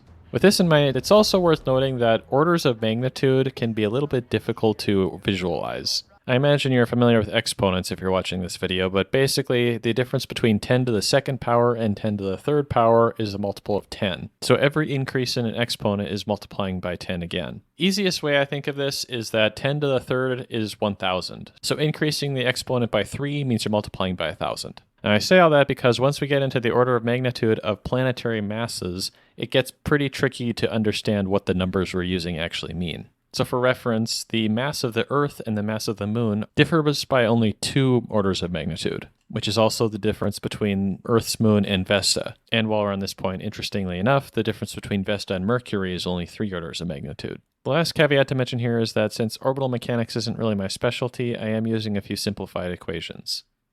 Anytime in orbital mechanics you're transitioning from the orbit of one body to the orbit of another, you're going to need to achieve a delta V, which is change in velocity. Now with rockets, this is not technically the same thing as a physical change of velocity, so this is another simplification we're making here. On that note too, we're also ignoring gravity from the asteroid, which would complicate this whole thing immensely. So very basically, delta V determines how much change in velocity you need to get from one planet to another. Now this can be calculated if you know gravitational and orbital parameters, but to keep things simple, I'm going to be using values from this interactive delta V map that I found that has a lot of great data and would be worth checking out if you're further interested in this. From this, we can get the delta V required to go from the low orbit around Mercury to the Sun. I'm also going to be calculating the delta V to the orbit around the Sun since this is much lower. So at this point, we know how much change in velocity is required for Vesta in order for it to be thrown out of Mercury's orbit and enter the Sun's orbit, or the Sun itself. And that's really the most complex part of this, because now we can use the formula for kinetic energy to determine how much change in energy is required to change orbits like this. And this equation then doesn't depend on the orbital velocity we already have within the orbit of Mercury. So using this approach, we can see that to transition from Mercurian orbit to the Sun would take a little more than 5 times 10 to the 31st power joules. Or if we just want to go to orbit around the sun, it would take a bit more than 5 times 10 to the 30th joules. But as I mentioned, this number doesn't really mean anything if we don't have anything to reference it against. Now my first thought was, since we're dealing with explosive warheads, to compare this against the atomic bombs of World War II. But it's turned out with that, we're still off by 20 orders of magnitude, which is still not helpful. And in fact, going down the Wikipedia list of TNT equivalent energies also isn't extremely helpful either. Except to say that none of these explosive yields would be anywhere near the amount of energy required to move the asteroid Vesta from orbit around Mercury into the Sun. Probably the best example of how insane these numbers are is the Caloris Planitia impactor, which conveniently is an object that created a crater on Mercury, which is a little over 900 miles across and surrounded by mountains that are over a mile tall. And considering that this cosmic impactor is still several orders of magnitude lower than the amount of energy we calculated earlier, if the SDF were capable of creating a weapon that could produce this high of an explosive yield, they could basically use it to blow up moons. And so far at least, no one's blowing up any moons. Now once again, there are a lot of simplifications made here, and as I mentioned, orbital mechanics is not my strongest suit, so if you notice any errors with these calculations, please let me know. I will say though that even if there are some mistakes in any of my calculations, I still think it would be highly unlikely that you would actually be able to use warheads to launch an asteroid the size of Vesta out of orbit into the sun. And much more likely you would just send it into a decaying orbit that it would eventually crash into Mercury. Alright, one more actual last detail to note about this campaign level before we finish is that we are still in the absence of an atmosphere in this hangar area, and so these liquid hydrogen tanks would not be capable of igniting and burning, unless there was an excessive amount of oxygen present. Even in that case though, it's quite unlikely we would actually be able to get enough oxygen and fuel together to get a fireball like the one we see at the very end of the level. So after all that, with all this inaccurate science portrayed in this level, why is this one my favorite? The main answer to this is the quality of the writing in this level. You've got a fairly basic setting with an emergency situation that requires a rescue team, so you're not overcomplicating the situation with space opera levels of detail. This level also probably has the most amount of character development we see throughout the entire game for Kashima and Brooks, who were present in previous levels, but I didn't even pay much attention to them because they hardly did anything there. Versus here, they're portrayed more as actual people. And of course, while the setting itself is pretty noticeably inaccurate right off the bat, the details of the level play into the story well, such that you're not questioning the situation that you're in. It's all flowing together really well and serving to propel the story forward. On that note, they also did a really good job with the atmosphere of this level. No pun intended.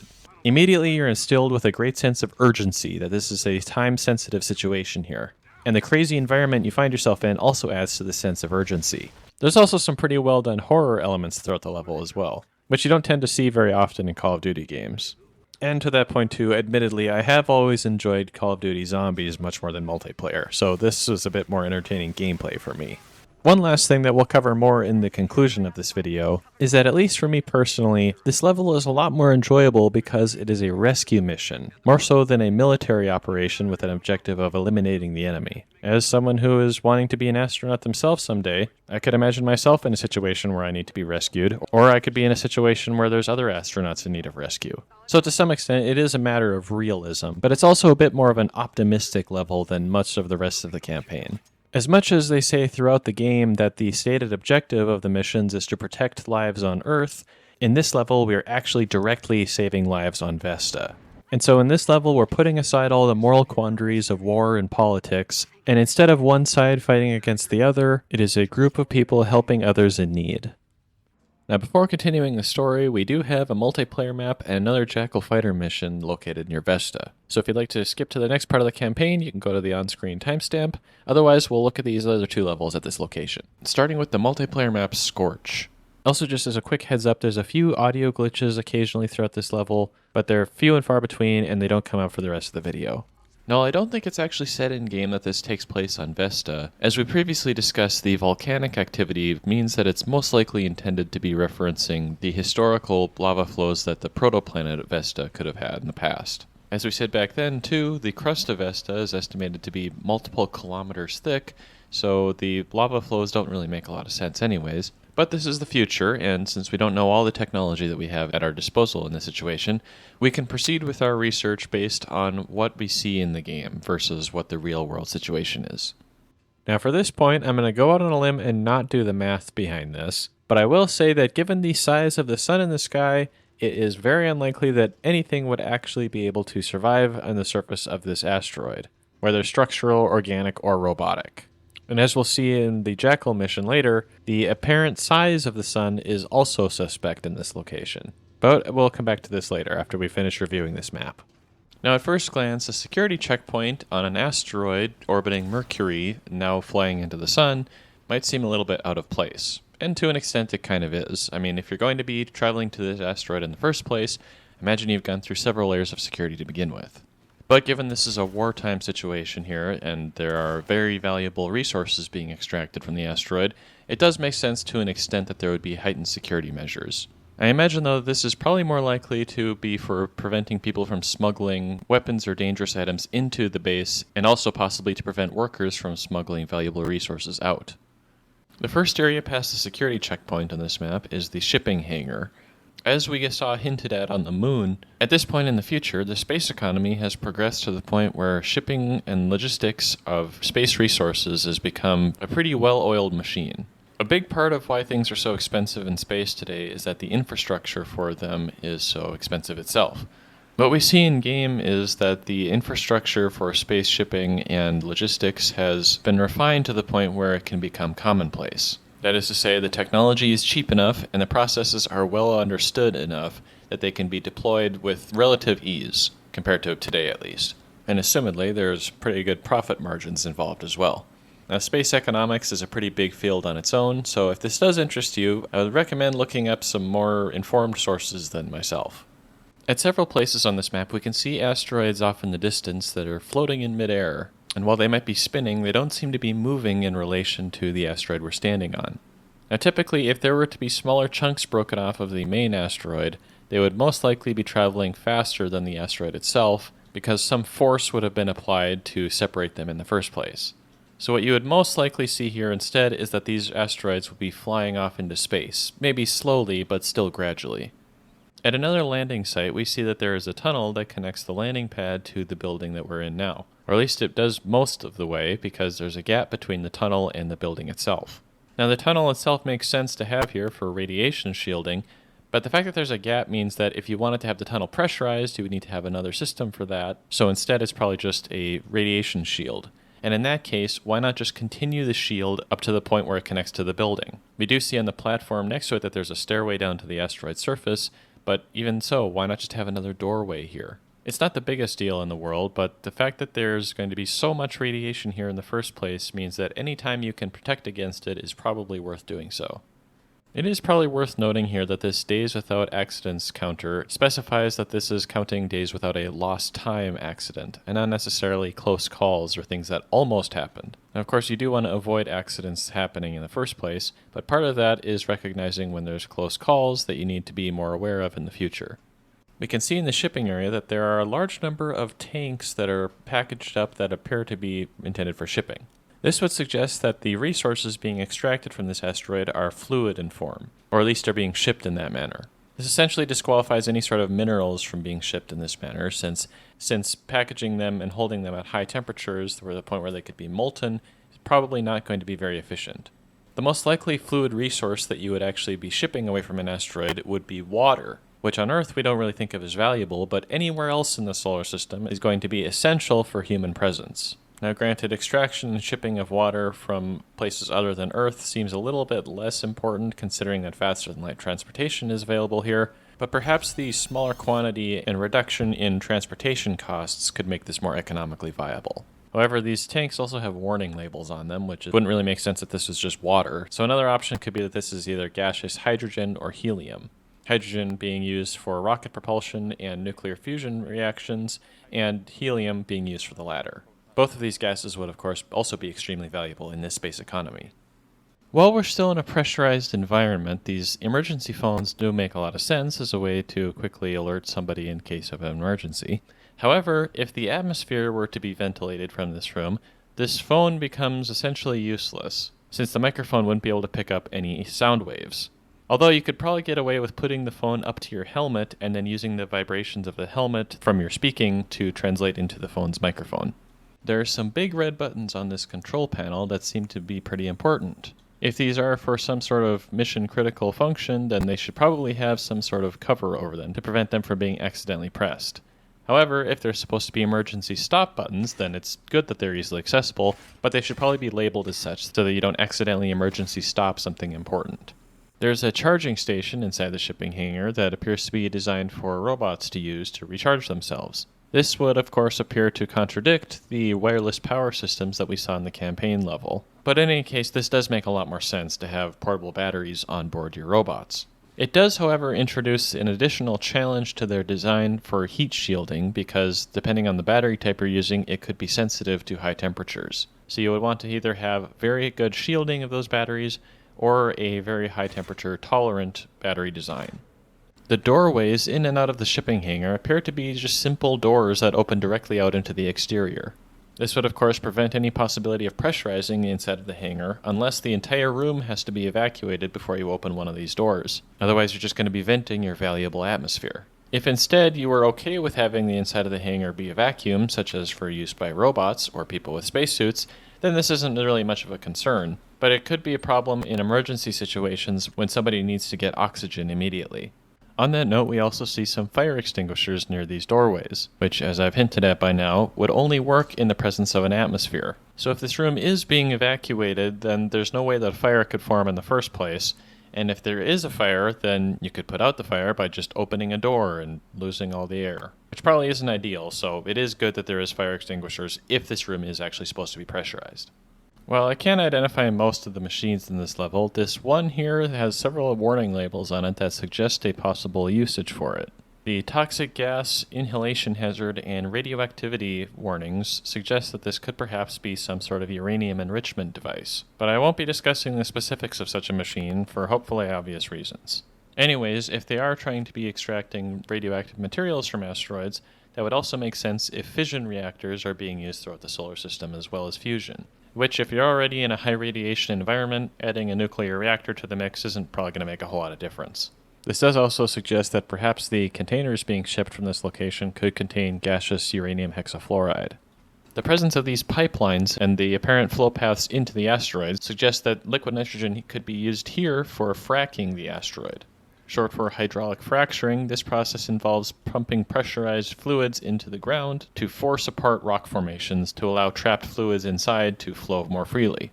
Now, if you had liquid nitrogen to spare, this would probably make a decent amount of sense, since the rapid thermal contraction from cryogenic cooling could result in rock fracturing. From the ideal gas law, we can also see that if the volume is held constant and the temperature rapidly increases for liquid nitrogen, the pressure would then also increase very rapidly. Now on Earth, adding too much nitrogen into water can cause a process known as eutrophication, but from what I've seen this appears to primarily be detrimental to the additional growth of algae in the water, and resulting decrease in dissolved oxygen. Although in a space environment such as Vesta though, I don't think we'd have to worry about this too much. While some of the first aid kits we see on the walls are readily accessible, these ones happen to be locked behind glass, along with some MREs for some reason.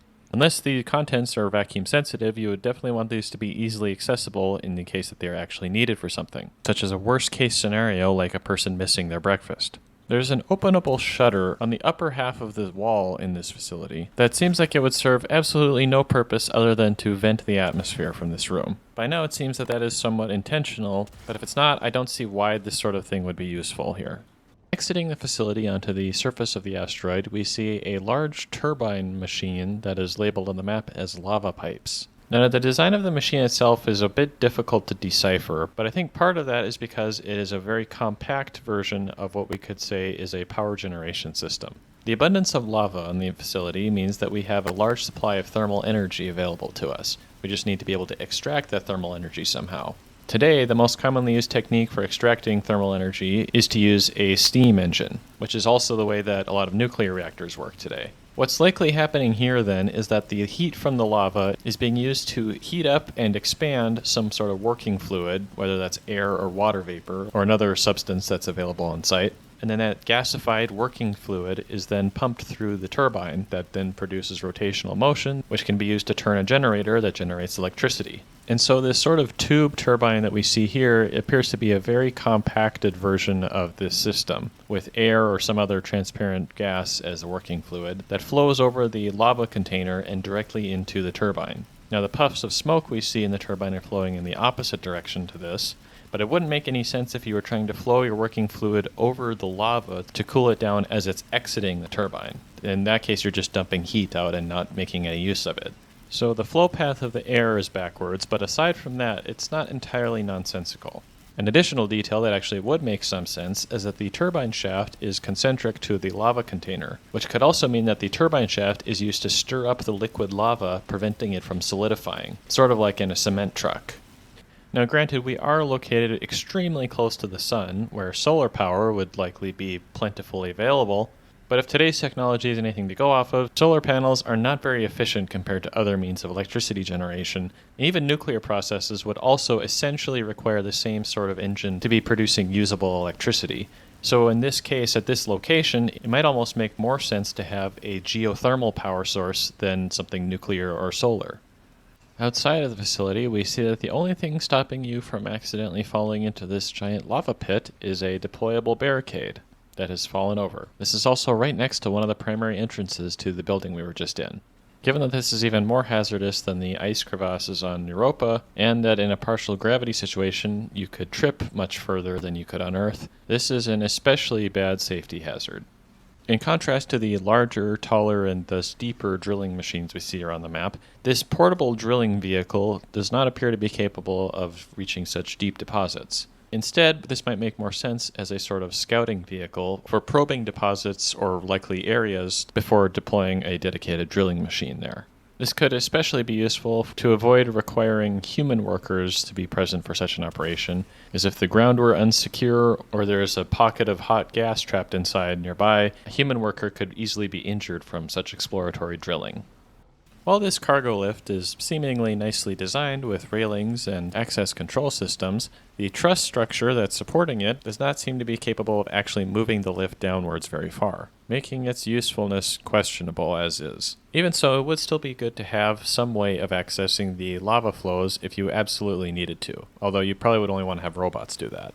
There are a number of drilling machines around the map, but one of them we get to see up close and personal is at Drill Site 07. This drill appears to use a system of 3 arms that actuate in a manner similar to a delta printer to lower the drill bit into the ground as it drills deeper.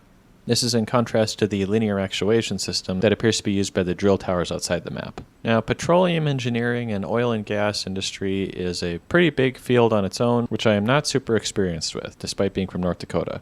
I can say with some certainty, though, that the drill bit we see here that's drilling into the lava is going to have to be capable of withstanding very high temperatures, not only because you have constant convective heat transfer from the lava, but also because you're going to be drilling into hot rock and receiving a lot of thermal energy from friction that way as well. However, this could potentially also help to pressurize whatever sort of liquids that are accessed by this drill underground, which would make it easier to pump them up to the surface.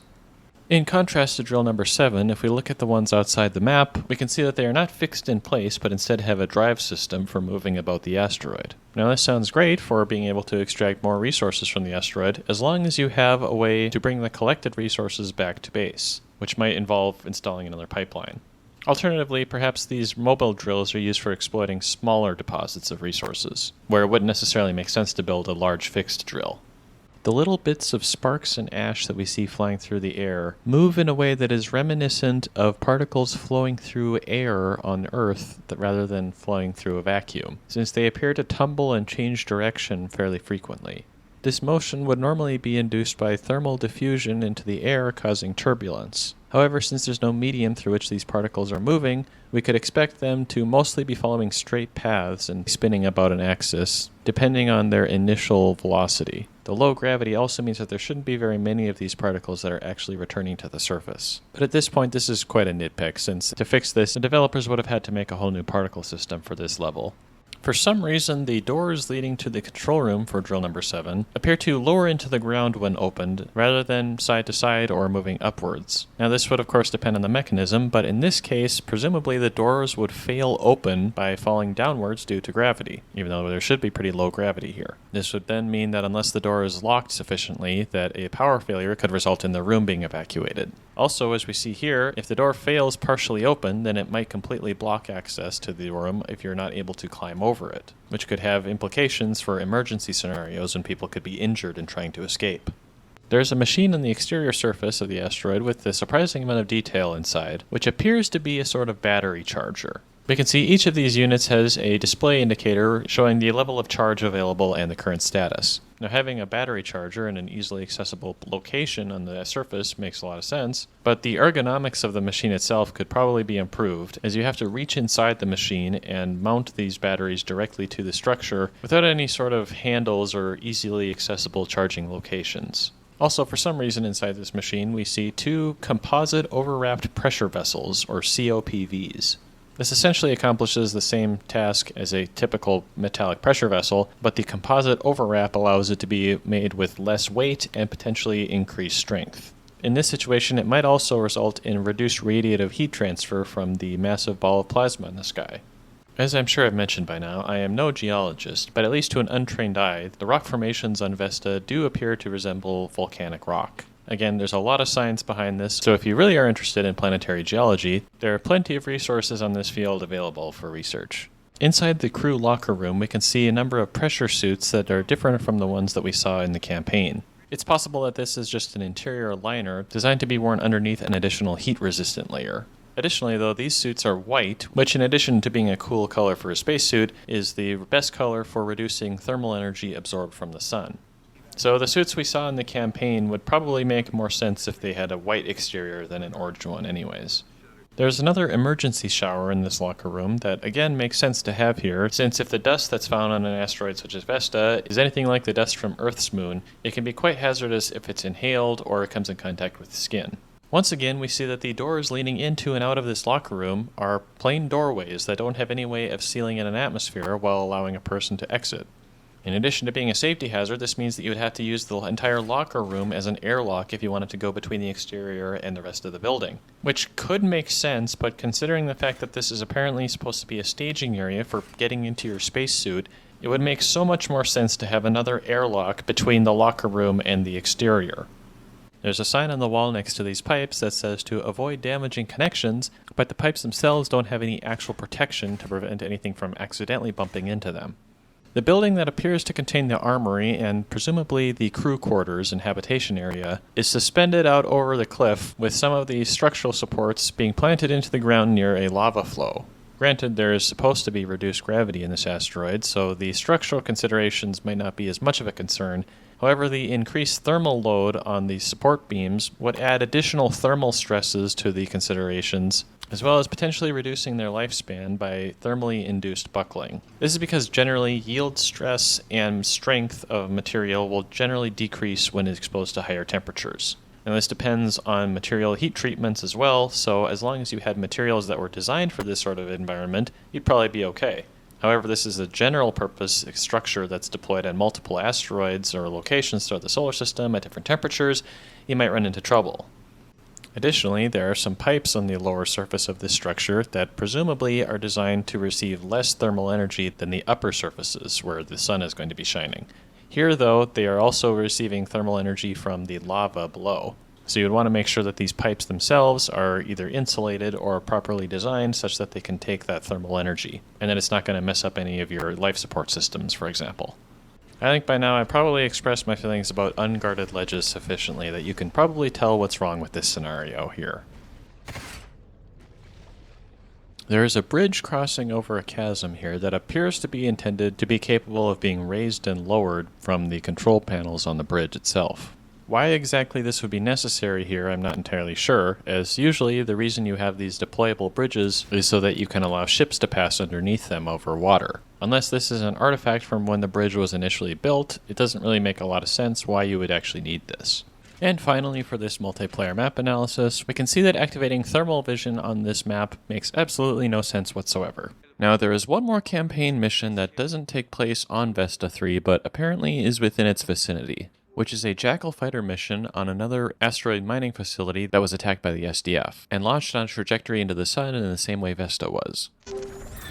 Vesta 3 wasn't the only mining colony hit by the Olympus. Collateral left a huge cache of precious metals drifting near the sun. Those resources are UNSA property. SETDEF's got skelters guarding a salvage team. Let's scramble air and claim what's ours. Proximity to the sun is a risk. Our jacks can only take the heat for a matter of minutes. Let's get out and back on a tight loop.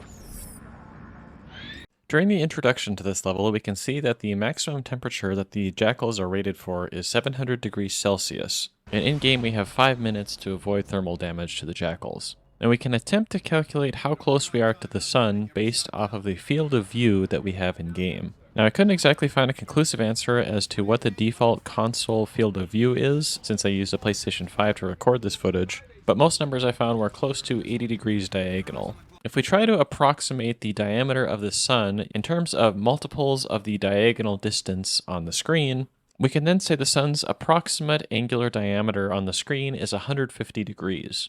With this angle and the average solar diameter, we can get an approximate distance to the center of the sun from our vantage point. And unfortunately, from this calculation, in order for the sun to actually appear this large, you would have to be closer to the center of the sun than the radius of the sun itself. To illustrate this in a more plain English way, if you put your hand up right in front of your eye, the apparent angular diameter won't cover 150 degrees of your vision. In order to actually get there, you would have to be even closer than putting your hand up in front of your eye. All that is to say that you wouldn't actually be able to get physically close enough to the sun for it to appear this size in the sky, which kind of puts a damper on our thermal calculations. However, as a decent reference point, we can look at the Parker Solar Probe, which is designed to fly up to a little more than 6 million kilometers from the sun, the closest that any spacecraft has ever come to the star. This spacecraft shielding is capable of withstanding up to a little over 1300 degrees Celsius, which it would experience on its closest approaches, about 8.5 times the radius of the sun. On such approaches, the cooling system for the solar probe has to dissipate up to about 6,500 watts, which it does so with an active cooling water loop. All this is to say that the Parker Solar Probe is capable of surviving in a more extreme environment than we see in the game. However, it was specifically built for this application and is designed accordingly, whereas the Jackals, being general-purpose aerospace craft, are not especially designed to handle such an extreme environment. This would especially be a concern for the cockpit, which, unless this is some sort of material that is nearly opaque to infrared light, means that the pilot inside would receive a large amount of thermal radiation, and probably get cooked. Which would probably also be a concern for the other wavelengths of radiation that you would no doubt be inundated with at this distance. The design of this asteroid mining facility appears to use elements of the large ring stations that we've seen so far in the campaign, as well as some additional struts that hold several small asteroids together. Larger facilities, such as possibly refineries, are located on these individual asteroids. Now, on the one hand, building into an asteroid actually saves you a fair amount of trouble because you have some structural integrity to start with, and you also gain a bit of radiation shielding this way. However, this segmented design between multiple asteroids runs the risk of introducing additional stresses into the superstructure that could occur from cantilever motion of the endpoints of the asteroid chain. You could kind of think of it like trying to hold out a measuring tape at longer and longer distances, and eventually the weight of the tape will cause it to fall. It's not a perfect example, but hopefully it kind of gets the point across that additional length of the chain is going to require additional structural integrity. Now, nominally, there wouldn't be any such forces that would potentially throw you off balance like this, but as is the setting of this campaign level, if some force was applied to one end of the superstructure, such as a military attack or even a rogue asteroid, the weakest link in the chain could potentially be severed. It does appear, though, that the goal was to eventually connect the chain of asteroids into a ring, which could help with maintaining the overall integrity of the superstructure, as an applied force could be spread out over 2 directions in the chain.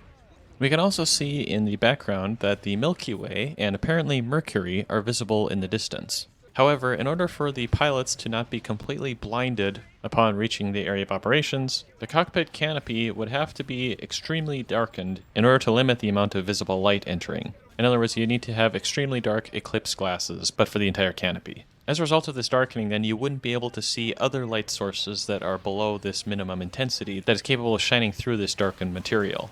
As a result, you definitely wouldn't be able to see the Milky Way, but it could be possible to see Mercury, depending on how much light is reflected off of its surface, which would require some pretty lengthy calculations. Now, before we conclude the section of the review focusing on this location in the solar system, I do want to quickly mention that if you are interested in the sun and astronomical sciences surrounding it, I would highly recommend the movie Sunshine, which, while not entirely scientifically accurate, mostly due to some procedural issues due to spacecraft design flaws, it's one of the best sci-fi movies I've seen and also one of the few that takes place in close proximity to the sun, and it gets a very high rating from me. Now, with all that said, we can conclude our study of the extremely out-of-place near-Sun asteroids. Now, if I've managed to sort everything correctly, this should also mean that we are completing the open-ended portion of the campaign, meaning that the next few levels take place sequentially, and so we're approaching the end of the story. Don't worry though, there's plenty more to talk about still, as you can see. So with that, we can move on to our next level, and back to our home planet of Earth.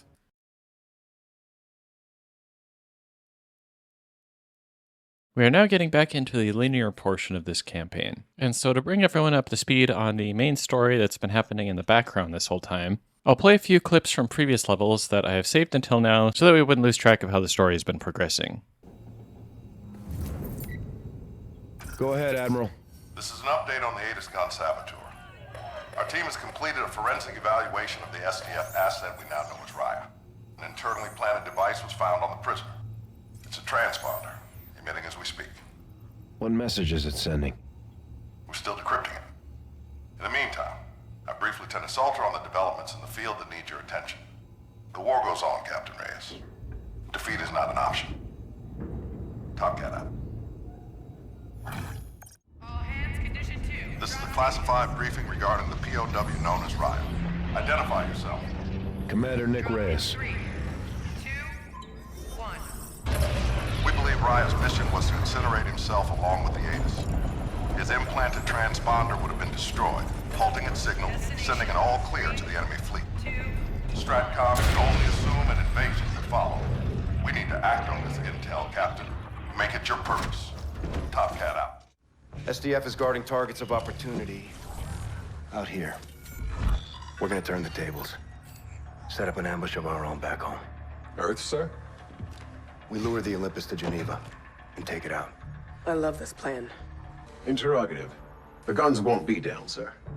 We just need SDF to think they are. They'll be caught off guard. Eris will engage their fleet. Counter-deception. We set the table and they come to eat. I've been informed that Stratcom has approved your initiative in Geneva.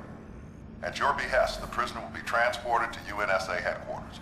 A med team will remove the transponder from the subject, at which point the device will be incinerated. I'll pilot a Raven to UNSA HQ. We'll make that our base of operations. If all goes as planned, the SDF fleet, including the Olympus Mons, will receive an all-clear signal and enter our airspace, provoking a counterattack by our Eris guns. Well done, Captain.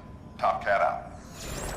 Alright, there is immediately a number of flaws with this plan that I can see before we even get started with the mission itself. For one, it's stated several times throughout the campaign that all of this is taking place within one 24-hour period. So it hasn't even been a full Martian day since the attack on Earth. Thus, the SDF should know that by now, Earth has regained control of its Eris guns, and thus getting an all-clear signal shortly after this regaining of control occurs ought to seem rather suspicious. But let's say we disregard that point because we assume that the SDF is so confident in its operative's ability to successfully succeed.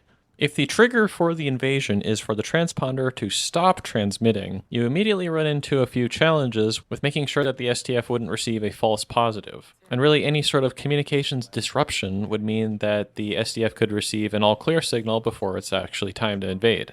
This brings up the next flaw in the way this plan is proposed. This electronic device would have to be transmitting through some sort of interplanetary network in order to be reaching Mars from Earth. I highly doubt you're packing enough transmitting power into such a small device that the SDF would be able to distinguish from all the other noise coming from Earth. So if the whole plan is to disable the transponder, there are a lot of simpler ways to turn off an electronic device. The simplest way to do this would be to just put the SDF operative inside a Faraday cage, which could prevent any sort of radio waves from entering or exiting. If necessary, you could maybe even build one specifically for the wavelength of the communications that are being transmitted. If you wanted to be a bit more permanent about it, you could use an electromagnetic pulse to fry the transponder without having to surgically remove it. And really, at that point, why do we even need to use a surgery to remove this device? Now, they do mention that the SDF's original plan was for the operative and the transponder to both be incinerated with the ATIS gun control tower. So it's possible that the transponder could have had some sort of onboard sensors that could detect if it has actually been incinerated, so as to not give a false positive. Even if that was the case, though, there wouldn't be anything functionally stopping the UNSA from just incinerating both of them together. Prisoner has no idea what he's in for. Think they'll keep him alive? Geneva Convention, Article 3. Too bad. Granted, there would probably be some legal or ethical concerns about this, but we will get to that later. The main point of this, though, is that all of this could have taken place before the mission even starts, and if successful, would presumably have resulted in the end of the SDF fleet. Instead, though, we have to go through a prisoner transfer, which if you've ever seen any movie ever, you'll know won't go well. Well, this will either be a strategic act of epic genius, Or they'll be demoted and taking orders from me. During the opening cutscene to this level, we can see that the dropship utilizes an entry trajectory much more similar to the Apollo capsules. Now, this definitely isn't infeasible, as we have seen it in historical spacecraft, but it does require pretty significant thermal protection systems, as the plasma that you're generating during re-entry does get to be quite hot. In any case, it makes a lot more sense than the nosedive we saw into Titan's atmosphere. Oh no, the prisoner transport has been intercepted, and now we have to continue the chase on foot. How could we possibly have foreseen this sequence of events? Beaver, I need a comm jam in this sector to isolate the asset. As briefly alluded to earlier, jamming the communications capabilities of the transponder would be a way to manually trigger the SDF invasion without actually having to destroy the transponder. Solid copy. I'll bring the Marines. Ethan! What's the Navy's official policy for a gunfight? Send in the Marine! As for you, Captain! At this point, the rest of this level plays out like a typical Call of Duty level set on Earth, so there's not a whole lot of stuff to talk about as far as space technology goes, so we'll skip to the end where something actually happens. Very cinematically, we eventually catch up with Raya at the top of a church, where it is now suddenly daytime and not rainy. After losing in a fistfight to an unarmed enemy combatant, we then watch helplessly as apparently all of Earth's orbital defenses are destroyed from a computer terminal. There are so many problems with this that are hopefully pretty obvious, so I think we can just move on from here. After single-handedly destroying all of Earth's orbital defenses, Raya then simply destroys the transponder and immediately the SDF fleet appears. Now, at minimum, communication between Earth and Mars takes at least 20 minutes due to the great distance between the planets, meaning that the SDF fleet should take a fair amount of time before it actually manages to reach Earth. That is, unless this transponder is operating with some sort of faster-than-light communications technology.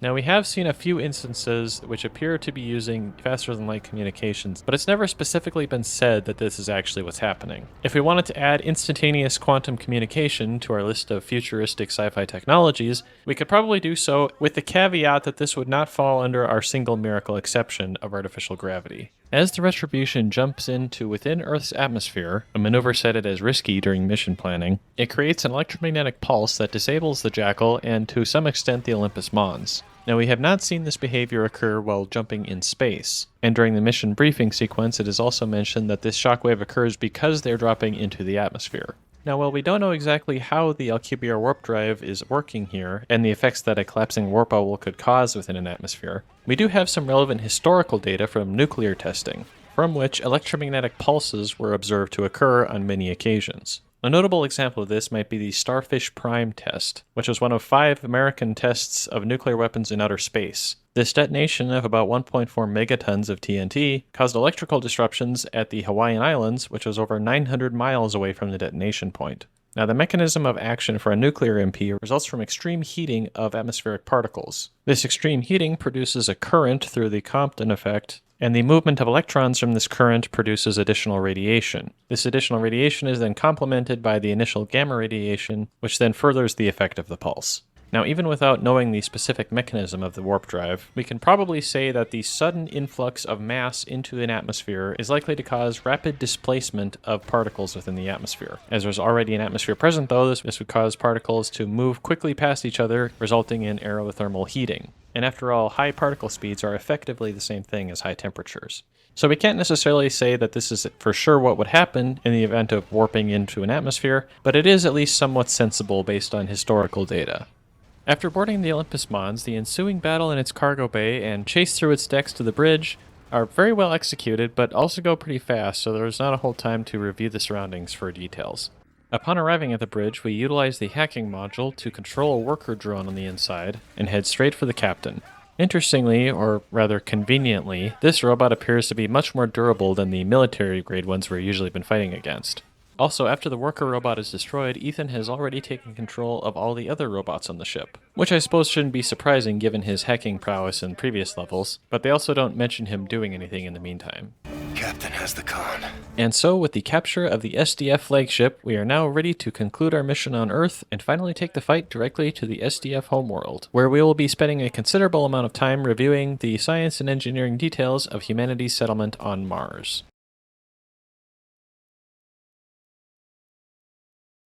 At last, we have arrived at the final planet in our solar system yet to be discussed. Now, because there are multiple campaign levels set on Mars, as well as several multiplayer maps, I'm going to split up this planet into 3 sections. One for the initial opening sequence on our approach to Mars, another on the surface of the planet, and another back in orbit. As far as the in-game description of Mars goes, most of the detail given is regarding the in-universe history of the Martian settlements, most of which we covered in the intro to this video, and the rest we'll probably cover in the conclusions. Also, as long as we're still on the in-game descriptions here, there's a curious point in the game description of Phobos about having easily accessible lumps of metallic iron and nickel. I'm not entirely sure where this information would have come from, as Phobos most resembles a C-type carbonaceous asteroid that are notable for relatively high carbon content and not so much nickel or iron. Furthermore, the surface of Phobos is covered with a layer of dust more so than lumps of rock or a metal. I did find a note that mesositerites, a type of C-class asteroid, do contain metallic iron and nickel, so I'm guessing that's where the in-game information came from. This really gets a lot into planetary geology though, and as I've mentioned before, this isn't really my specialty. Anyways, aside from that small tangent, we can now get started on the next campaign mission, in which we command the SDF flagship Olympus Mons and chart a course back to Mars for an attack on the Martian orbital shipyard. Now, aside from the Alkebiar warp drive that we talked about in the intro to this video, there's one slight detail of this cutscene that's a little bit off, which is the somewhat plain visibility of Mars from outer space. I actually didn't notice it the first time I played this, but you can pretty clearly make out Mars in the starfield background. Now, Mars is often visible from the surface of Earth, but of course we do have the atmosphere in the way down here. But as we can see from this photo from the International Space Station, even in space, the view of Mars is maybe not quite as clear as we see in the game. This is really a nitpick though, as it's clearly intended for artistic purposes to illustrate the fact that you're traveling to Mars. Let's clear a path through this defensive screen, then engage it with everything we've got. Activating weapons. Olympus, verify fire status. You are reading weapons red. Negative, Tower. Olympus is weapons safe. Stand by for systems check. Now, before we get into our flashy space battle, there are a few scientific details we can note here from the view of the bridge. We can briefly see a small satellite or other space vehicle fly by the bow of the Olympus during this intro. This spacecraft, whatever it might be, has a more modular design, more typical of modern and historical spacecraft, versus the naval-inspired designs that we see throughout the campaign. Now, the modular design approach certainly doesn't have to disappear entirely this far into the future, but its placement here also seems a bit more like an Easter egg than an actual implementation of this technology. As far as the design of the spacecraft, it doesn't resemble any historical Mars orbiters, but does bear a passing resemblance to the cargo vehicles on the Loki space station in Call of Duty Ghosts. Aside from this, I'm not entirely sure what this is supposed to reference. Because there is an extensive amount of information available on Mars geography, or areography, we can tell immediately that the large feature on the surface of the planet ahead of us is the Valles Marineris. Based on its position and our heading, we can then say that we are approaching Mars from the west and heading towards its southern hemisphere. Now, because Mars, like Earth, rotates in the same direction that it orbits around the Sun, this means that our approach vector would be similar to one that an approaching spacecraft traveling from Earth using chemical propulsion might experience. Granted, faster-than-light propulsion does throw things out of the loop here, but orbital velocity is still orbital velocity, and so if you were to use a more traditional Hohmann transfer orbit rather than a faster-than-light jump, the direction of your approach would be similar to what we see in-game. It's hard to tell conclusively from this view, but we can say that the space elevator and orbital shipyard are most likely anchored somewhere on one of the plana of Mars' western hemisphere.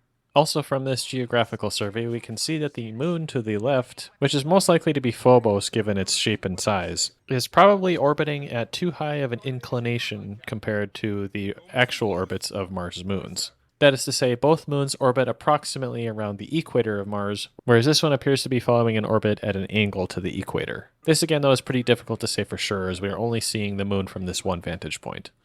During this sequence, we get to make use of the Olympus Mons variant of the Focused Spectral Array weapon, or FSPAR. This weapon has come up a few times in the campaign. It is a heavy weapon used by robots, which emits a high-energy beam that, when applied to a robot, immediately melts it, and when applied to a human, causes the fluids inside to superheat and pressurize, leading to an explosion. Now, the behavior of this weapon, specifically the firing beam, most closely resembles an electrolaser. Essentially, this is a system in which a laser beam is focused on an object at such high intensities that the air that the laser beam is passing through absorbs a large amount of the energy in the laser, which then superheats the air and creates a plasma. Then an electric charge is applied to this plasma field, which travels down the channel into the target. This plasma channel behavior is very similar to a lightning bolt strike. Now, the name of the weapon, the Focused Spectral Array, implies that this is a form of laser weapon, since lasers are essentially focused beams of light at a specific wavelength. So this spectral array then could be comprised of a large number of high power lasers. Now, the portable weapons energy beams that we see in the campaign are capable of arcing towards a target, which would be out of line with the way lasers operate. Now, we can say what is likely happening here is that the laser beam is creating the initial plasma channel, but then once that plasma channel is energized, it arcs toward an object that is more conductive of electricity than the air around it, and also has a quicker path to ground. And in the case of a human or a robot standing on the ground, those could conceptually have low enough resistance to draw the plasma toward it, resulting in an arcing beam weapon. In contrast to these arcing beams, though, the Olympus Mons FSPAR is fired in a straight line, which is in keeping with laser technology. However, there's an important point about this whole method of operation for electrolasers, and that is that there must be a medium through which the laser is shining in order to create the plasma. If there's nothing in between the laser and its target to absorb the heat and create that plasma channel, then there's no way the visible beam of plasma could form. Now, of course, you'd still have the effects of a high-energy laser pulse, but the visible beam aspect of it and any sort of electrical shock or energy delivery system there wouldn't be able to occur. Now, as far as whether or not a weapon of this type is realistic as it's depicted in game, really depends on the amount of energy you're able to pump into your plasma channel and the form factor in which you're building it. The prototype FSPAR we saw in Europa is probably more feasible considering that you have a larger package in which to house a larger energy delivery system, but the man-portable version is probably less feasible from an engineering perspective. The comments and warnings about high radiation levels could also be a result of using nuclear fusion devices to provide the high energy requirements for this device.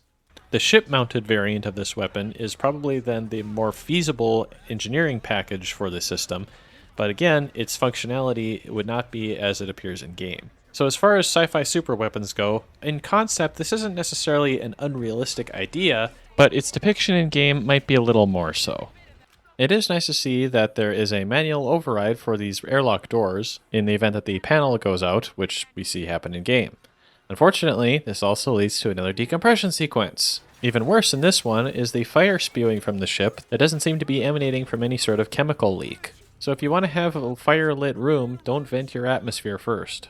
To provide cover for the Olympus on its collision course to the orbital shipyard, we have to switch back over to the Jackals. During this brief spacewalking sequence, there is a large amount of debris and hostile astronauts out in space that we can navigate amongst. At the same time, we are still on a collision course for the space station. The reason this debris can appear almost stationary here is because it is moving at the same velocity as the spacecraft, which is also the velocity that we are moving with. So relative to the Olympus, this debris is not moving at all.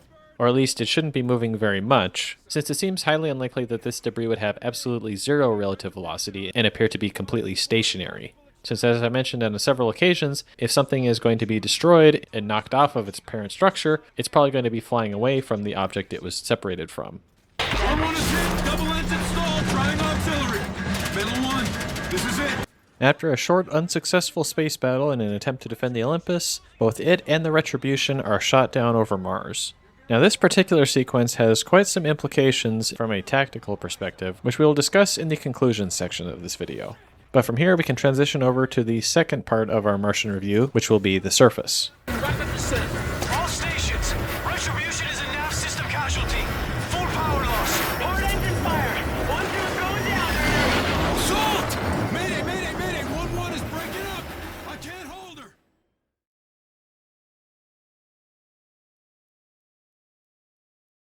Down on the surface of Mars, we can see that we have crash landed pretty close to the base of the orbital shipyard space elevator. And shortly after waking up, we see the Retribution and the Olympus Mons crashing down overhead.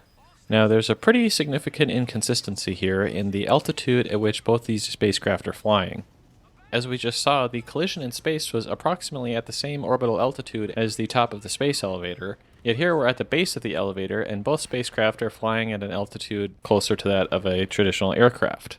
Now obviously, both spacecraft would have had to lose quite a bit of altitude to appear at the height in the sky that we see them on the level. However, for both of them to reach the altitude that we see in the game, they would have had to have been descending for a fairly significant amount of time.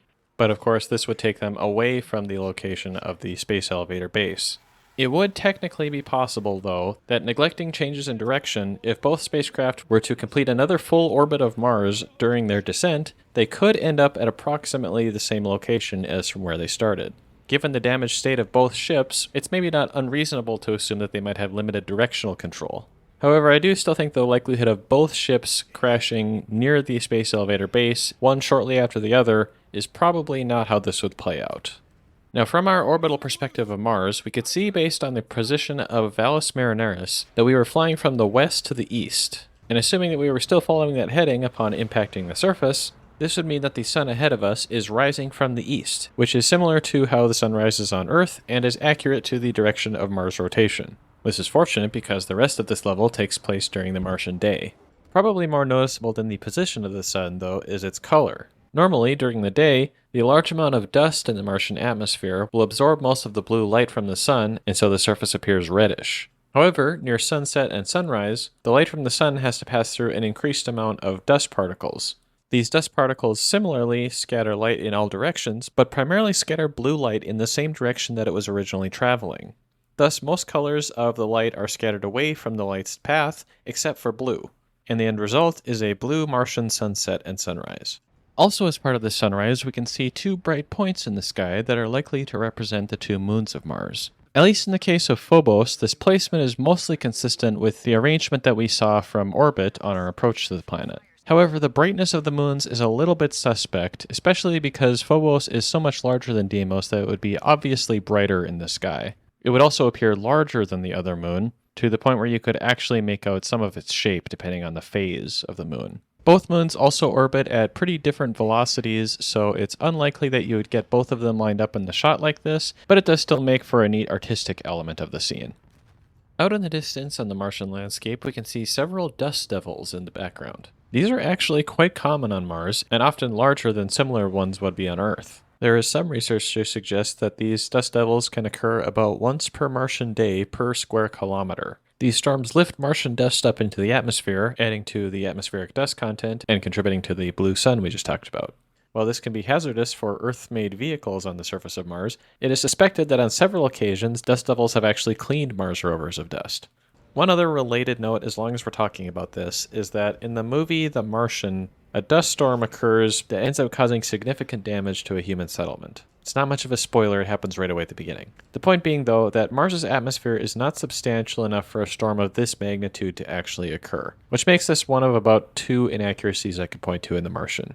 The terraforming of Mars brings about an interesting paradigm shift when it comes to the effects of human industry on a planet's atmosphere. As the entire surface of Mars is almost always colder than North Dakota, an increase in the carbon dioxide in the planet's atmosphere would contribute to an increased greenhouse effect, which could raise the temperature of the planet's surface, thus making it more habitable. So industrial processes that would release a large amount of carbon dioxide into the atmosphere would actually be highly beneficial when deployed on Mars.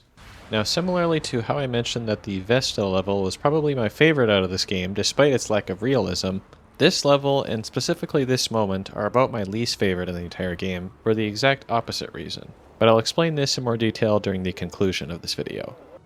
After a short walk to the crash site of the Retribution, we regroup with survivors at the makeshift beachhead, which is stated to be about 100 kilometers away from the base of the space elevator. Lift platform to the shipyard is 100 clicks north-northeast. We're in the middle of nowhere out here.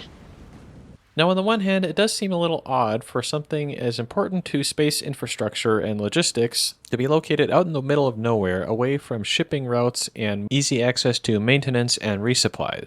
On the other hand, the infrastructure of Mars is apparently still developing in some areas, and despite the hexagonal cities that we can see from space, the world not yet being fully terraformed would likely be an impediment to fully developing infrastructure. So I suppose it is possible that this location might have been the best for a space elevator, but potentially far away from the rest of civilization.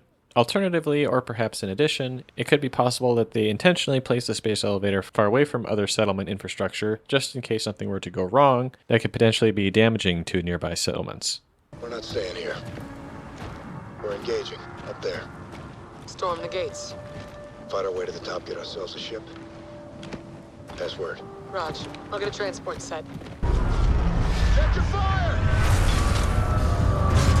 Robot Army reporting for duty, sir. He hacked the Olympus bots.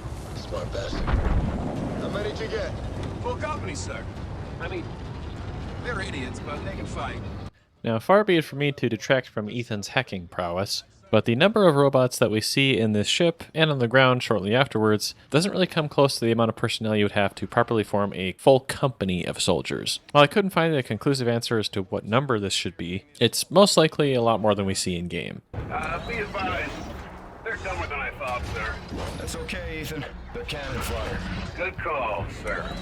Many of the ground personnel we see at this camp are wearing simple respirators instead of full helmets. If you look closely, you can see that there is a small hose that goes into the neck of the suit, which necessarily would have to be supplying oxygen from an on-person supply, either from a storage tank or from a scrubber that would remove CO2 from the atmosphere. Recalling some of our previous discussions, we can also infer from this that the atmospheric pressure at the surface of Mars has been raised to the point where it's no longer a health concern. Although, as the game points out in its description of the planet, it is still primarily composed of carbon dioxide and thus not breathable. After a short time to regroup and rearm, our squad boards a transport and begins the campaign level proper. Ladies and gentlemen, we do not fight here to win. Our battle is so that those we fight for do not lose. There are billions of people back home who don't know what we're doing, but they will know exactly what we've done. Good luck out there. Our primary objective is infiltrating the orbital platform. Flying directly up to the shipyard is a no-go due to their active intercept system, so this is a ground assault. Ethan's bots will create a diversion while our Ravens insert on the edge of the platform's perimeter. There are 3 anti-air guns that need to be taken out before our birds can move in and provide support. I'll prime the ordnance I commandeered from the Olympus Mons to hit those AA turrets. Captain, I'll give you access to a drone to designate those strike positions. Hey, should be a blast. Affirmative, Ethan. After the guns are down, we push into the facility and ascend to the shipyard. Now at this level being pretty close to the end of the game, it does get pretty intense, so admittedly I didn't get a whole lot of time to stop and look at all the details. However, there are a few general points that can be made about the overall design of the space elevator ground station. As previously alluded to, it definitely makes sense to have anti-air defenses around the base of the space elevator, and probably even along its height too, as any sort of wayward aircraft or missile, or even something as small as a drone, could potentially disrupt the operation and structural integrity of the elevator upon impact. We can also see several drop pods deploying robots in this level, which we have seen before, but usually in the presence of additional SDF ships being overhead. It's not immediately clear if that's the case here, although it would definitely be understandable, but another possibility is that these orbital drop pods are coming from the space station above. There's one brief section in the interior of a building with a large number of fires present. As we could tell from the presence of the respirators that the characters are wearing at base camp, there shouldn't be enough oxygen in the atmosphere for extensive fires to be burning like this. However, since these are within the interior of a building, it's possible that there is still enough residual oxygen that hasn't dispersed to the exterior yet. We also do see that there is some sort of tram system at the space elevator base. As mentioned while discussing the remote location of the space elevator, you would definitely need to have a reliable means of transporting the supplies to and from the elevator from the rest of civilization. And finally, there is the space elevator itself, which we are about to get some additional intel on as we transition to the orbital segment of the Mars mission. There's one final point we can make, though, regarding the surface of Mars when it comes to the attention to detail that the developers put into picking a suitable location for this level, or at the very least a consistent one. Based on our orbital observations of the location of the space station and observations of the terrain in which the space elevator base is located, we can estimate the position of the space elevator tether as somewhere within the Noctis Labyrinthus region of Mars, which borders Syria Planum and leads into the Valles Marineris that we could see from orbit. And in fact, if you look closely during the mission briefing, you can see that this is approximately the location indicated in the map. With all the surface area they have to work with and the various terrain on the surface of Mars, I'm very impressed that they actually took the time to find a location that would make sense for this sort of terrain that we see in the game, and also actually synchronized it between the orbital and surface views. So at least on that point, well done, developers. Now before we go back up to orbit on the space elevator, there is a multiplayer map set on the surface of Mars that we can cover while we're still here. So once again, if you'd like to skip to the next level of the campaign, feel free to do so. Otherwise, we'll move into a discussion of the multiplayer map Crusher. Immediately upon spawning into this map, we can see a large cluster of rocks covered in glowing blue veins. Now, I may not be a planetary geologist, but I do have a fair amount of history with Call of Duty, and so I think this is most likely to be a nod to Element 115. Now, in the real world, Element 115 is Moscovium, which is radioactive, ephemeral, and artificial. This is not the case in Call of Duty Zombies, and to fully explain this would probably double the length of this video. On this map, though, we can see that this mysterious compound is being processed for use in weapon systems. And while this definitely sounds like something you'd use Element 115 for, another possibility could be that this is supposed to be Cobalt-60, which is an insanely radioactive isotope of cobalt, the base element of which is often portrayed as blue. Now, so far, Cobalt-60 is only produced in a nuclear reactor, and so it's not something you could just dig up out of the ground. In any case, though, I don't know if it's fair to say that Mars does have a large concentration of cobalt, and this inference is just from the fact that this substance is being used for weapons production. Now, unfortunately, while it isn't known to have happened on Earth, if Cobalt-60 were ever used as part of a dirty bomb, it would be pretty disastrous for the surrounding area and probably the entire world. So if this is supposed to be Cobalt-60, it would definitely add to the cartoonishly villainous image of the SDF. But of course, since we are on a multiplayer map here, I think it is just more likely that this is supposed to be just an Easter egg to Element 115, and not part of the main campaign story. There is a pretty good-sized haul truck in the spawn room for the SDF, which appears to be capable of remote or autonomous operation. And while this is quite imposing, they actually make them bigger than this on Earth in the present day. The tires of this vehicle would clearly have to be some sort of specialized design for driving in sandy environments, which I don't really have a ton of experience with myself. But they do to an extent resemble some of the tires seen on historical Mars rovers. It's also nice to see that there is an inspection record sticker on the back of the truck. Inside a nearby garage, we can see another one of these haul trucks that appears to have a LiDAR sensor mounted to its front, in a package that appears reminiscent of SICK LiDAR scanners. These devices essentially use light in place of radio waves to perform similar operations as radar, hence the name. They're commonly used in robotics, autonomous vehicles, and advanced measurement operations, and they can be extremely precise. Not far away from the haul truck is a substantial 14-cylinder internal combustion engine, which appears to be a bit too large to fit inside the haul truck itself. Now, as much fun as it was reverse engineering the internal combustion engine on the Dead Space USM Valor, I think we'll skip that for this engine here. But it is worth noting that with the atmosphere of Mars being dominated by carbon dioxide and having limited oxygen content, for internal combustion engines you would have to supply both the fuel as well as probably the oxygen along with it, since you couldn't get it just from an air intake.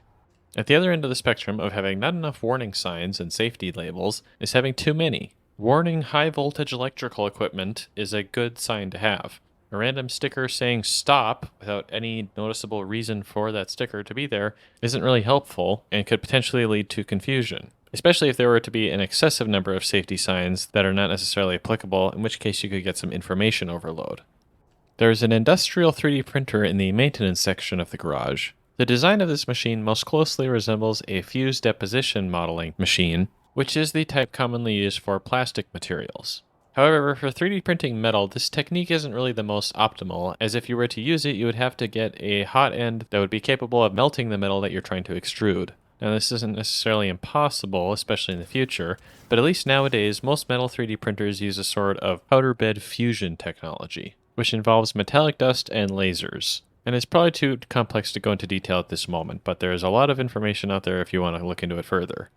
Inside the central processing hub, we see a number of warning signs about the hazardousness of the material processing going on here. One sign says to consult the SDF for further health and safety information, when it probably should be saying the SDS, which is probably more likely to respond in a timely manner. Another sign says to give repeated amounts of calcium chloride in the event of accidental ingestion. This sign also has steps for water fluoridation. Of course, if this glowing blue substance is either cobalt-60 or element 115, none of these are going to be very effective treatments. But at the very least, they do point out how hazardous this situation is. Throughout this whole facility, we see a number of containers marked with either containing radioactive substances or biohazards, which are almost never properly secured. Hopefully this goes without saying how dangerous this situation would be. And if they ever got an actual health and safety inspector up in this area, the UNSA would be the last thing they'd have to worry about. There's actually a fair bit of science that goes into the shape of nuclear reactors and storage devices for radioactive materials. In short, the tall cylindrical design reduces the amount of radioactive atoms that can be impacted by radiation emitted from those atoms, thus reducing the extent to which the atoms will be excited by the radiation emitted by the other atoms, and thus carry on their nuclear reactions. The overall dimensions of the cylinder would also be affected by the materials used in its construction, which by reflecting emitted neutrons back into the radioactive material can also further this self-sustaining reaction process.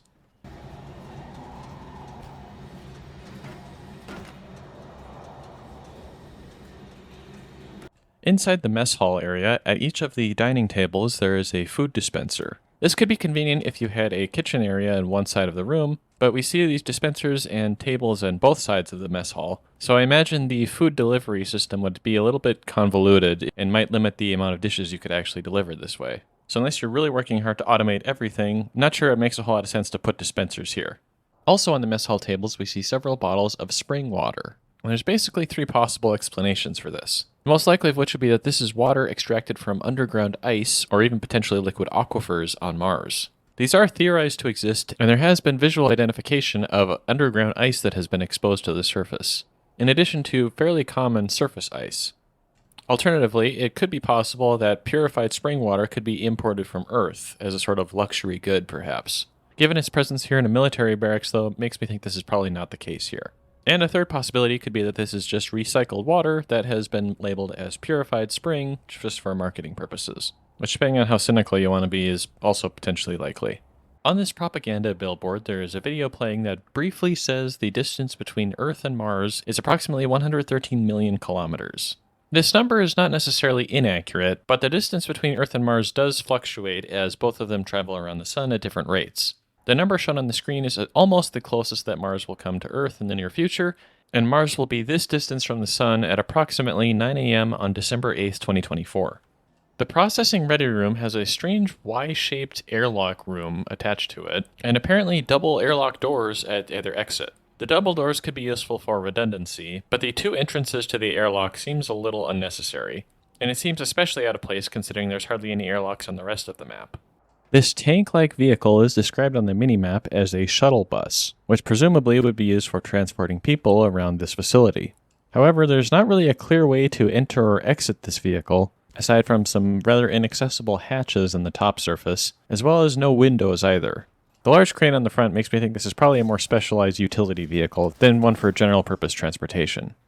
Now, without going into too much detail, we can see on these SDF spacesuits have a more clearly visible thermal control system, which, as we mentioned during earlier levels, is responsible for rejecting the heat that's produced by the astronaut while wearing it to prevent overheating of the person wearing the suit. As we can see from one of the monitors in the crew lockers, in the grim darkness of the distant future, there are still unskippable Windows updates. There are a couple of issues with these two warning labels here that might be a bit of a nitpick, but I do still think it's still worth pointing out. For one, ultraviolet light is typically used for disinfecting surfaces from bacteria or pathogens that could cause illness. This actually does make some sense for space applications, as the human body is generally more vulnerable to illness in reduced or microgravity, and so disinfection seems like a good idea. However, you would definitely want to have this in more places than just on occasional benches that people might be sitting on, such as the mess hall, for example. Also, the warning label right next to it says caution, but the text on the label is barely readable even with a sniper scope. And so while the sign draws attention to itself, stating that you should be cautious, it's hard to tell what, if anything, you're supposed to be cautious about. Out in the distance, we can see a massive laser drilling machine that has lifted up a large amount of dust into the sky, creating an enormous plume reminiscent of a nuclear explosion.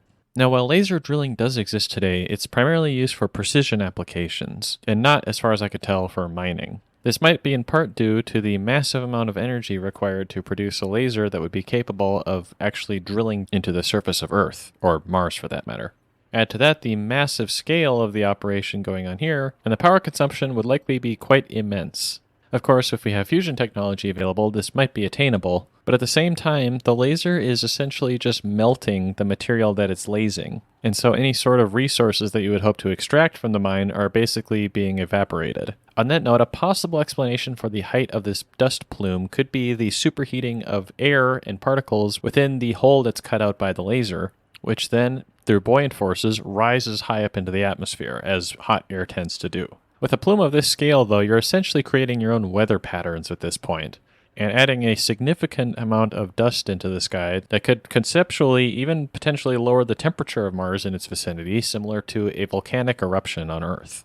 So for a futuristic machine, I don't think this is necessarily impossible, but it doesn't really seem very practical either. The massive bucket wheel excavator we can see in the background of this map has shown up quite a few times throughout Call of Duty history. As insanely huge as this thing is, this is actually not too far off from the real versions of these machines on Earth. And in fact, these are some of the largest machines ever built. And it also appears that most of the existing ones are so effective and so expensive that hardly any of them are even built anymore. Looking at the sales pamphlet for the Tanova Takraf SRS 8000 series, these vehicles weigh over 14,000 tons and move 240,000 cubic meters per day. To put that into perspective, that's about the equivalent of removing 2.5 fully filled 1.18 Minecraft chunks in one day. Or if you calculate the average height of a chunk as Y64, then this would be approximately equivalent to 7 naturally generated chunks being mined out per day.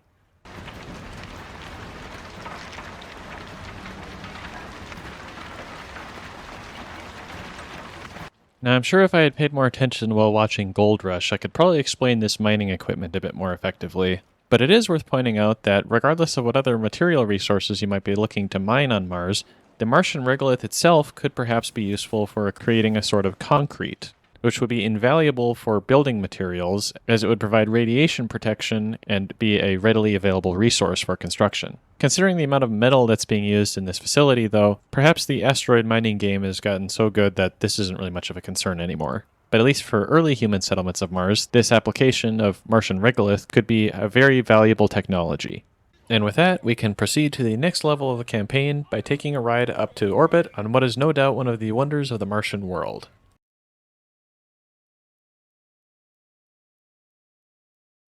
Alright, I'm going to do something a little different for this level, which is I'm going to put the review of the multiplayer map set in this location first, and then do the campaign mission afterwards, since as it is the last level in the campaign, this way it won't be as much of an interruption to the story.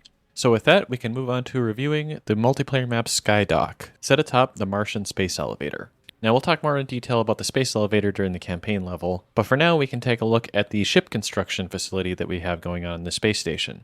One immediately noticeable feature of this map is the use of space drones for construction operations. These drones most closely resemble a space version of a remotely operated vehicle, or ROV, used in underwater activities. Another present-day analog could be NASA's Astrobees, which are small flying robots on the International Space Station. The primary difference between these examples and space drones, though, is that ROVs and Astrobees both are submerged in a medium which they can use for propulsion. The ROVs are underwater, so they can use propellers, and the Astrobees are still within air, which they can also use propellers for. For such a drone to work in space, you would have to add on a whole propulsion system, which would increase the mass and overall complexity of the drone itself. There are a few examples of specialized space platforms that perform similar tasks to this that are under development, such as Orbit Fab's refueling satellites, and Astroscale's orbital debris removal satellite design. This sort of 6 degree of freedom drone design that we see in-game is actually something that I've looked into before, and while it's probably unlikely that my designs would work, the idea of a space drone doesn't seem impossible, it just seems that nobody's really gotten around to it yet. There's a bright digital sign warning about flammable acetylene compounds being contained in this storage section of the station. However, given that we are located on a space station in space, where there is no oxygen to react with acetylene, or anything else for that matter, the flammability of most of these chemicals would be less of a concern here, as long as there isn't any oxygen nearby. The presence of acetylene here definitely makes sense though, as it is often used for welding and can also be used for heat treatment of metals that don't fit in furnaces. However, at least for the welding application here, you would need to make sure that you have a tool that is capable of providing oxygen to the flame in addition to just the acetylene. Now you may also have noticed that the sign says acetylene compounds, which might indicate that there are other chemicals nearby that contain acetylene. Unfortunately, I am not a chemist, and even just looking at the Wikipedia page for acetylene is pretty confusing, especially when organic chemistry comes up. So if there are any chemists or chemical engineers watching, I would definitely appreciate any comments you might have on what this could mean here. Well, yes, it is nice to see that there is a sign saying that helmets must be worn in this area. In order to actually read this sign, you also need to be wearing a helmet to be breathing in this area. So yeah, if you're not wearing a helmet, I'm not sure what you're doing up here. Inside the munitions storage facility, we see a large number of tactical cruise missiles, like the ones we've seen on SDF ships so far. On one of the terminals, there is a sign saying Exploded Missile View. Now in engineering, an exploded view is basically just a version of an assembly with all the parts separated, so you can see how everything is assembled. It is rather ironically used here, though. Also, as long as we're on the screen, the term orthographic construct that we see in the lower side essentially refers to a head-on view of the object in such a way that is not distorted by perspective. Lastly, one more small note about these screens is that the smaller code text that's used for filler here actually appears to be error messages and progress reports related to the game engine, as there's mention of normal maps and material compiling, which I suppose is a clever way to make use of lost time. There is a large rocket testing fixture on this map, which we'll go into in quite a bit of detail in a moment. A more immediately noticeable point, though, is that we can hear the rocket through the lack of atmosphere. Now, as we've mentioned before, quite a while ago at this point, this is most likely due to an augmented reality system of some sort, potentially using laser microphones. That much seems plausible enough. But notably, we can also hear an alarm going off in the background, warning when the rocket testing is operating. This seems like it would be a bit more difficult for a laser microphone array to pick up, as the actual diaphragm of the speaker that would be emitting the sound would be much less accessible compared to a rocket engine. Although it could be possible that if this is a known issue ahead of time, the warning speaker could be built in such a way that it could be more easily picked up by the laser microphones, rather than use a traditional speaker design. At the base of the rocket engine, there are a number of blast shields protecting the walkway from the exhaust of the engine, but there are also several workstations not too far away from the engine that are not shielded, except by a pane of glass. This is where the vacuum of space comes in handy, since as the rocket is located in a vacuum, the exhaust plume is not going to affect the surrounding air and produce a shockwave that could stop your heart. However, because of the plume's high temperature, it is still going to be emitting a lot of thermal radiation. So you want to make sure that you're shielded from the plume so that you wouldn't experience excessive radiative heating. This is actually somewhat convenient for the workspaces next to the engine, because the glass could be made of a material that is opaque to infrared light, but transparent to visible wavelengths, allowing you to see through the glass while also not turning the offices into an oven. Now, aside from this smart design feature, there is also an even stupider design element here, which is the complete lack of railings or even warning signs of any kind, indicating that there is a ledge here that could lead to you falling back to Mars from outer space. This point applies to basically this entire station, but as long as we're in this location, might as well bring it up now. It's also worth pointing out here that this wouldn't be a concern if artificial gravity wasn't involved. Now, technically, I suppose there could be some saving grace here in that if you were to start falling due to the artificial gravity, but then you fall past its region of influence, you could potentially use a boost rig or jetpack to stop your fall and send you back up towards the space station. This would depend on the range and general method of operation for the artificial gravity, though, so in any case, though, if there's a risk of you falling back to the planet that you're orbiting, you really should have some means of preventing that. I know I go off on railings quite a bit, but at least here I feel like it's pretty justified. Okay, getting back to the rocket engine.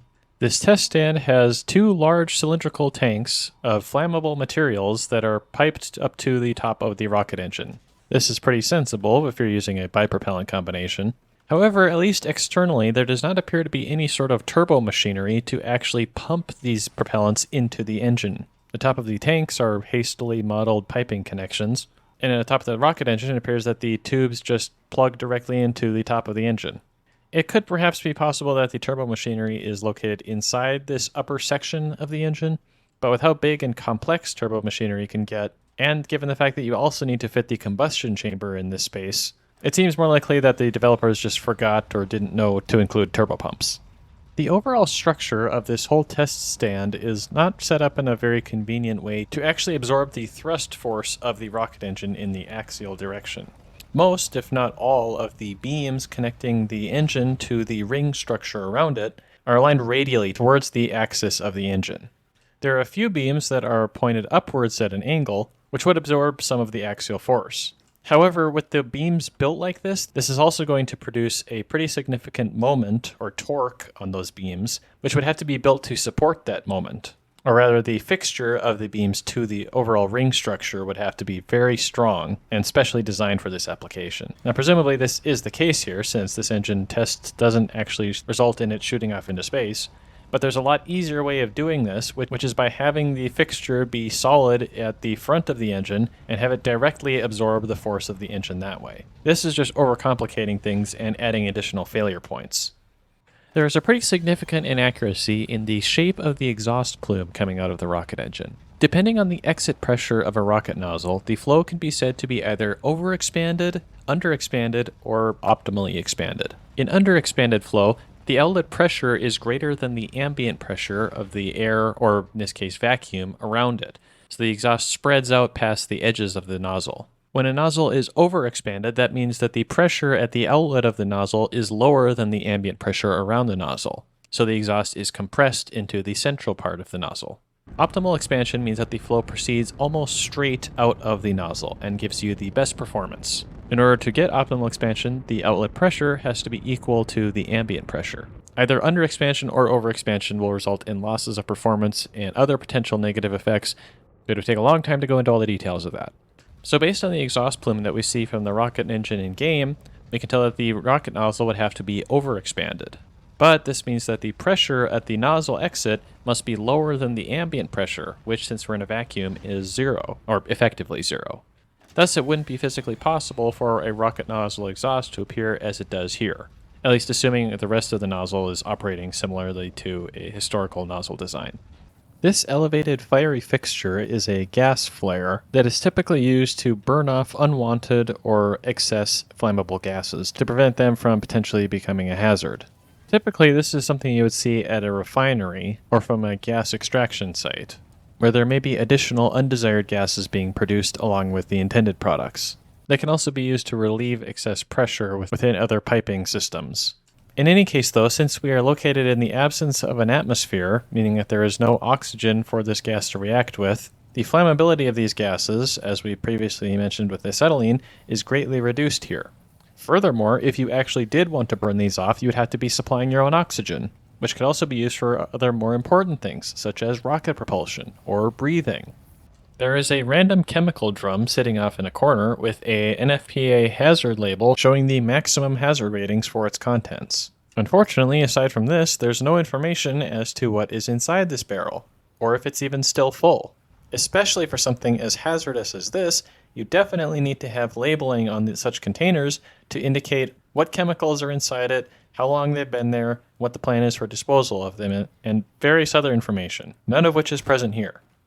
From this excellent vantage point of Mars, we can look out over the surface and recognize some large features, such as the Valles Marineris that we saw during our initial approach, Hebes Chasma just north of Valles Marineris, and of course the Tharsis Montes. Based on our earlier analysis of the station and the location of the Space Elevator base, we concluded that the station must be tethered over Syria Planum. However, based on this view of Mars here, it would appear that we are currently located overhead of somewhere closer to Solus Dorsa or Thaumasia Planum, which is something like 1,000 kilometers away from what we saw in earlier levels. Although, to be fair, the sign on the side of the shipyard does say Tharsis Shipyard 2. So it's possible that this is another shipyard that is just as big as the other one. Yeah, maybe not. In most of the rest of this map, there is another SDF ship being constructed. Now, while orbital manufacturing does make a lot of sense, the primary reason it's sensible is that you don't have to worry about gravity, which would make it easier to move things around and get access to different parts of the ship at different points during the manufacturing process. So by introducing artificial gravity on the space station and in the ship itself as it's being built, kind of defeats the purpose of actually building these ships in orbit, because now you have to ship the components of the ships up into orbit as well. Now this is slightly resolved because of the presence of a space elevator, but at this point you're not really getting much benefit out of this station compared to if you were just building these ships on the ground. By looking at the large central portion of the station, we can see that there are several different sections of it, which appear to be divided based on functionality. There are at least 2 disc-shaped segments that are protruding from the main superstructure, which we could suppose to be power generation systems. Perhaps very large nuclear reactors that would be placed away from the rest of the habitable space to avoid excessive radiation. The upper portion of the station, at least as far as we can see it here, has a number of lights on the windows, which presumably would mean that this is a habitation segment. The large windowless structure below this then could perhaps be storage, or perhaps space for more specialized applications like manufacturing. The majority of the superstructure above our current location in the station is also monolithic and windowless, with a few small habitable sections that have windows. At the top of this large upper segment there are also some extremely large satellite dishes, and so perhaps we could suppose this upper segment houses the computational resources of the station. A lot of this part is speculative just because the scale of this station is so massive that you could really make any combination of these locations and various specialties work together. We can also see, if we look out at the exterior ring and struts of the station, that there is habitable volume inside these sections of the station as well, greatly expanding the amount of volume available for pressurized operations. Including habitation on this military shipyard does actually make a fair bit of sense, since if you're going to go through all the trouble to build this giant space station, you might as well use it for other scientific activities, and having people nearby would help reduce the travel time required for that. Even though we are on top of a space elevator, there is still likely to be extensive travel time involved. Going inside the ship, we can see at one of the mess hall doors that has not been installed yet, there are a couple of barricades with plastic tarps that appear to be fluttering in the wind. Now, of course, we are still in a vacuum, so there's no actual wind going on here. But this can be explained easily enough if we consider the vibrations that would be coming from the rest of the ship structure that is currently being constructed. This is also partly the reason behind the motion of the US flag that was planted on the moon. The fact that this ship is still under construction gives it a little bit of leeway in having exposed ledges that would lead to you falling out of orbit. However, when unattended, these ledges should still not be left open and not have any sort of temporary restraints placed in front of them. Perhaps if the setting of this map is that the UNSA has suddenly attacked this location while the construction was underway, then everybody had to leave suddenly, maybe they didn't have time to set things up, but we're kind of grasping at straws at that point.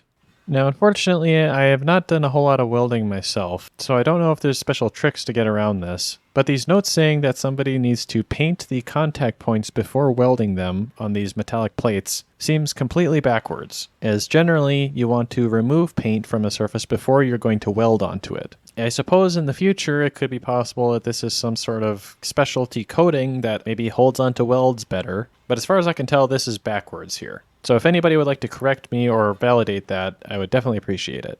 Right next to the under construction crew quarters area, there is a nice little stack of barrels that is just perfectly high enough that the top one could fall onto somebody's head. This, of course, wouldn't be a concern without artificial gravity, but since that is the situation we're in, there ought to be some sort of restraints here, or these barrels just shouldn't be stacked like this in the first place. As small as these crew bunks might look, they're actually not terribly smaller than the ones on the International Space Station, which have a volume of approximately 2 cubic meters, or 2 Minecraft blocks. The accessibility of these walls of bunks, though, might be a bit more of a concern. We do see, though, that there are fold-out footholds on the walls at the front and back of the beds, as well as handrails going across the segment of floor or ceiling between them. This could all be avoided, though, if you were to disable the artificial gravity within this bunk area, or at least within the hallway. On top of this space elevator, we see a freight elevator that does not appear to actually lower or raise to anywhere in particular. Presumably this is just a development oversight, but this does bring up an interesting point about the artificial gravity that I've been harping on. If you were to turn off the artificial gravity to move something up or down between different levels instead of using an elevator, you still have to overcome the inertia of the mass that you're trying to move. Remember, things become weightless in orbit. They don't suddenly lose their mass. So if you want to move a large massive object in the absence of gravity, you would still need a lot of force to accelerate that mass. Thus, you essentially still need to have a mechanism of some sort that could be used for moving objects up and down between levels, which is essentially an elevator. From the edge of the ship, we can see that its interior uses a highly modular design, such that different room modules can be placed in various locations within the ship to adjust the layout. This would greatly increase the flexibility you would have when designing a new one of these ships, since you could adjust the floor plan for specialized purposes. It would also presumably make construction easier, since if you have a tried and true method for installing modules to the ship, you would reduce the amount of unique operations that would be required during the construction process. This also, by extension, would make repairs easier because you could just remove damaged modules and replace them with good ones. The same benefit would also apply to upgrades as well. The white coatings on unfinished sections of the ship are likely to be multi-layer insulation, which act as thermal barriers and to an extent radiation shielding. Having them internal to the ship and not exclusively on the outer shell could produce some interesting results as far as thermal diffusion through the ship, but could be potentially beneficial for radiation shielding, as multiple layers of shielding would result in increased protection. In addition to plentiful handholds, we can see in one of these airlocks that there is a form of isogrid pattern on the wall structure. More specifically, an orthogrid or waffle grid. Usually these grids are made out of triangles, which would have equal strength in every direction, which gives it its name isogrid. As we can see, the pattern here is squares instead of triangles, which don't have this benefit of isotropic strength, but it is still an effective means of strengthening the structure, and so it is still used sometimes.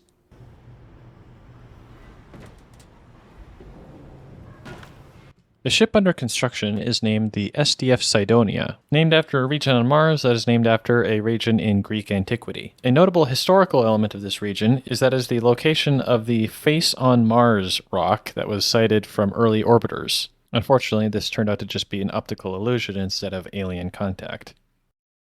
There's a large crate containing 2 fuel tanks not too far away from the rocket engine. This crate has a large skull and crossbones sign on it, which would indicate that it is toxic, which would seem to indicate that it is highly toxic, even more so than some of the other stuff we've seen so far. There's also a sign on the tanks stating that the contents are flammable. And in spite of all this, somebody left a hose connected to this tank out in the open and leaking. Even if you're not worried about this stuff coming into contact with human workers, it could still potentially be corrosive, although maybe perhaps not as much as it is poisonous, as indicated by the skull and crossbones. There's a large double-barrel ship cannon suspended over this walkway area near the storage section. Once again, if artificial gravity weren't involved here, this wouldn't be a problem, but since it is hanging over a walkway, it's now a hazard. While the sun is noticeably dimmer when viewed from Mars compared to Earth, it is not so dim that it would not still outshine every other star in the sky. As a result, you probably still wouldn't be able to see this vast field of stars surrounding the sun, as light from this closest one will outshine any others, and your eyes will adjust to that level of brightness. It could be possible to view other stars in the background with some sort of image enhancement technology, but even for that, the camera exposure would have to be raised high enough that you could actually make out those other distant, dimmer stars, which if you're still looking at the sun as well, would lead to a vastly blown out image. And finally, we can see that there are 2 large cranes on this side of the ship under construction. One crane and its surrounding area is painted yellow, and the other crane is painted blue along with its surrounding area. This gives you a nice easy way to orient yourself within the station, and to reduce ambiguity and make it easier to keep track of which crane you're referring to for any given application. Of course, this benefit could be lost on colorblind people, but hopefully this far in the future that becomes manageable. And on that, we'll conclude our discussion of this multiplayer map and switch over to the final campaign level also set in this location. We have finally arrived at our final campaign mission. Here, Commander Nick Reyes and his squad are making their final push towards the SDF Martian Orbital Shipyard as they ride a space elevator up to the station. Peace to the fallen. Peace to the fallen.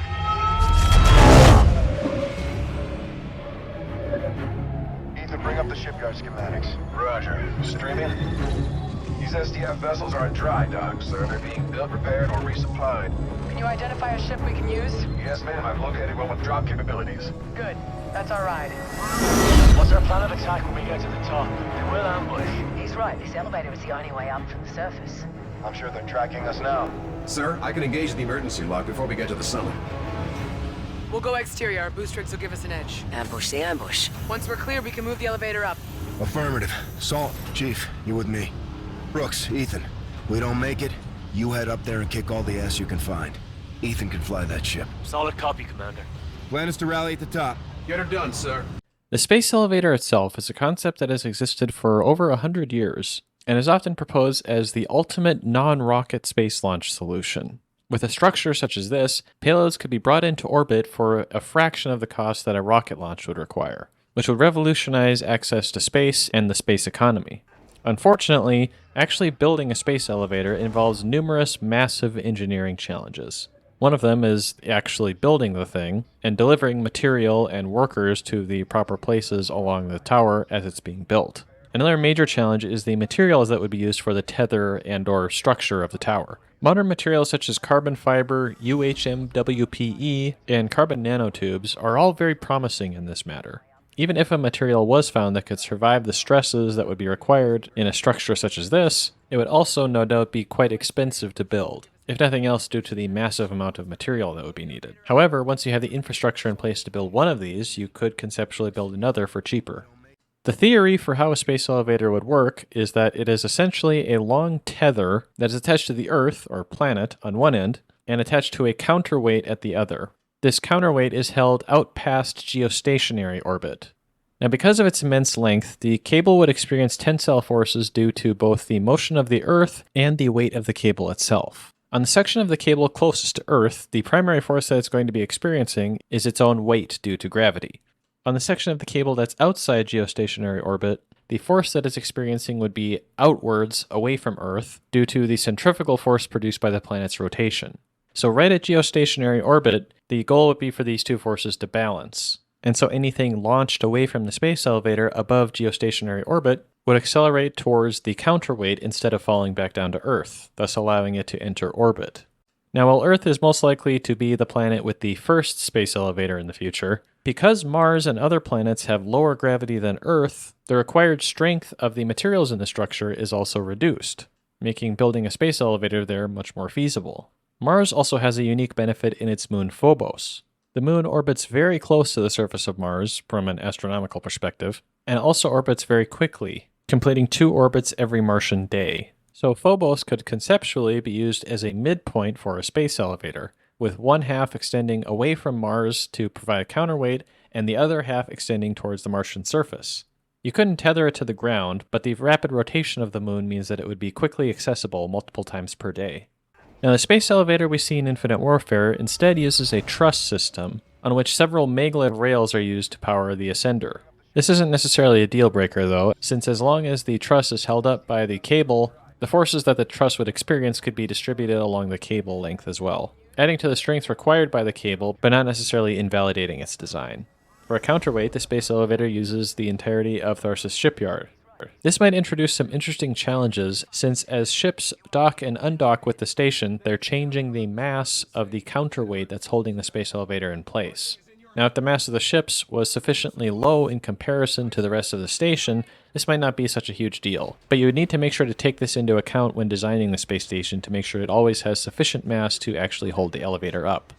During this panoramic shot, we can see that the space elevator is located in what appears to be the industrial park of a Martian city. Recalling from our previous discussion of Mars that we are located somewhere within Sirioplanum or Noctis Labyrinthus. Now, if we look back at our map, we can see that there is a mountain range nearby, but that it is to the northwest of this region. The position of the sun thus means that the day is almost over and the sun is now setting in the west. If this is the case, we can say that the mountain range in the background is likely to be the Tharsis Montes. Now, it's a bit hard to judge distances from just this single shot, but there's basically 2 ways to interpret it. At this angle from the sun, the mountain in the far background would most likely be Pavonis Mons, or perhaps Arcia Mons depending on the time of year and the season, which would dictate the position of the sun.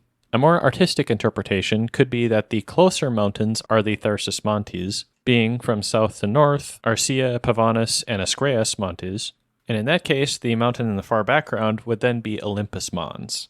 This is messing with position and distance a fair bit, but it does explain why in-game the station name is given as Tharsis Shipyard. An important observation that we can make about the design of the shipyard is that all of these ships that are currently being worked on are docked facing towards the center of the station. In order to get the ships into this position, there would have to be some maneuvering of them once they got inside inner diameter of the space station arc segments.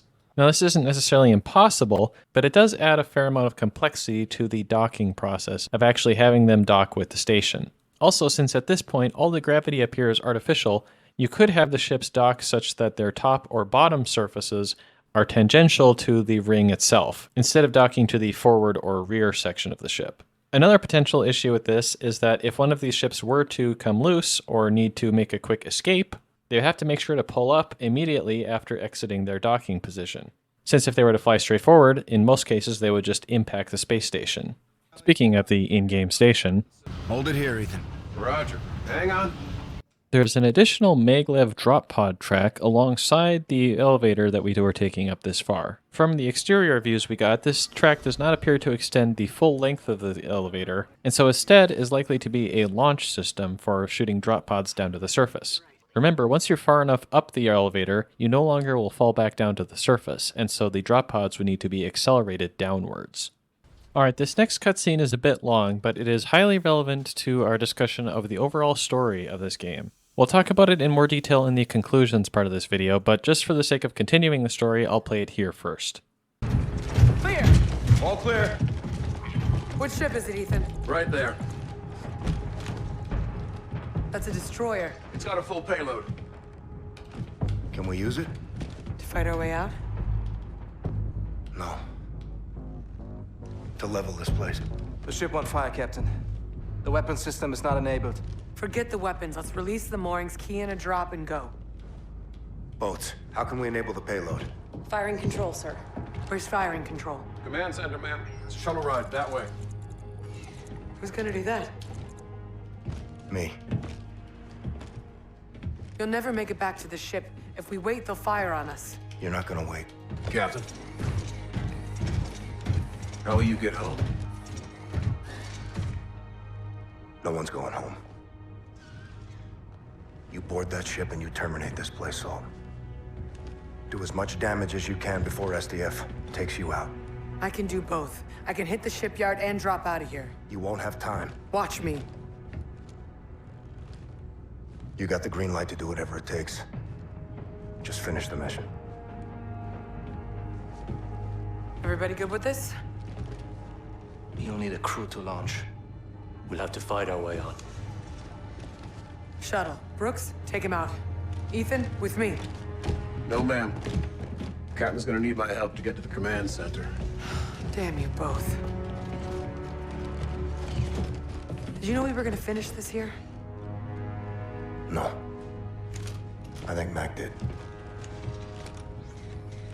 Well, I guess I'll see you both in hell. Count on it. Okay, gentlemen, let's move out! Fair winds.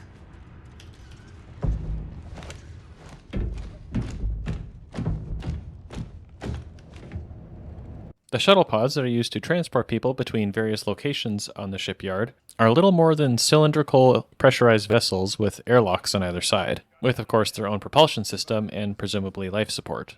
This makes them quite similar to the historical modules of the International Space Station. These ones just happen to have a lot more windows, which gives some nice perspective to the size and scale of the Tharsis shipyard operation.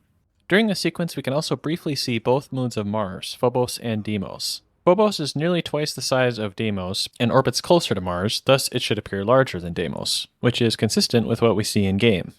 In this tunnel full of server racks, we can see that each of them is cooled by a combination of fans and liquid cold plates. The inclusion of liquid cooling here is especially important, as if gravity were to fail, the air around the computers would not necessarily rise, in whichever way you would determine up. So having a liquid-cooled plate to conduct heat away from the computer allows cooling to continue even in the absence of gravity. The inclusion of the fans also allow convective cooling to continue even if gravity were to fail, since while the hot air wouldn't necessarily rise away from the computer, you would still get fresh air being forced over the components instead.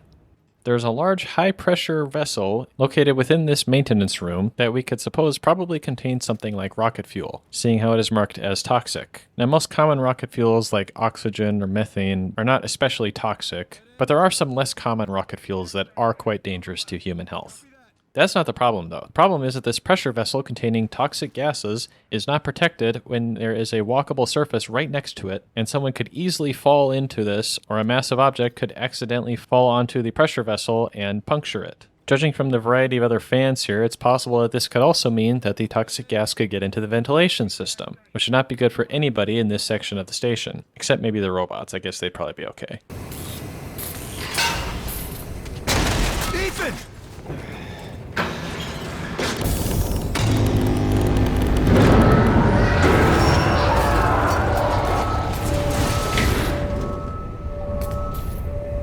Thanks, partner. In spite of the situation, I'm enjoying myself, sir. This next sequence of events is rather curious in the physics of the situation. I'm at the terminal, Ethan. You release the moorings, I'll activate firing control. Sir, SETDEF shut down the switches on the locks. I can blow the relays from here and release the moorings manually, but I'll need your help. I'll come back. No time. Core interference may disable my processor. Hack into my system and you can keep me moving. Use the hacking module. I've got line of sight to your location, sir. We'll pull the fuses, overload the circuits, melt the relays on the ship locks. Ethan, why do you need me for this? Core is electromagnetic. Shock may disable my processor. I'll need your help to stay mobile. So basically what's happening here is Ethan's plan to manually disengage the ship mooring arms is essentially to melt the control circuits. Firstly, this implies that the mooring arms have a fail-off design, such that if they were to be disabled from any other means, the ship would just be set loose in space and float freely, which is definitely not an ideal condition for a control system like this. The second issue with this is that Ethan wants Reyes to use the telepresence control system to keep him physically moving towards the power core, because the electromagnetic interference from the core might disrupt his own operating system. This doesn't take into account, though, that radio communications are also electromagnetic based, and so the electromagnetic radiation from the core would also disrupt the communication link, meaning this wouldn't actually solve the problem of electromagnetic interference. Get me inside the distribution room and we can overload it in time. My chassis can sustain temps well above this, sir. Keep moving. Call room is just up ahead. Now, while Ethan certainly is built different, his comment about being able to survive the temperatures of the power core are optimistic at best. Since, as we see shortly after this comment, the inside of the power core resembles the inside of a tokamak, which is a chamber used in nuclear fusion reactors to hold plasma in a magnetic confinement field so that the fusion reactions can continue. The reason you're using electromagnetic fields for this is because this plasma gets up to such insane temperatures that it'll melt anything it comes into contact with. Now, it is possible that this power core is not a fusion reactor, but it definitely seems like that's the image that they were trying to present with it. As you may have picked up on by now, the point of all this is that there are a lot of things that happen in this level that don't really seem to make sense or didn't really have to happen this way. But that said, we have actually just reached the end of the campaign, and so I will play out the final sequence of events, and then we can move on to our conclusions and discussions of the overall game and some of the larger issues with the story itself. Reyes, we're mobile. Enable firing control. Firing control is set. You have the con. Copy firing control. Target is marked. Fire on my position. Reyes, get the hell out of there! Fire on my position, Salter! I can't do that, Nick! Nora, finish the mission! That's an order! Set weapons free! All stations! Warship is green to engage!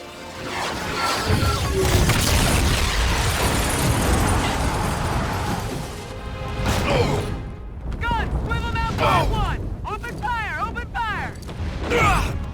Incoming missile bearing 240! On countermeasure! Hold target! Hold target! Concentrate fire! Concentrate fire!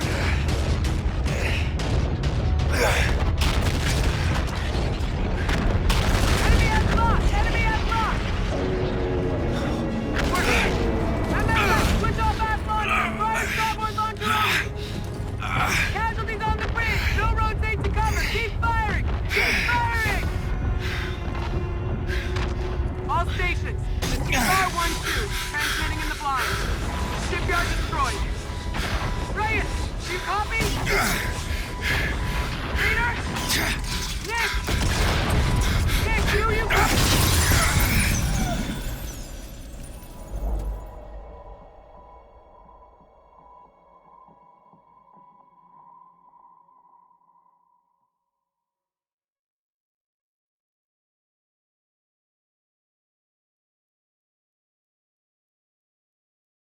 Before concluding this video, there is one more bonus location we have to cover, which isn't part of the main campaign, but is one of the multiplayer maps that is pretty spectacular. So before wrapping up this video, we'll do a quick review of the multiplayer map Mayday, set in a doomed orbit around Cygnus X-3.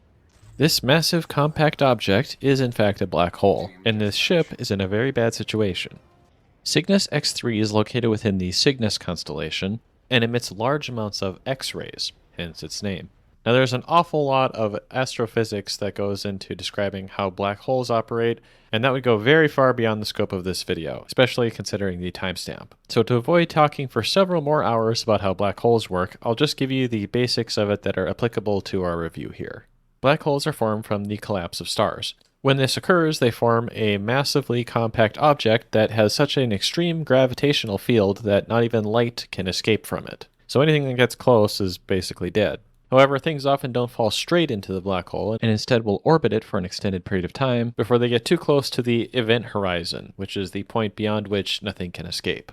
When it comes from a star or other astronomical object, this mass forms an accretion disk, which is an insanely hot disk of matter that is orbiting the black hole. This accretion disk is responsible then for emitting the X-rays that are detectable from Earth. Now the way this works is actually pretty insane. You're probably familiar with the idea that hotter objects will glow more of a white or even blue color, whereas your typical fire is closer to an orange or red color. This is an effect of Planck's law, which basically states that as you increase the temperature of an object, the peak wavelength of the light that is emitted from that object, or the glow of that object, will decrease in wavelength. Here you can see that as the maximum wavelength is decreasing, the light that is emitted from the object follows the color spectrum towards ultraviolet. It also emits a lot more light, so to our eyes, the object will appear to glow more of a white color as the temperature increases. However, if you were to somehow continue to increase this temperature to insane levels, the peak wavelength of this emitted light would still continue decreasing, even to the point where the wavelengths would be less than that of ultraviolet light. And so if you did this long enough, you would eventually get to the point where the objects are at such a high temperature that the radiation that they're emitting is no longer visible or even ultraviolet, it is now X-rays. And so this is why we get X-rays emitted from the accretion disks around black holes. The upward looping appearance of the black hole is due to a phenomenon known as gravitational lensing. Again, this is a very complex topic, but essentially this is the result of distorted space-time bending light that would be coming from the opposite side of the black hole, such that it appears above the black hole. The accretion disk itself is still rotating around the object without physically bending in this way, but it appears to be bent because of this gravitational lensing effect. Now there is, of course, the problem of light not being able to escape from a black hole, so it shouldn't actually be possible to see an event horizon, which is accurate, but it is possible to observe the accretion disk around a black hole. Now at the time of Infinite Warfare's release, this had never been done before, but in Christopher Nolan's movie Interstellar in 2014, he had worked with astrophysicist Kip Thorne to produce a ray-traced simulation of what a black hole and its accretion disk would look like, which basically set the standard for how black holes are depicted in media since then. Not long afterwards, though, in 2019, the Event Horizon Telescope actually managed to take a picture of an accretion disk around the black hole at the center of the galaxy Messier 87, which looks strikingly similar to the simulation produced for Interstellar. The Event Horizon Telescope also eventually photographed Sagittarius A star, which is the supermassive black hole at the center of the Milky Way galaxy. So as far as Cygnus X-3 appears in Infinite Warfare, it's about as accurate as they could have gotten in 2016. The actual black hole Cygnus X-3 is actually part of a binary system. This partner star is a rare Wolf-Rayet type star, specifically classification WNE, which the game actually does report correctly. These are extremely high temperature stars that have burned off most of their hydrogen and have higher concentrations of heavier metals and nitrogen or carbon. The N in WNE stands for nitrogen, and the E stands for early, which marks a higher temperature. This star would then be the source of at least some of the material in the black hole's accretion disk. Unfortunately, this star is not present in the depiction in Infinite Warfare, but we do see a small planet not too far away from the event horizon. This is theoretically possible, and in fact there have been 2 objects observed that are likely to be one of these planets, which is a really odd portmanteau when you say it out loud. However, there is a specific safe zone around a black hole where where such an object could actually exist without being torn apart by the gravitational field. And so this is more likely to be a reference to the movie Interstellar, where there was several planets orbiting a black hole. One other missing detail is the presence of astrophysical jets being emitted from the poles of the black hole. These are jets of high-energy material that are somehow emitted along both the north and south pole of the black hole, so to speak. These jets also occur from formation of stars, but the actual mechanisms behind this phenomena is apparently not well understood, meaning that I also don't understand it well enough to properly speak to it. One last real-world detail before we get started with reviewing the ship here is that Cygnus X-3 is located something like 24,000 light-years away from Earth. It is also not the closest black hole, or object suspected of being a black hole, and doesn't really possess any sort of resources that you could hope to extract from it, aside from possibly energy via the Penrose process, but we're not going to get into that right now. So it's very odd that a UNSA warship would have traveled over 7,000 light-years to reach a black hole that may not even be the closest one to Earth, presumably for scientific purposes, but then that somehow the SDF would have followed them, either as stowaways before the ship left the solar system, or with their own warship, which would also have to travel over 7,000 light-years. This is all assuming as well that traveling this distance in a human lifespan is actually even possible with existing Alcubierre warp drives. Now we can probably say that this is just due to the developers wanting to have a cool set piece for a multiplayer map, which, yes, it is cool, but attempting to actually explain this as part of the setting of Infinite Warfare seems either very far-fetched or very petty. The only thing I can think of that might make this have some semblance of reason to it would be if Cygnus X-3 were determined to be a Kerr metric, or a rotating black hole, which mathematically could possibly be a form of wormhole, as we saw in Interstellar. We could suppose that through the use of the unified field theory, some sort of technology has been developed that could potentially allow a craft to survive traveling through the event horizon of the Kerr black hole, but avoiding the gravitational singularity such that it could actually escape to the other side of the quote-unquote wormhole. If that were the case, then I could see a reason for why the UNSA and SDF would be interested in reaching this destination. However, the extreme distance, even for a warp drive, does make this still a bit of a reach, as far as feasibility with technology available at that point in time. Anyways, with all that background out of the way, let's get to the actual ship that we see in-game. From the maintenance deck, we can look out into the destroyed hangar to see two destroyed Jackal fighter craft that are floating in midair. Presumably, the lack of gravity in this localized area is due to some interference with the artificial gravity system due to the ship being destroyed, but we can also see that there's a lot of air moving past the deck, which would of course be pushing on these floating Jackals and sending them towards the black hole. It seems a little bit odd to me that some of these bunks in the enlisted quarters would be located immediately adjacent to the primary walkway through this section. There is a door that appears to lead to additional quarters, but these ones are still right in the immediate walking area. Perhaps this would make more sense to someone with military experience, though, so feel free to correct me. We can also see here that the name of the ship is the UNSA frigate Eris, so we can all slow clap for that reference.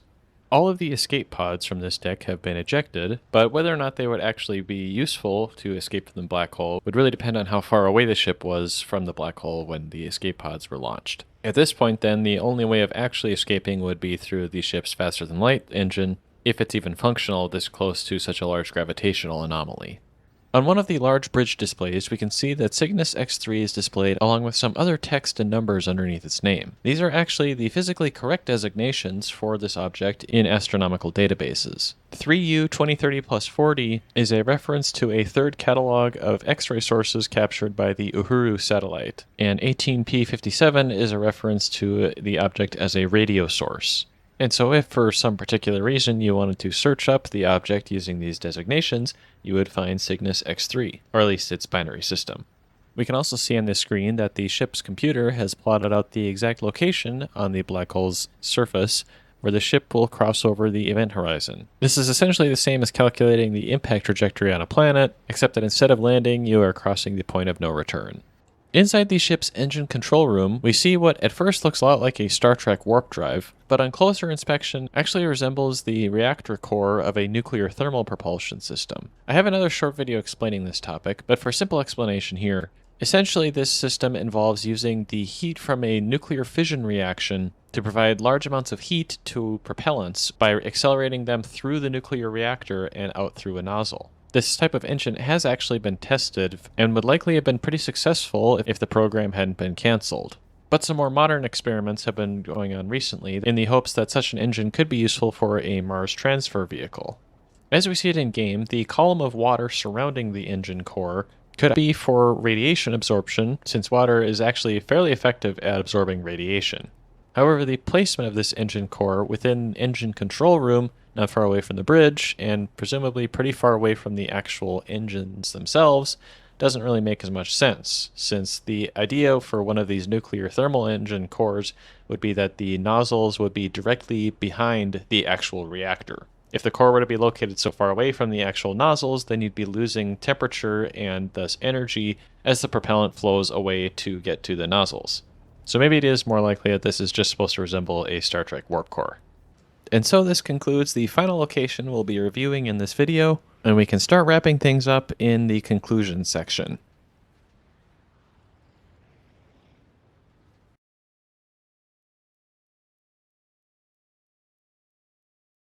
At long last, we have completed our review of every location in Call of Duty Infinite Warfare. And so in this conclusion section, we can discuss some of the overall big picture elements of the game. For one, we could start with the initial premise of this video, which is realism. And after doing such an in-depth review of this, I think there are two levels to this answer. On the one hand, there are quite a few details of this game that are not really accurate to science or engineering. And in that regard, we could say that a lot of the details are not very realistic. Now that being said, it might not get all the details right every time, but for the most part, the setting of the game is presented in a very believable manner in the way that it shows humans living throughout the solar system and the conflicts that could erupt in that setting. A lot of these smaller details of the game often don't make a ton of sense if you look closely at them, but they're not so unrealistic that they would detract from the story as a whole. And in some cases, such as on Vesta, the myriad of inaccuracies can even strengthen the story. And so overall, after looking into it so closely, I would say that Call of Duty Infinite Warfare is a very well done space action movie, with a very authentic presentation of space that mostly makes sense as long as you don't look too closely at the details. And speaking of which, now that we've completely reviewed the campaign, we can also look at some details of the overall story. And this is where things start to break down a little bit, as I've been hinting at throughout this video. Also, in case you just skipped to the conclusion section, this probably won't make a lot of sense if you haven't watched the whole thing, or at least played the game for yourself. Now keep in mind for this section that I am an engineer, not a military tactician. I'm also not a macroeconomist, and my knowledge of space politics really only extends far enough to know that it is extremely complicated. So I'm definitely open to critique if you have a more informed opinion on this than me. The two main issues I have with this story are the portrayal of the SDF as cartoonishly evil supervillains, and the last few missions which seem to be sort of forcing a specific ending. Throughout the game, the Settlement Defense Front is depicted as an authoritarian, militaristic state that holds great disdain for everything originating from Earth. Now, on the one hand, I can imagine that in the future, the form of government that might be required to operate a human settlement on another planet in hostile conditions might be different from what we commonly see on Earth today. However, despite terraforming on Mars not being completed at this point in the game, we do still see expansive cities on the Martian surface, meaning that their infrastructure is built up to beyond the point of an initial human settlement. Now, it's definitely not impossible for such a totalitarian regime to exist in space, and you could probably point to the Soviet Union as the closest analog on Earth, which, as far as space advancements go, did have a pretty impressive track record.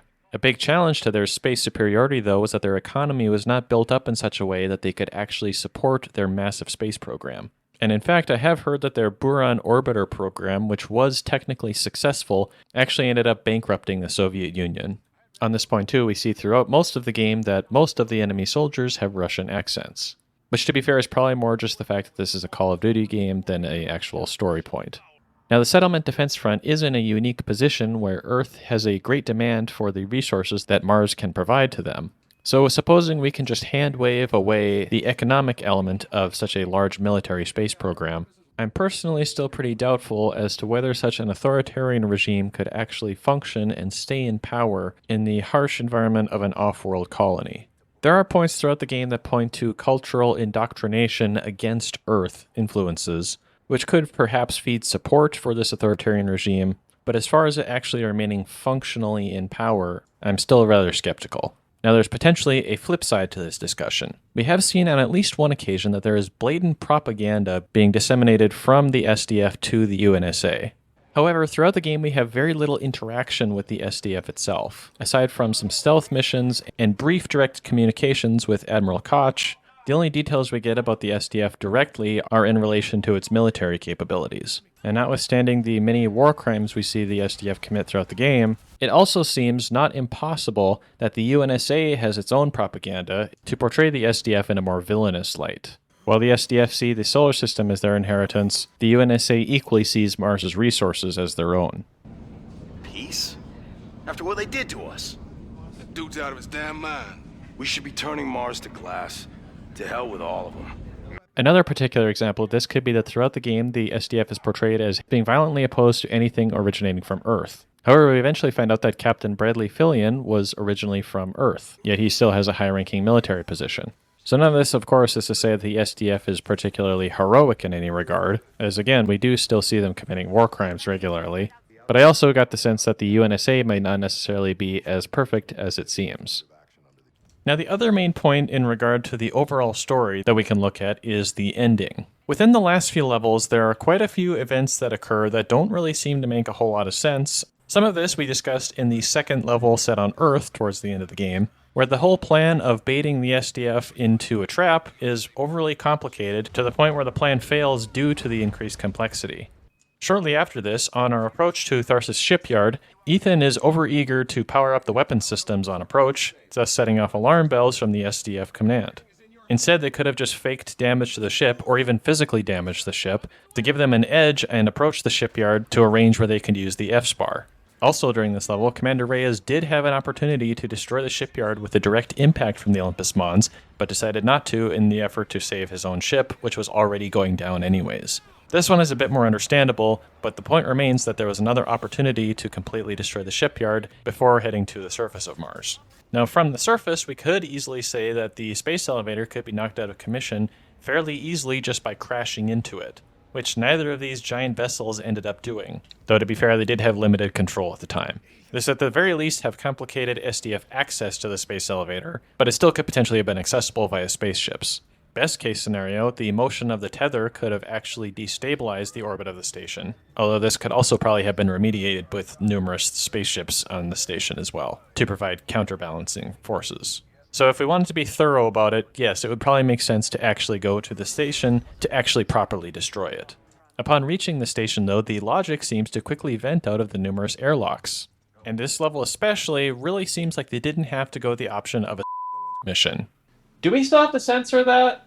Okay, fine, a self-destruct mission. Is that okay? For one, given Ethan's immense hacking capabilities throughout the game, it could have been possible for him to cause enough havoc throughout the station's systems that maybe something big enough were to explode, or the ship control systems could be hijacked in such a way that they could tear the station apart. Also, this being a military spaceport, they probably could have found a way to remotely detonate a lot of the munitions stored on the station, or remotely fire weapon systems on the docked ships. Or another option could be that Ethan could have remotely controlled a vessel to ram into the superstructure in a particularly weak location. Depending on their energy production and storage systems, you could perhaps have overloaded any nuclear reactors or destroyed the energy storage systems such that the station is completely offline, which could also have given them more time to capture a ship. In fact, even if you could capture multiple ships, it might even be possible to sneak away from the destruction and pretend that you are an escaping vessel. Furthermore, the station being as massive as it is means that if they were to sufficiently destabilize its orbit, it might be impossible to actually restabilize it before it would fall back into Mars, which could perhaps have been done through a sufficient application of thrust from the docked ships. The biggest miss in this level, though, is that upon capturing the ship, they fire directly at the control room in which Reyes is located, rather than the superstructure of the station itself, which they don't do until after this control room has been destroyed. At the absolute minimum, if everything else in the final level played out as it did, then Commander Reyes would at least have had time to break open one of the windows in the control room and spacewalk to the captured ship before that ship fires on his location. A lot of this I'm coming up with on the spot as I'm recording this, by the way, so it's not like this is some deep, complex theory that you have to go into to figure all this stuff out. And obviously all of this is easier said than done, But it shows that there are at least options that they could have used instead of just going out in a blaze of glory. Basically, the point of all this is that while success may not have been guaranteed for this mission, you didn't have to force it to end in mutual destruction. Now, there's one final point I want to make in this review, and that is on the concept of war in space. Specifically in Infinite Warfare, this war essentially led to a stalemate, with the military capabilities of both sides being reduced to effectively zero. Ladies and gentlemen, we do not fight here to win. Our battle is so that those we fight for do not lose. And as a result of all this, nobody got what they wanted. The UNSA is still lacking resources that it needs from Mars, and the SDF has lost control of all of their solar system territories. As a best case scenario, we could perhaps say that both sides are now in a position to negotiate, given that neither of them is really in power anymore. But from the way interplanetary relations have been depicted in the game, this seems unlikely. And so in the end, nothing of consequence was accomplished through this war except for destruction.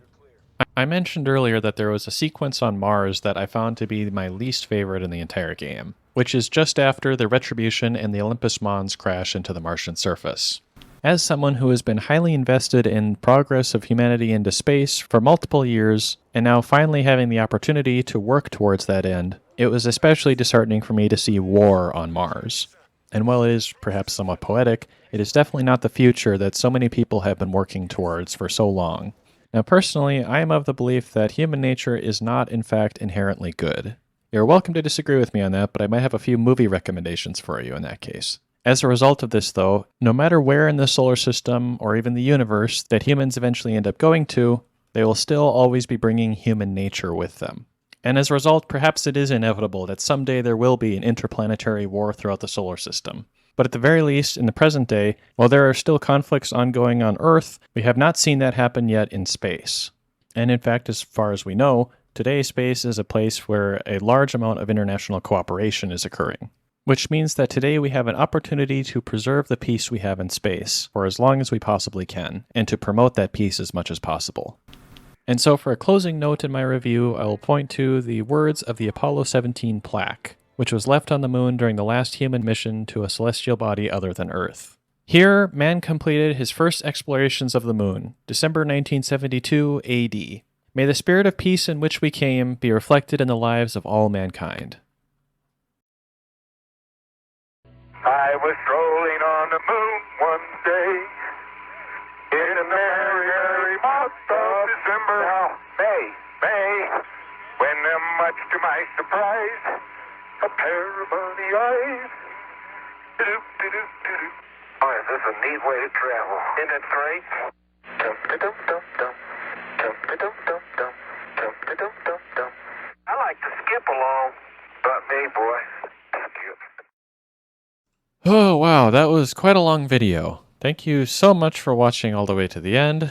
I am very grateful for you spending your time studying space with me. And hopefully you got something positive out of this, or at the very least it was entertaining for you.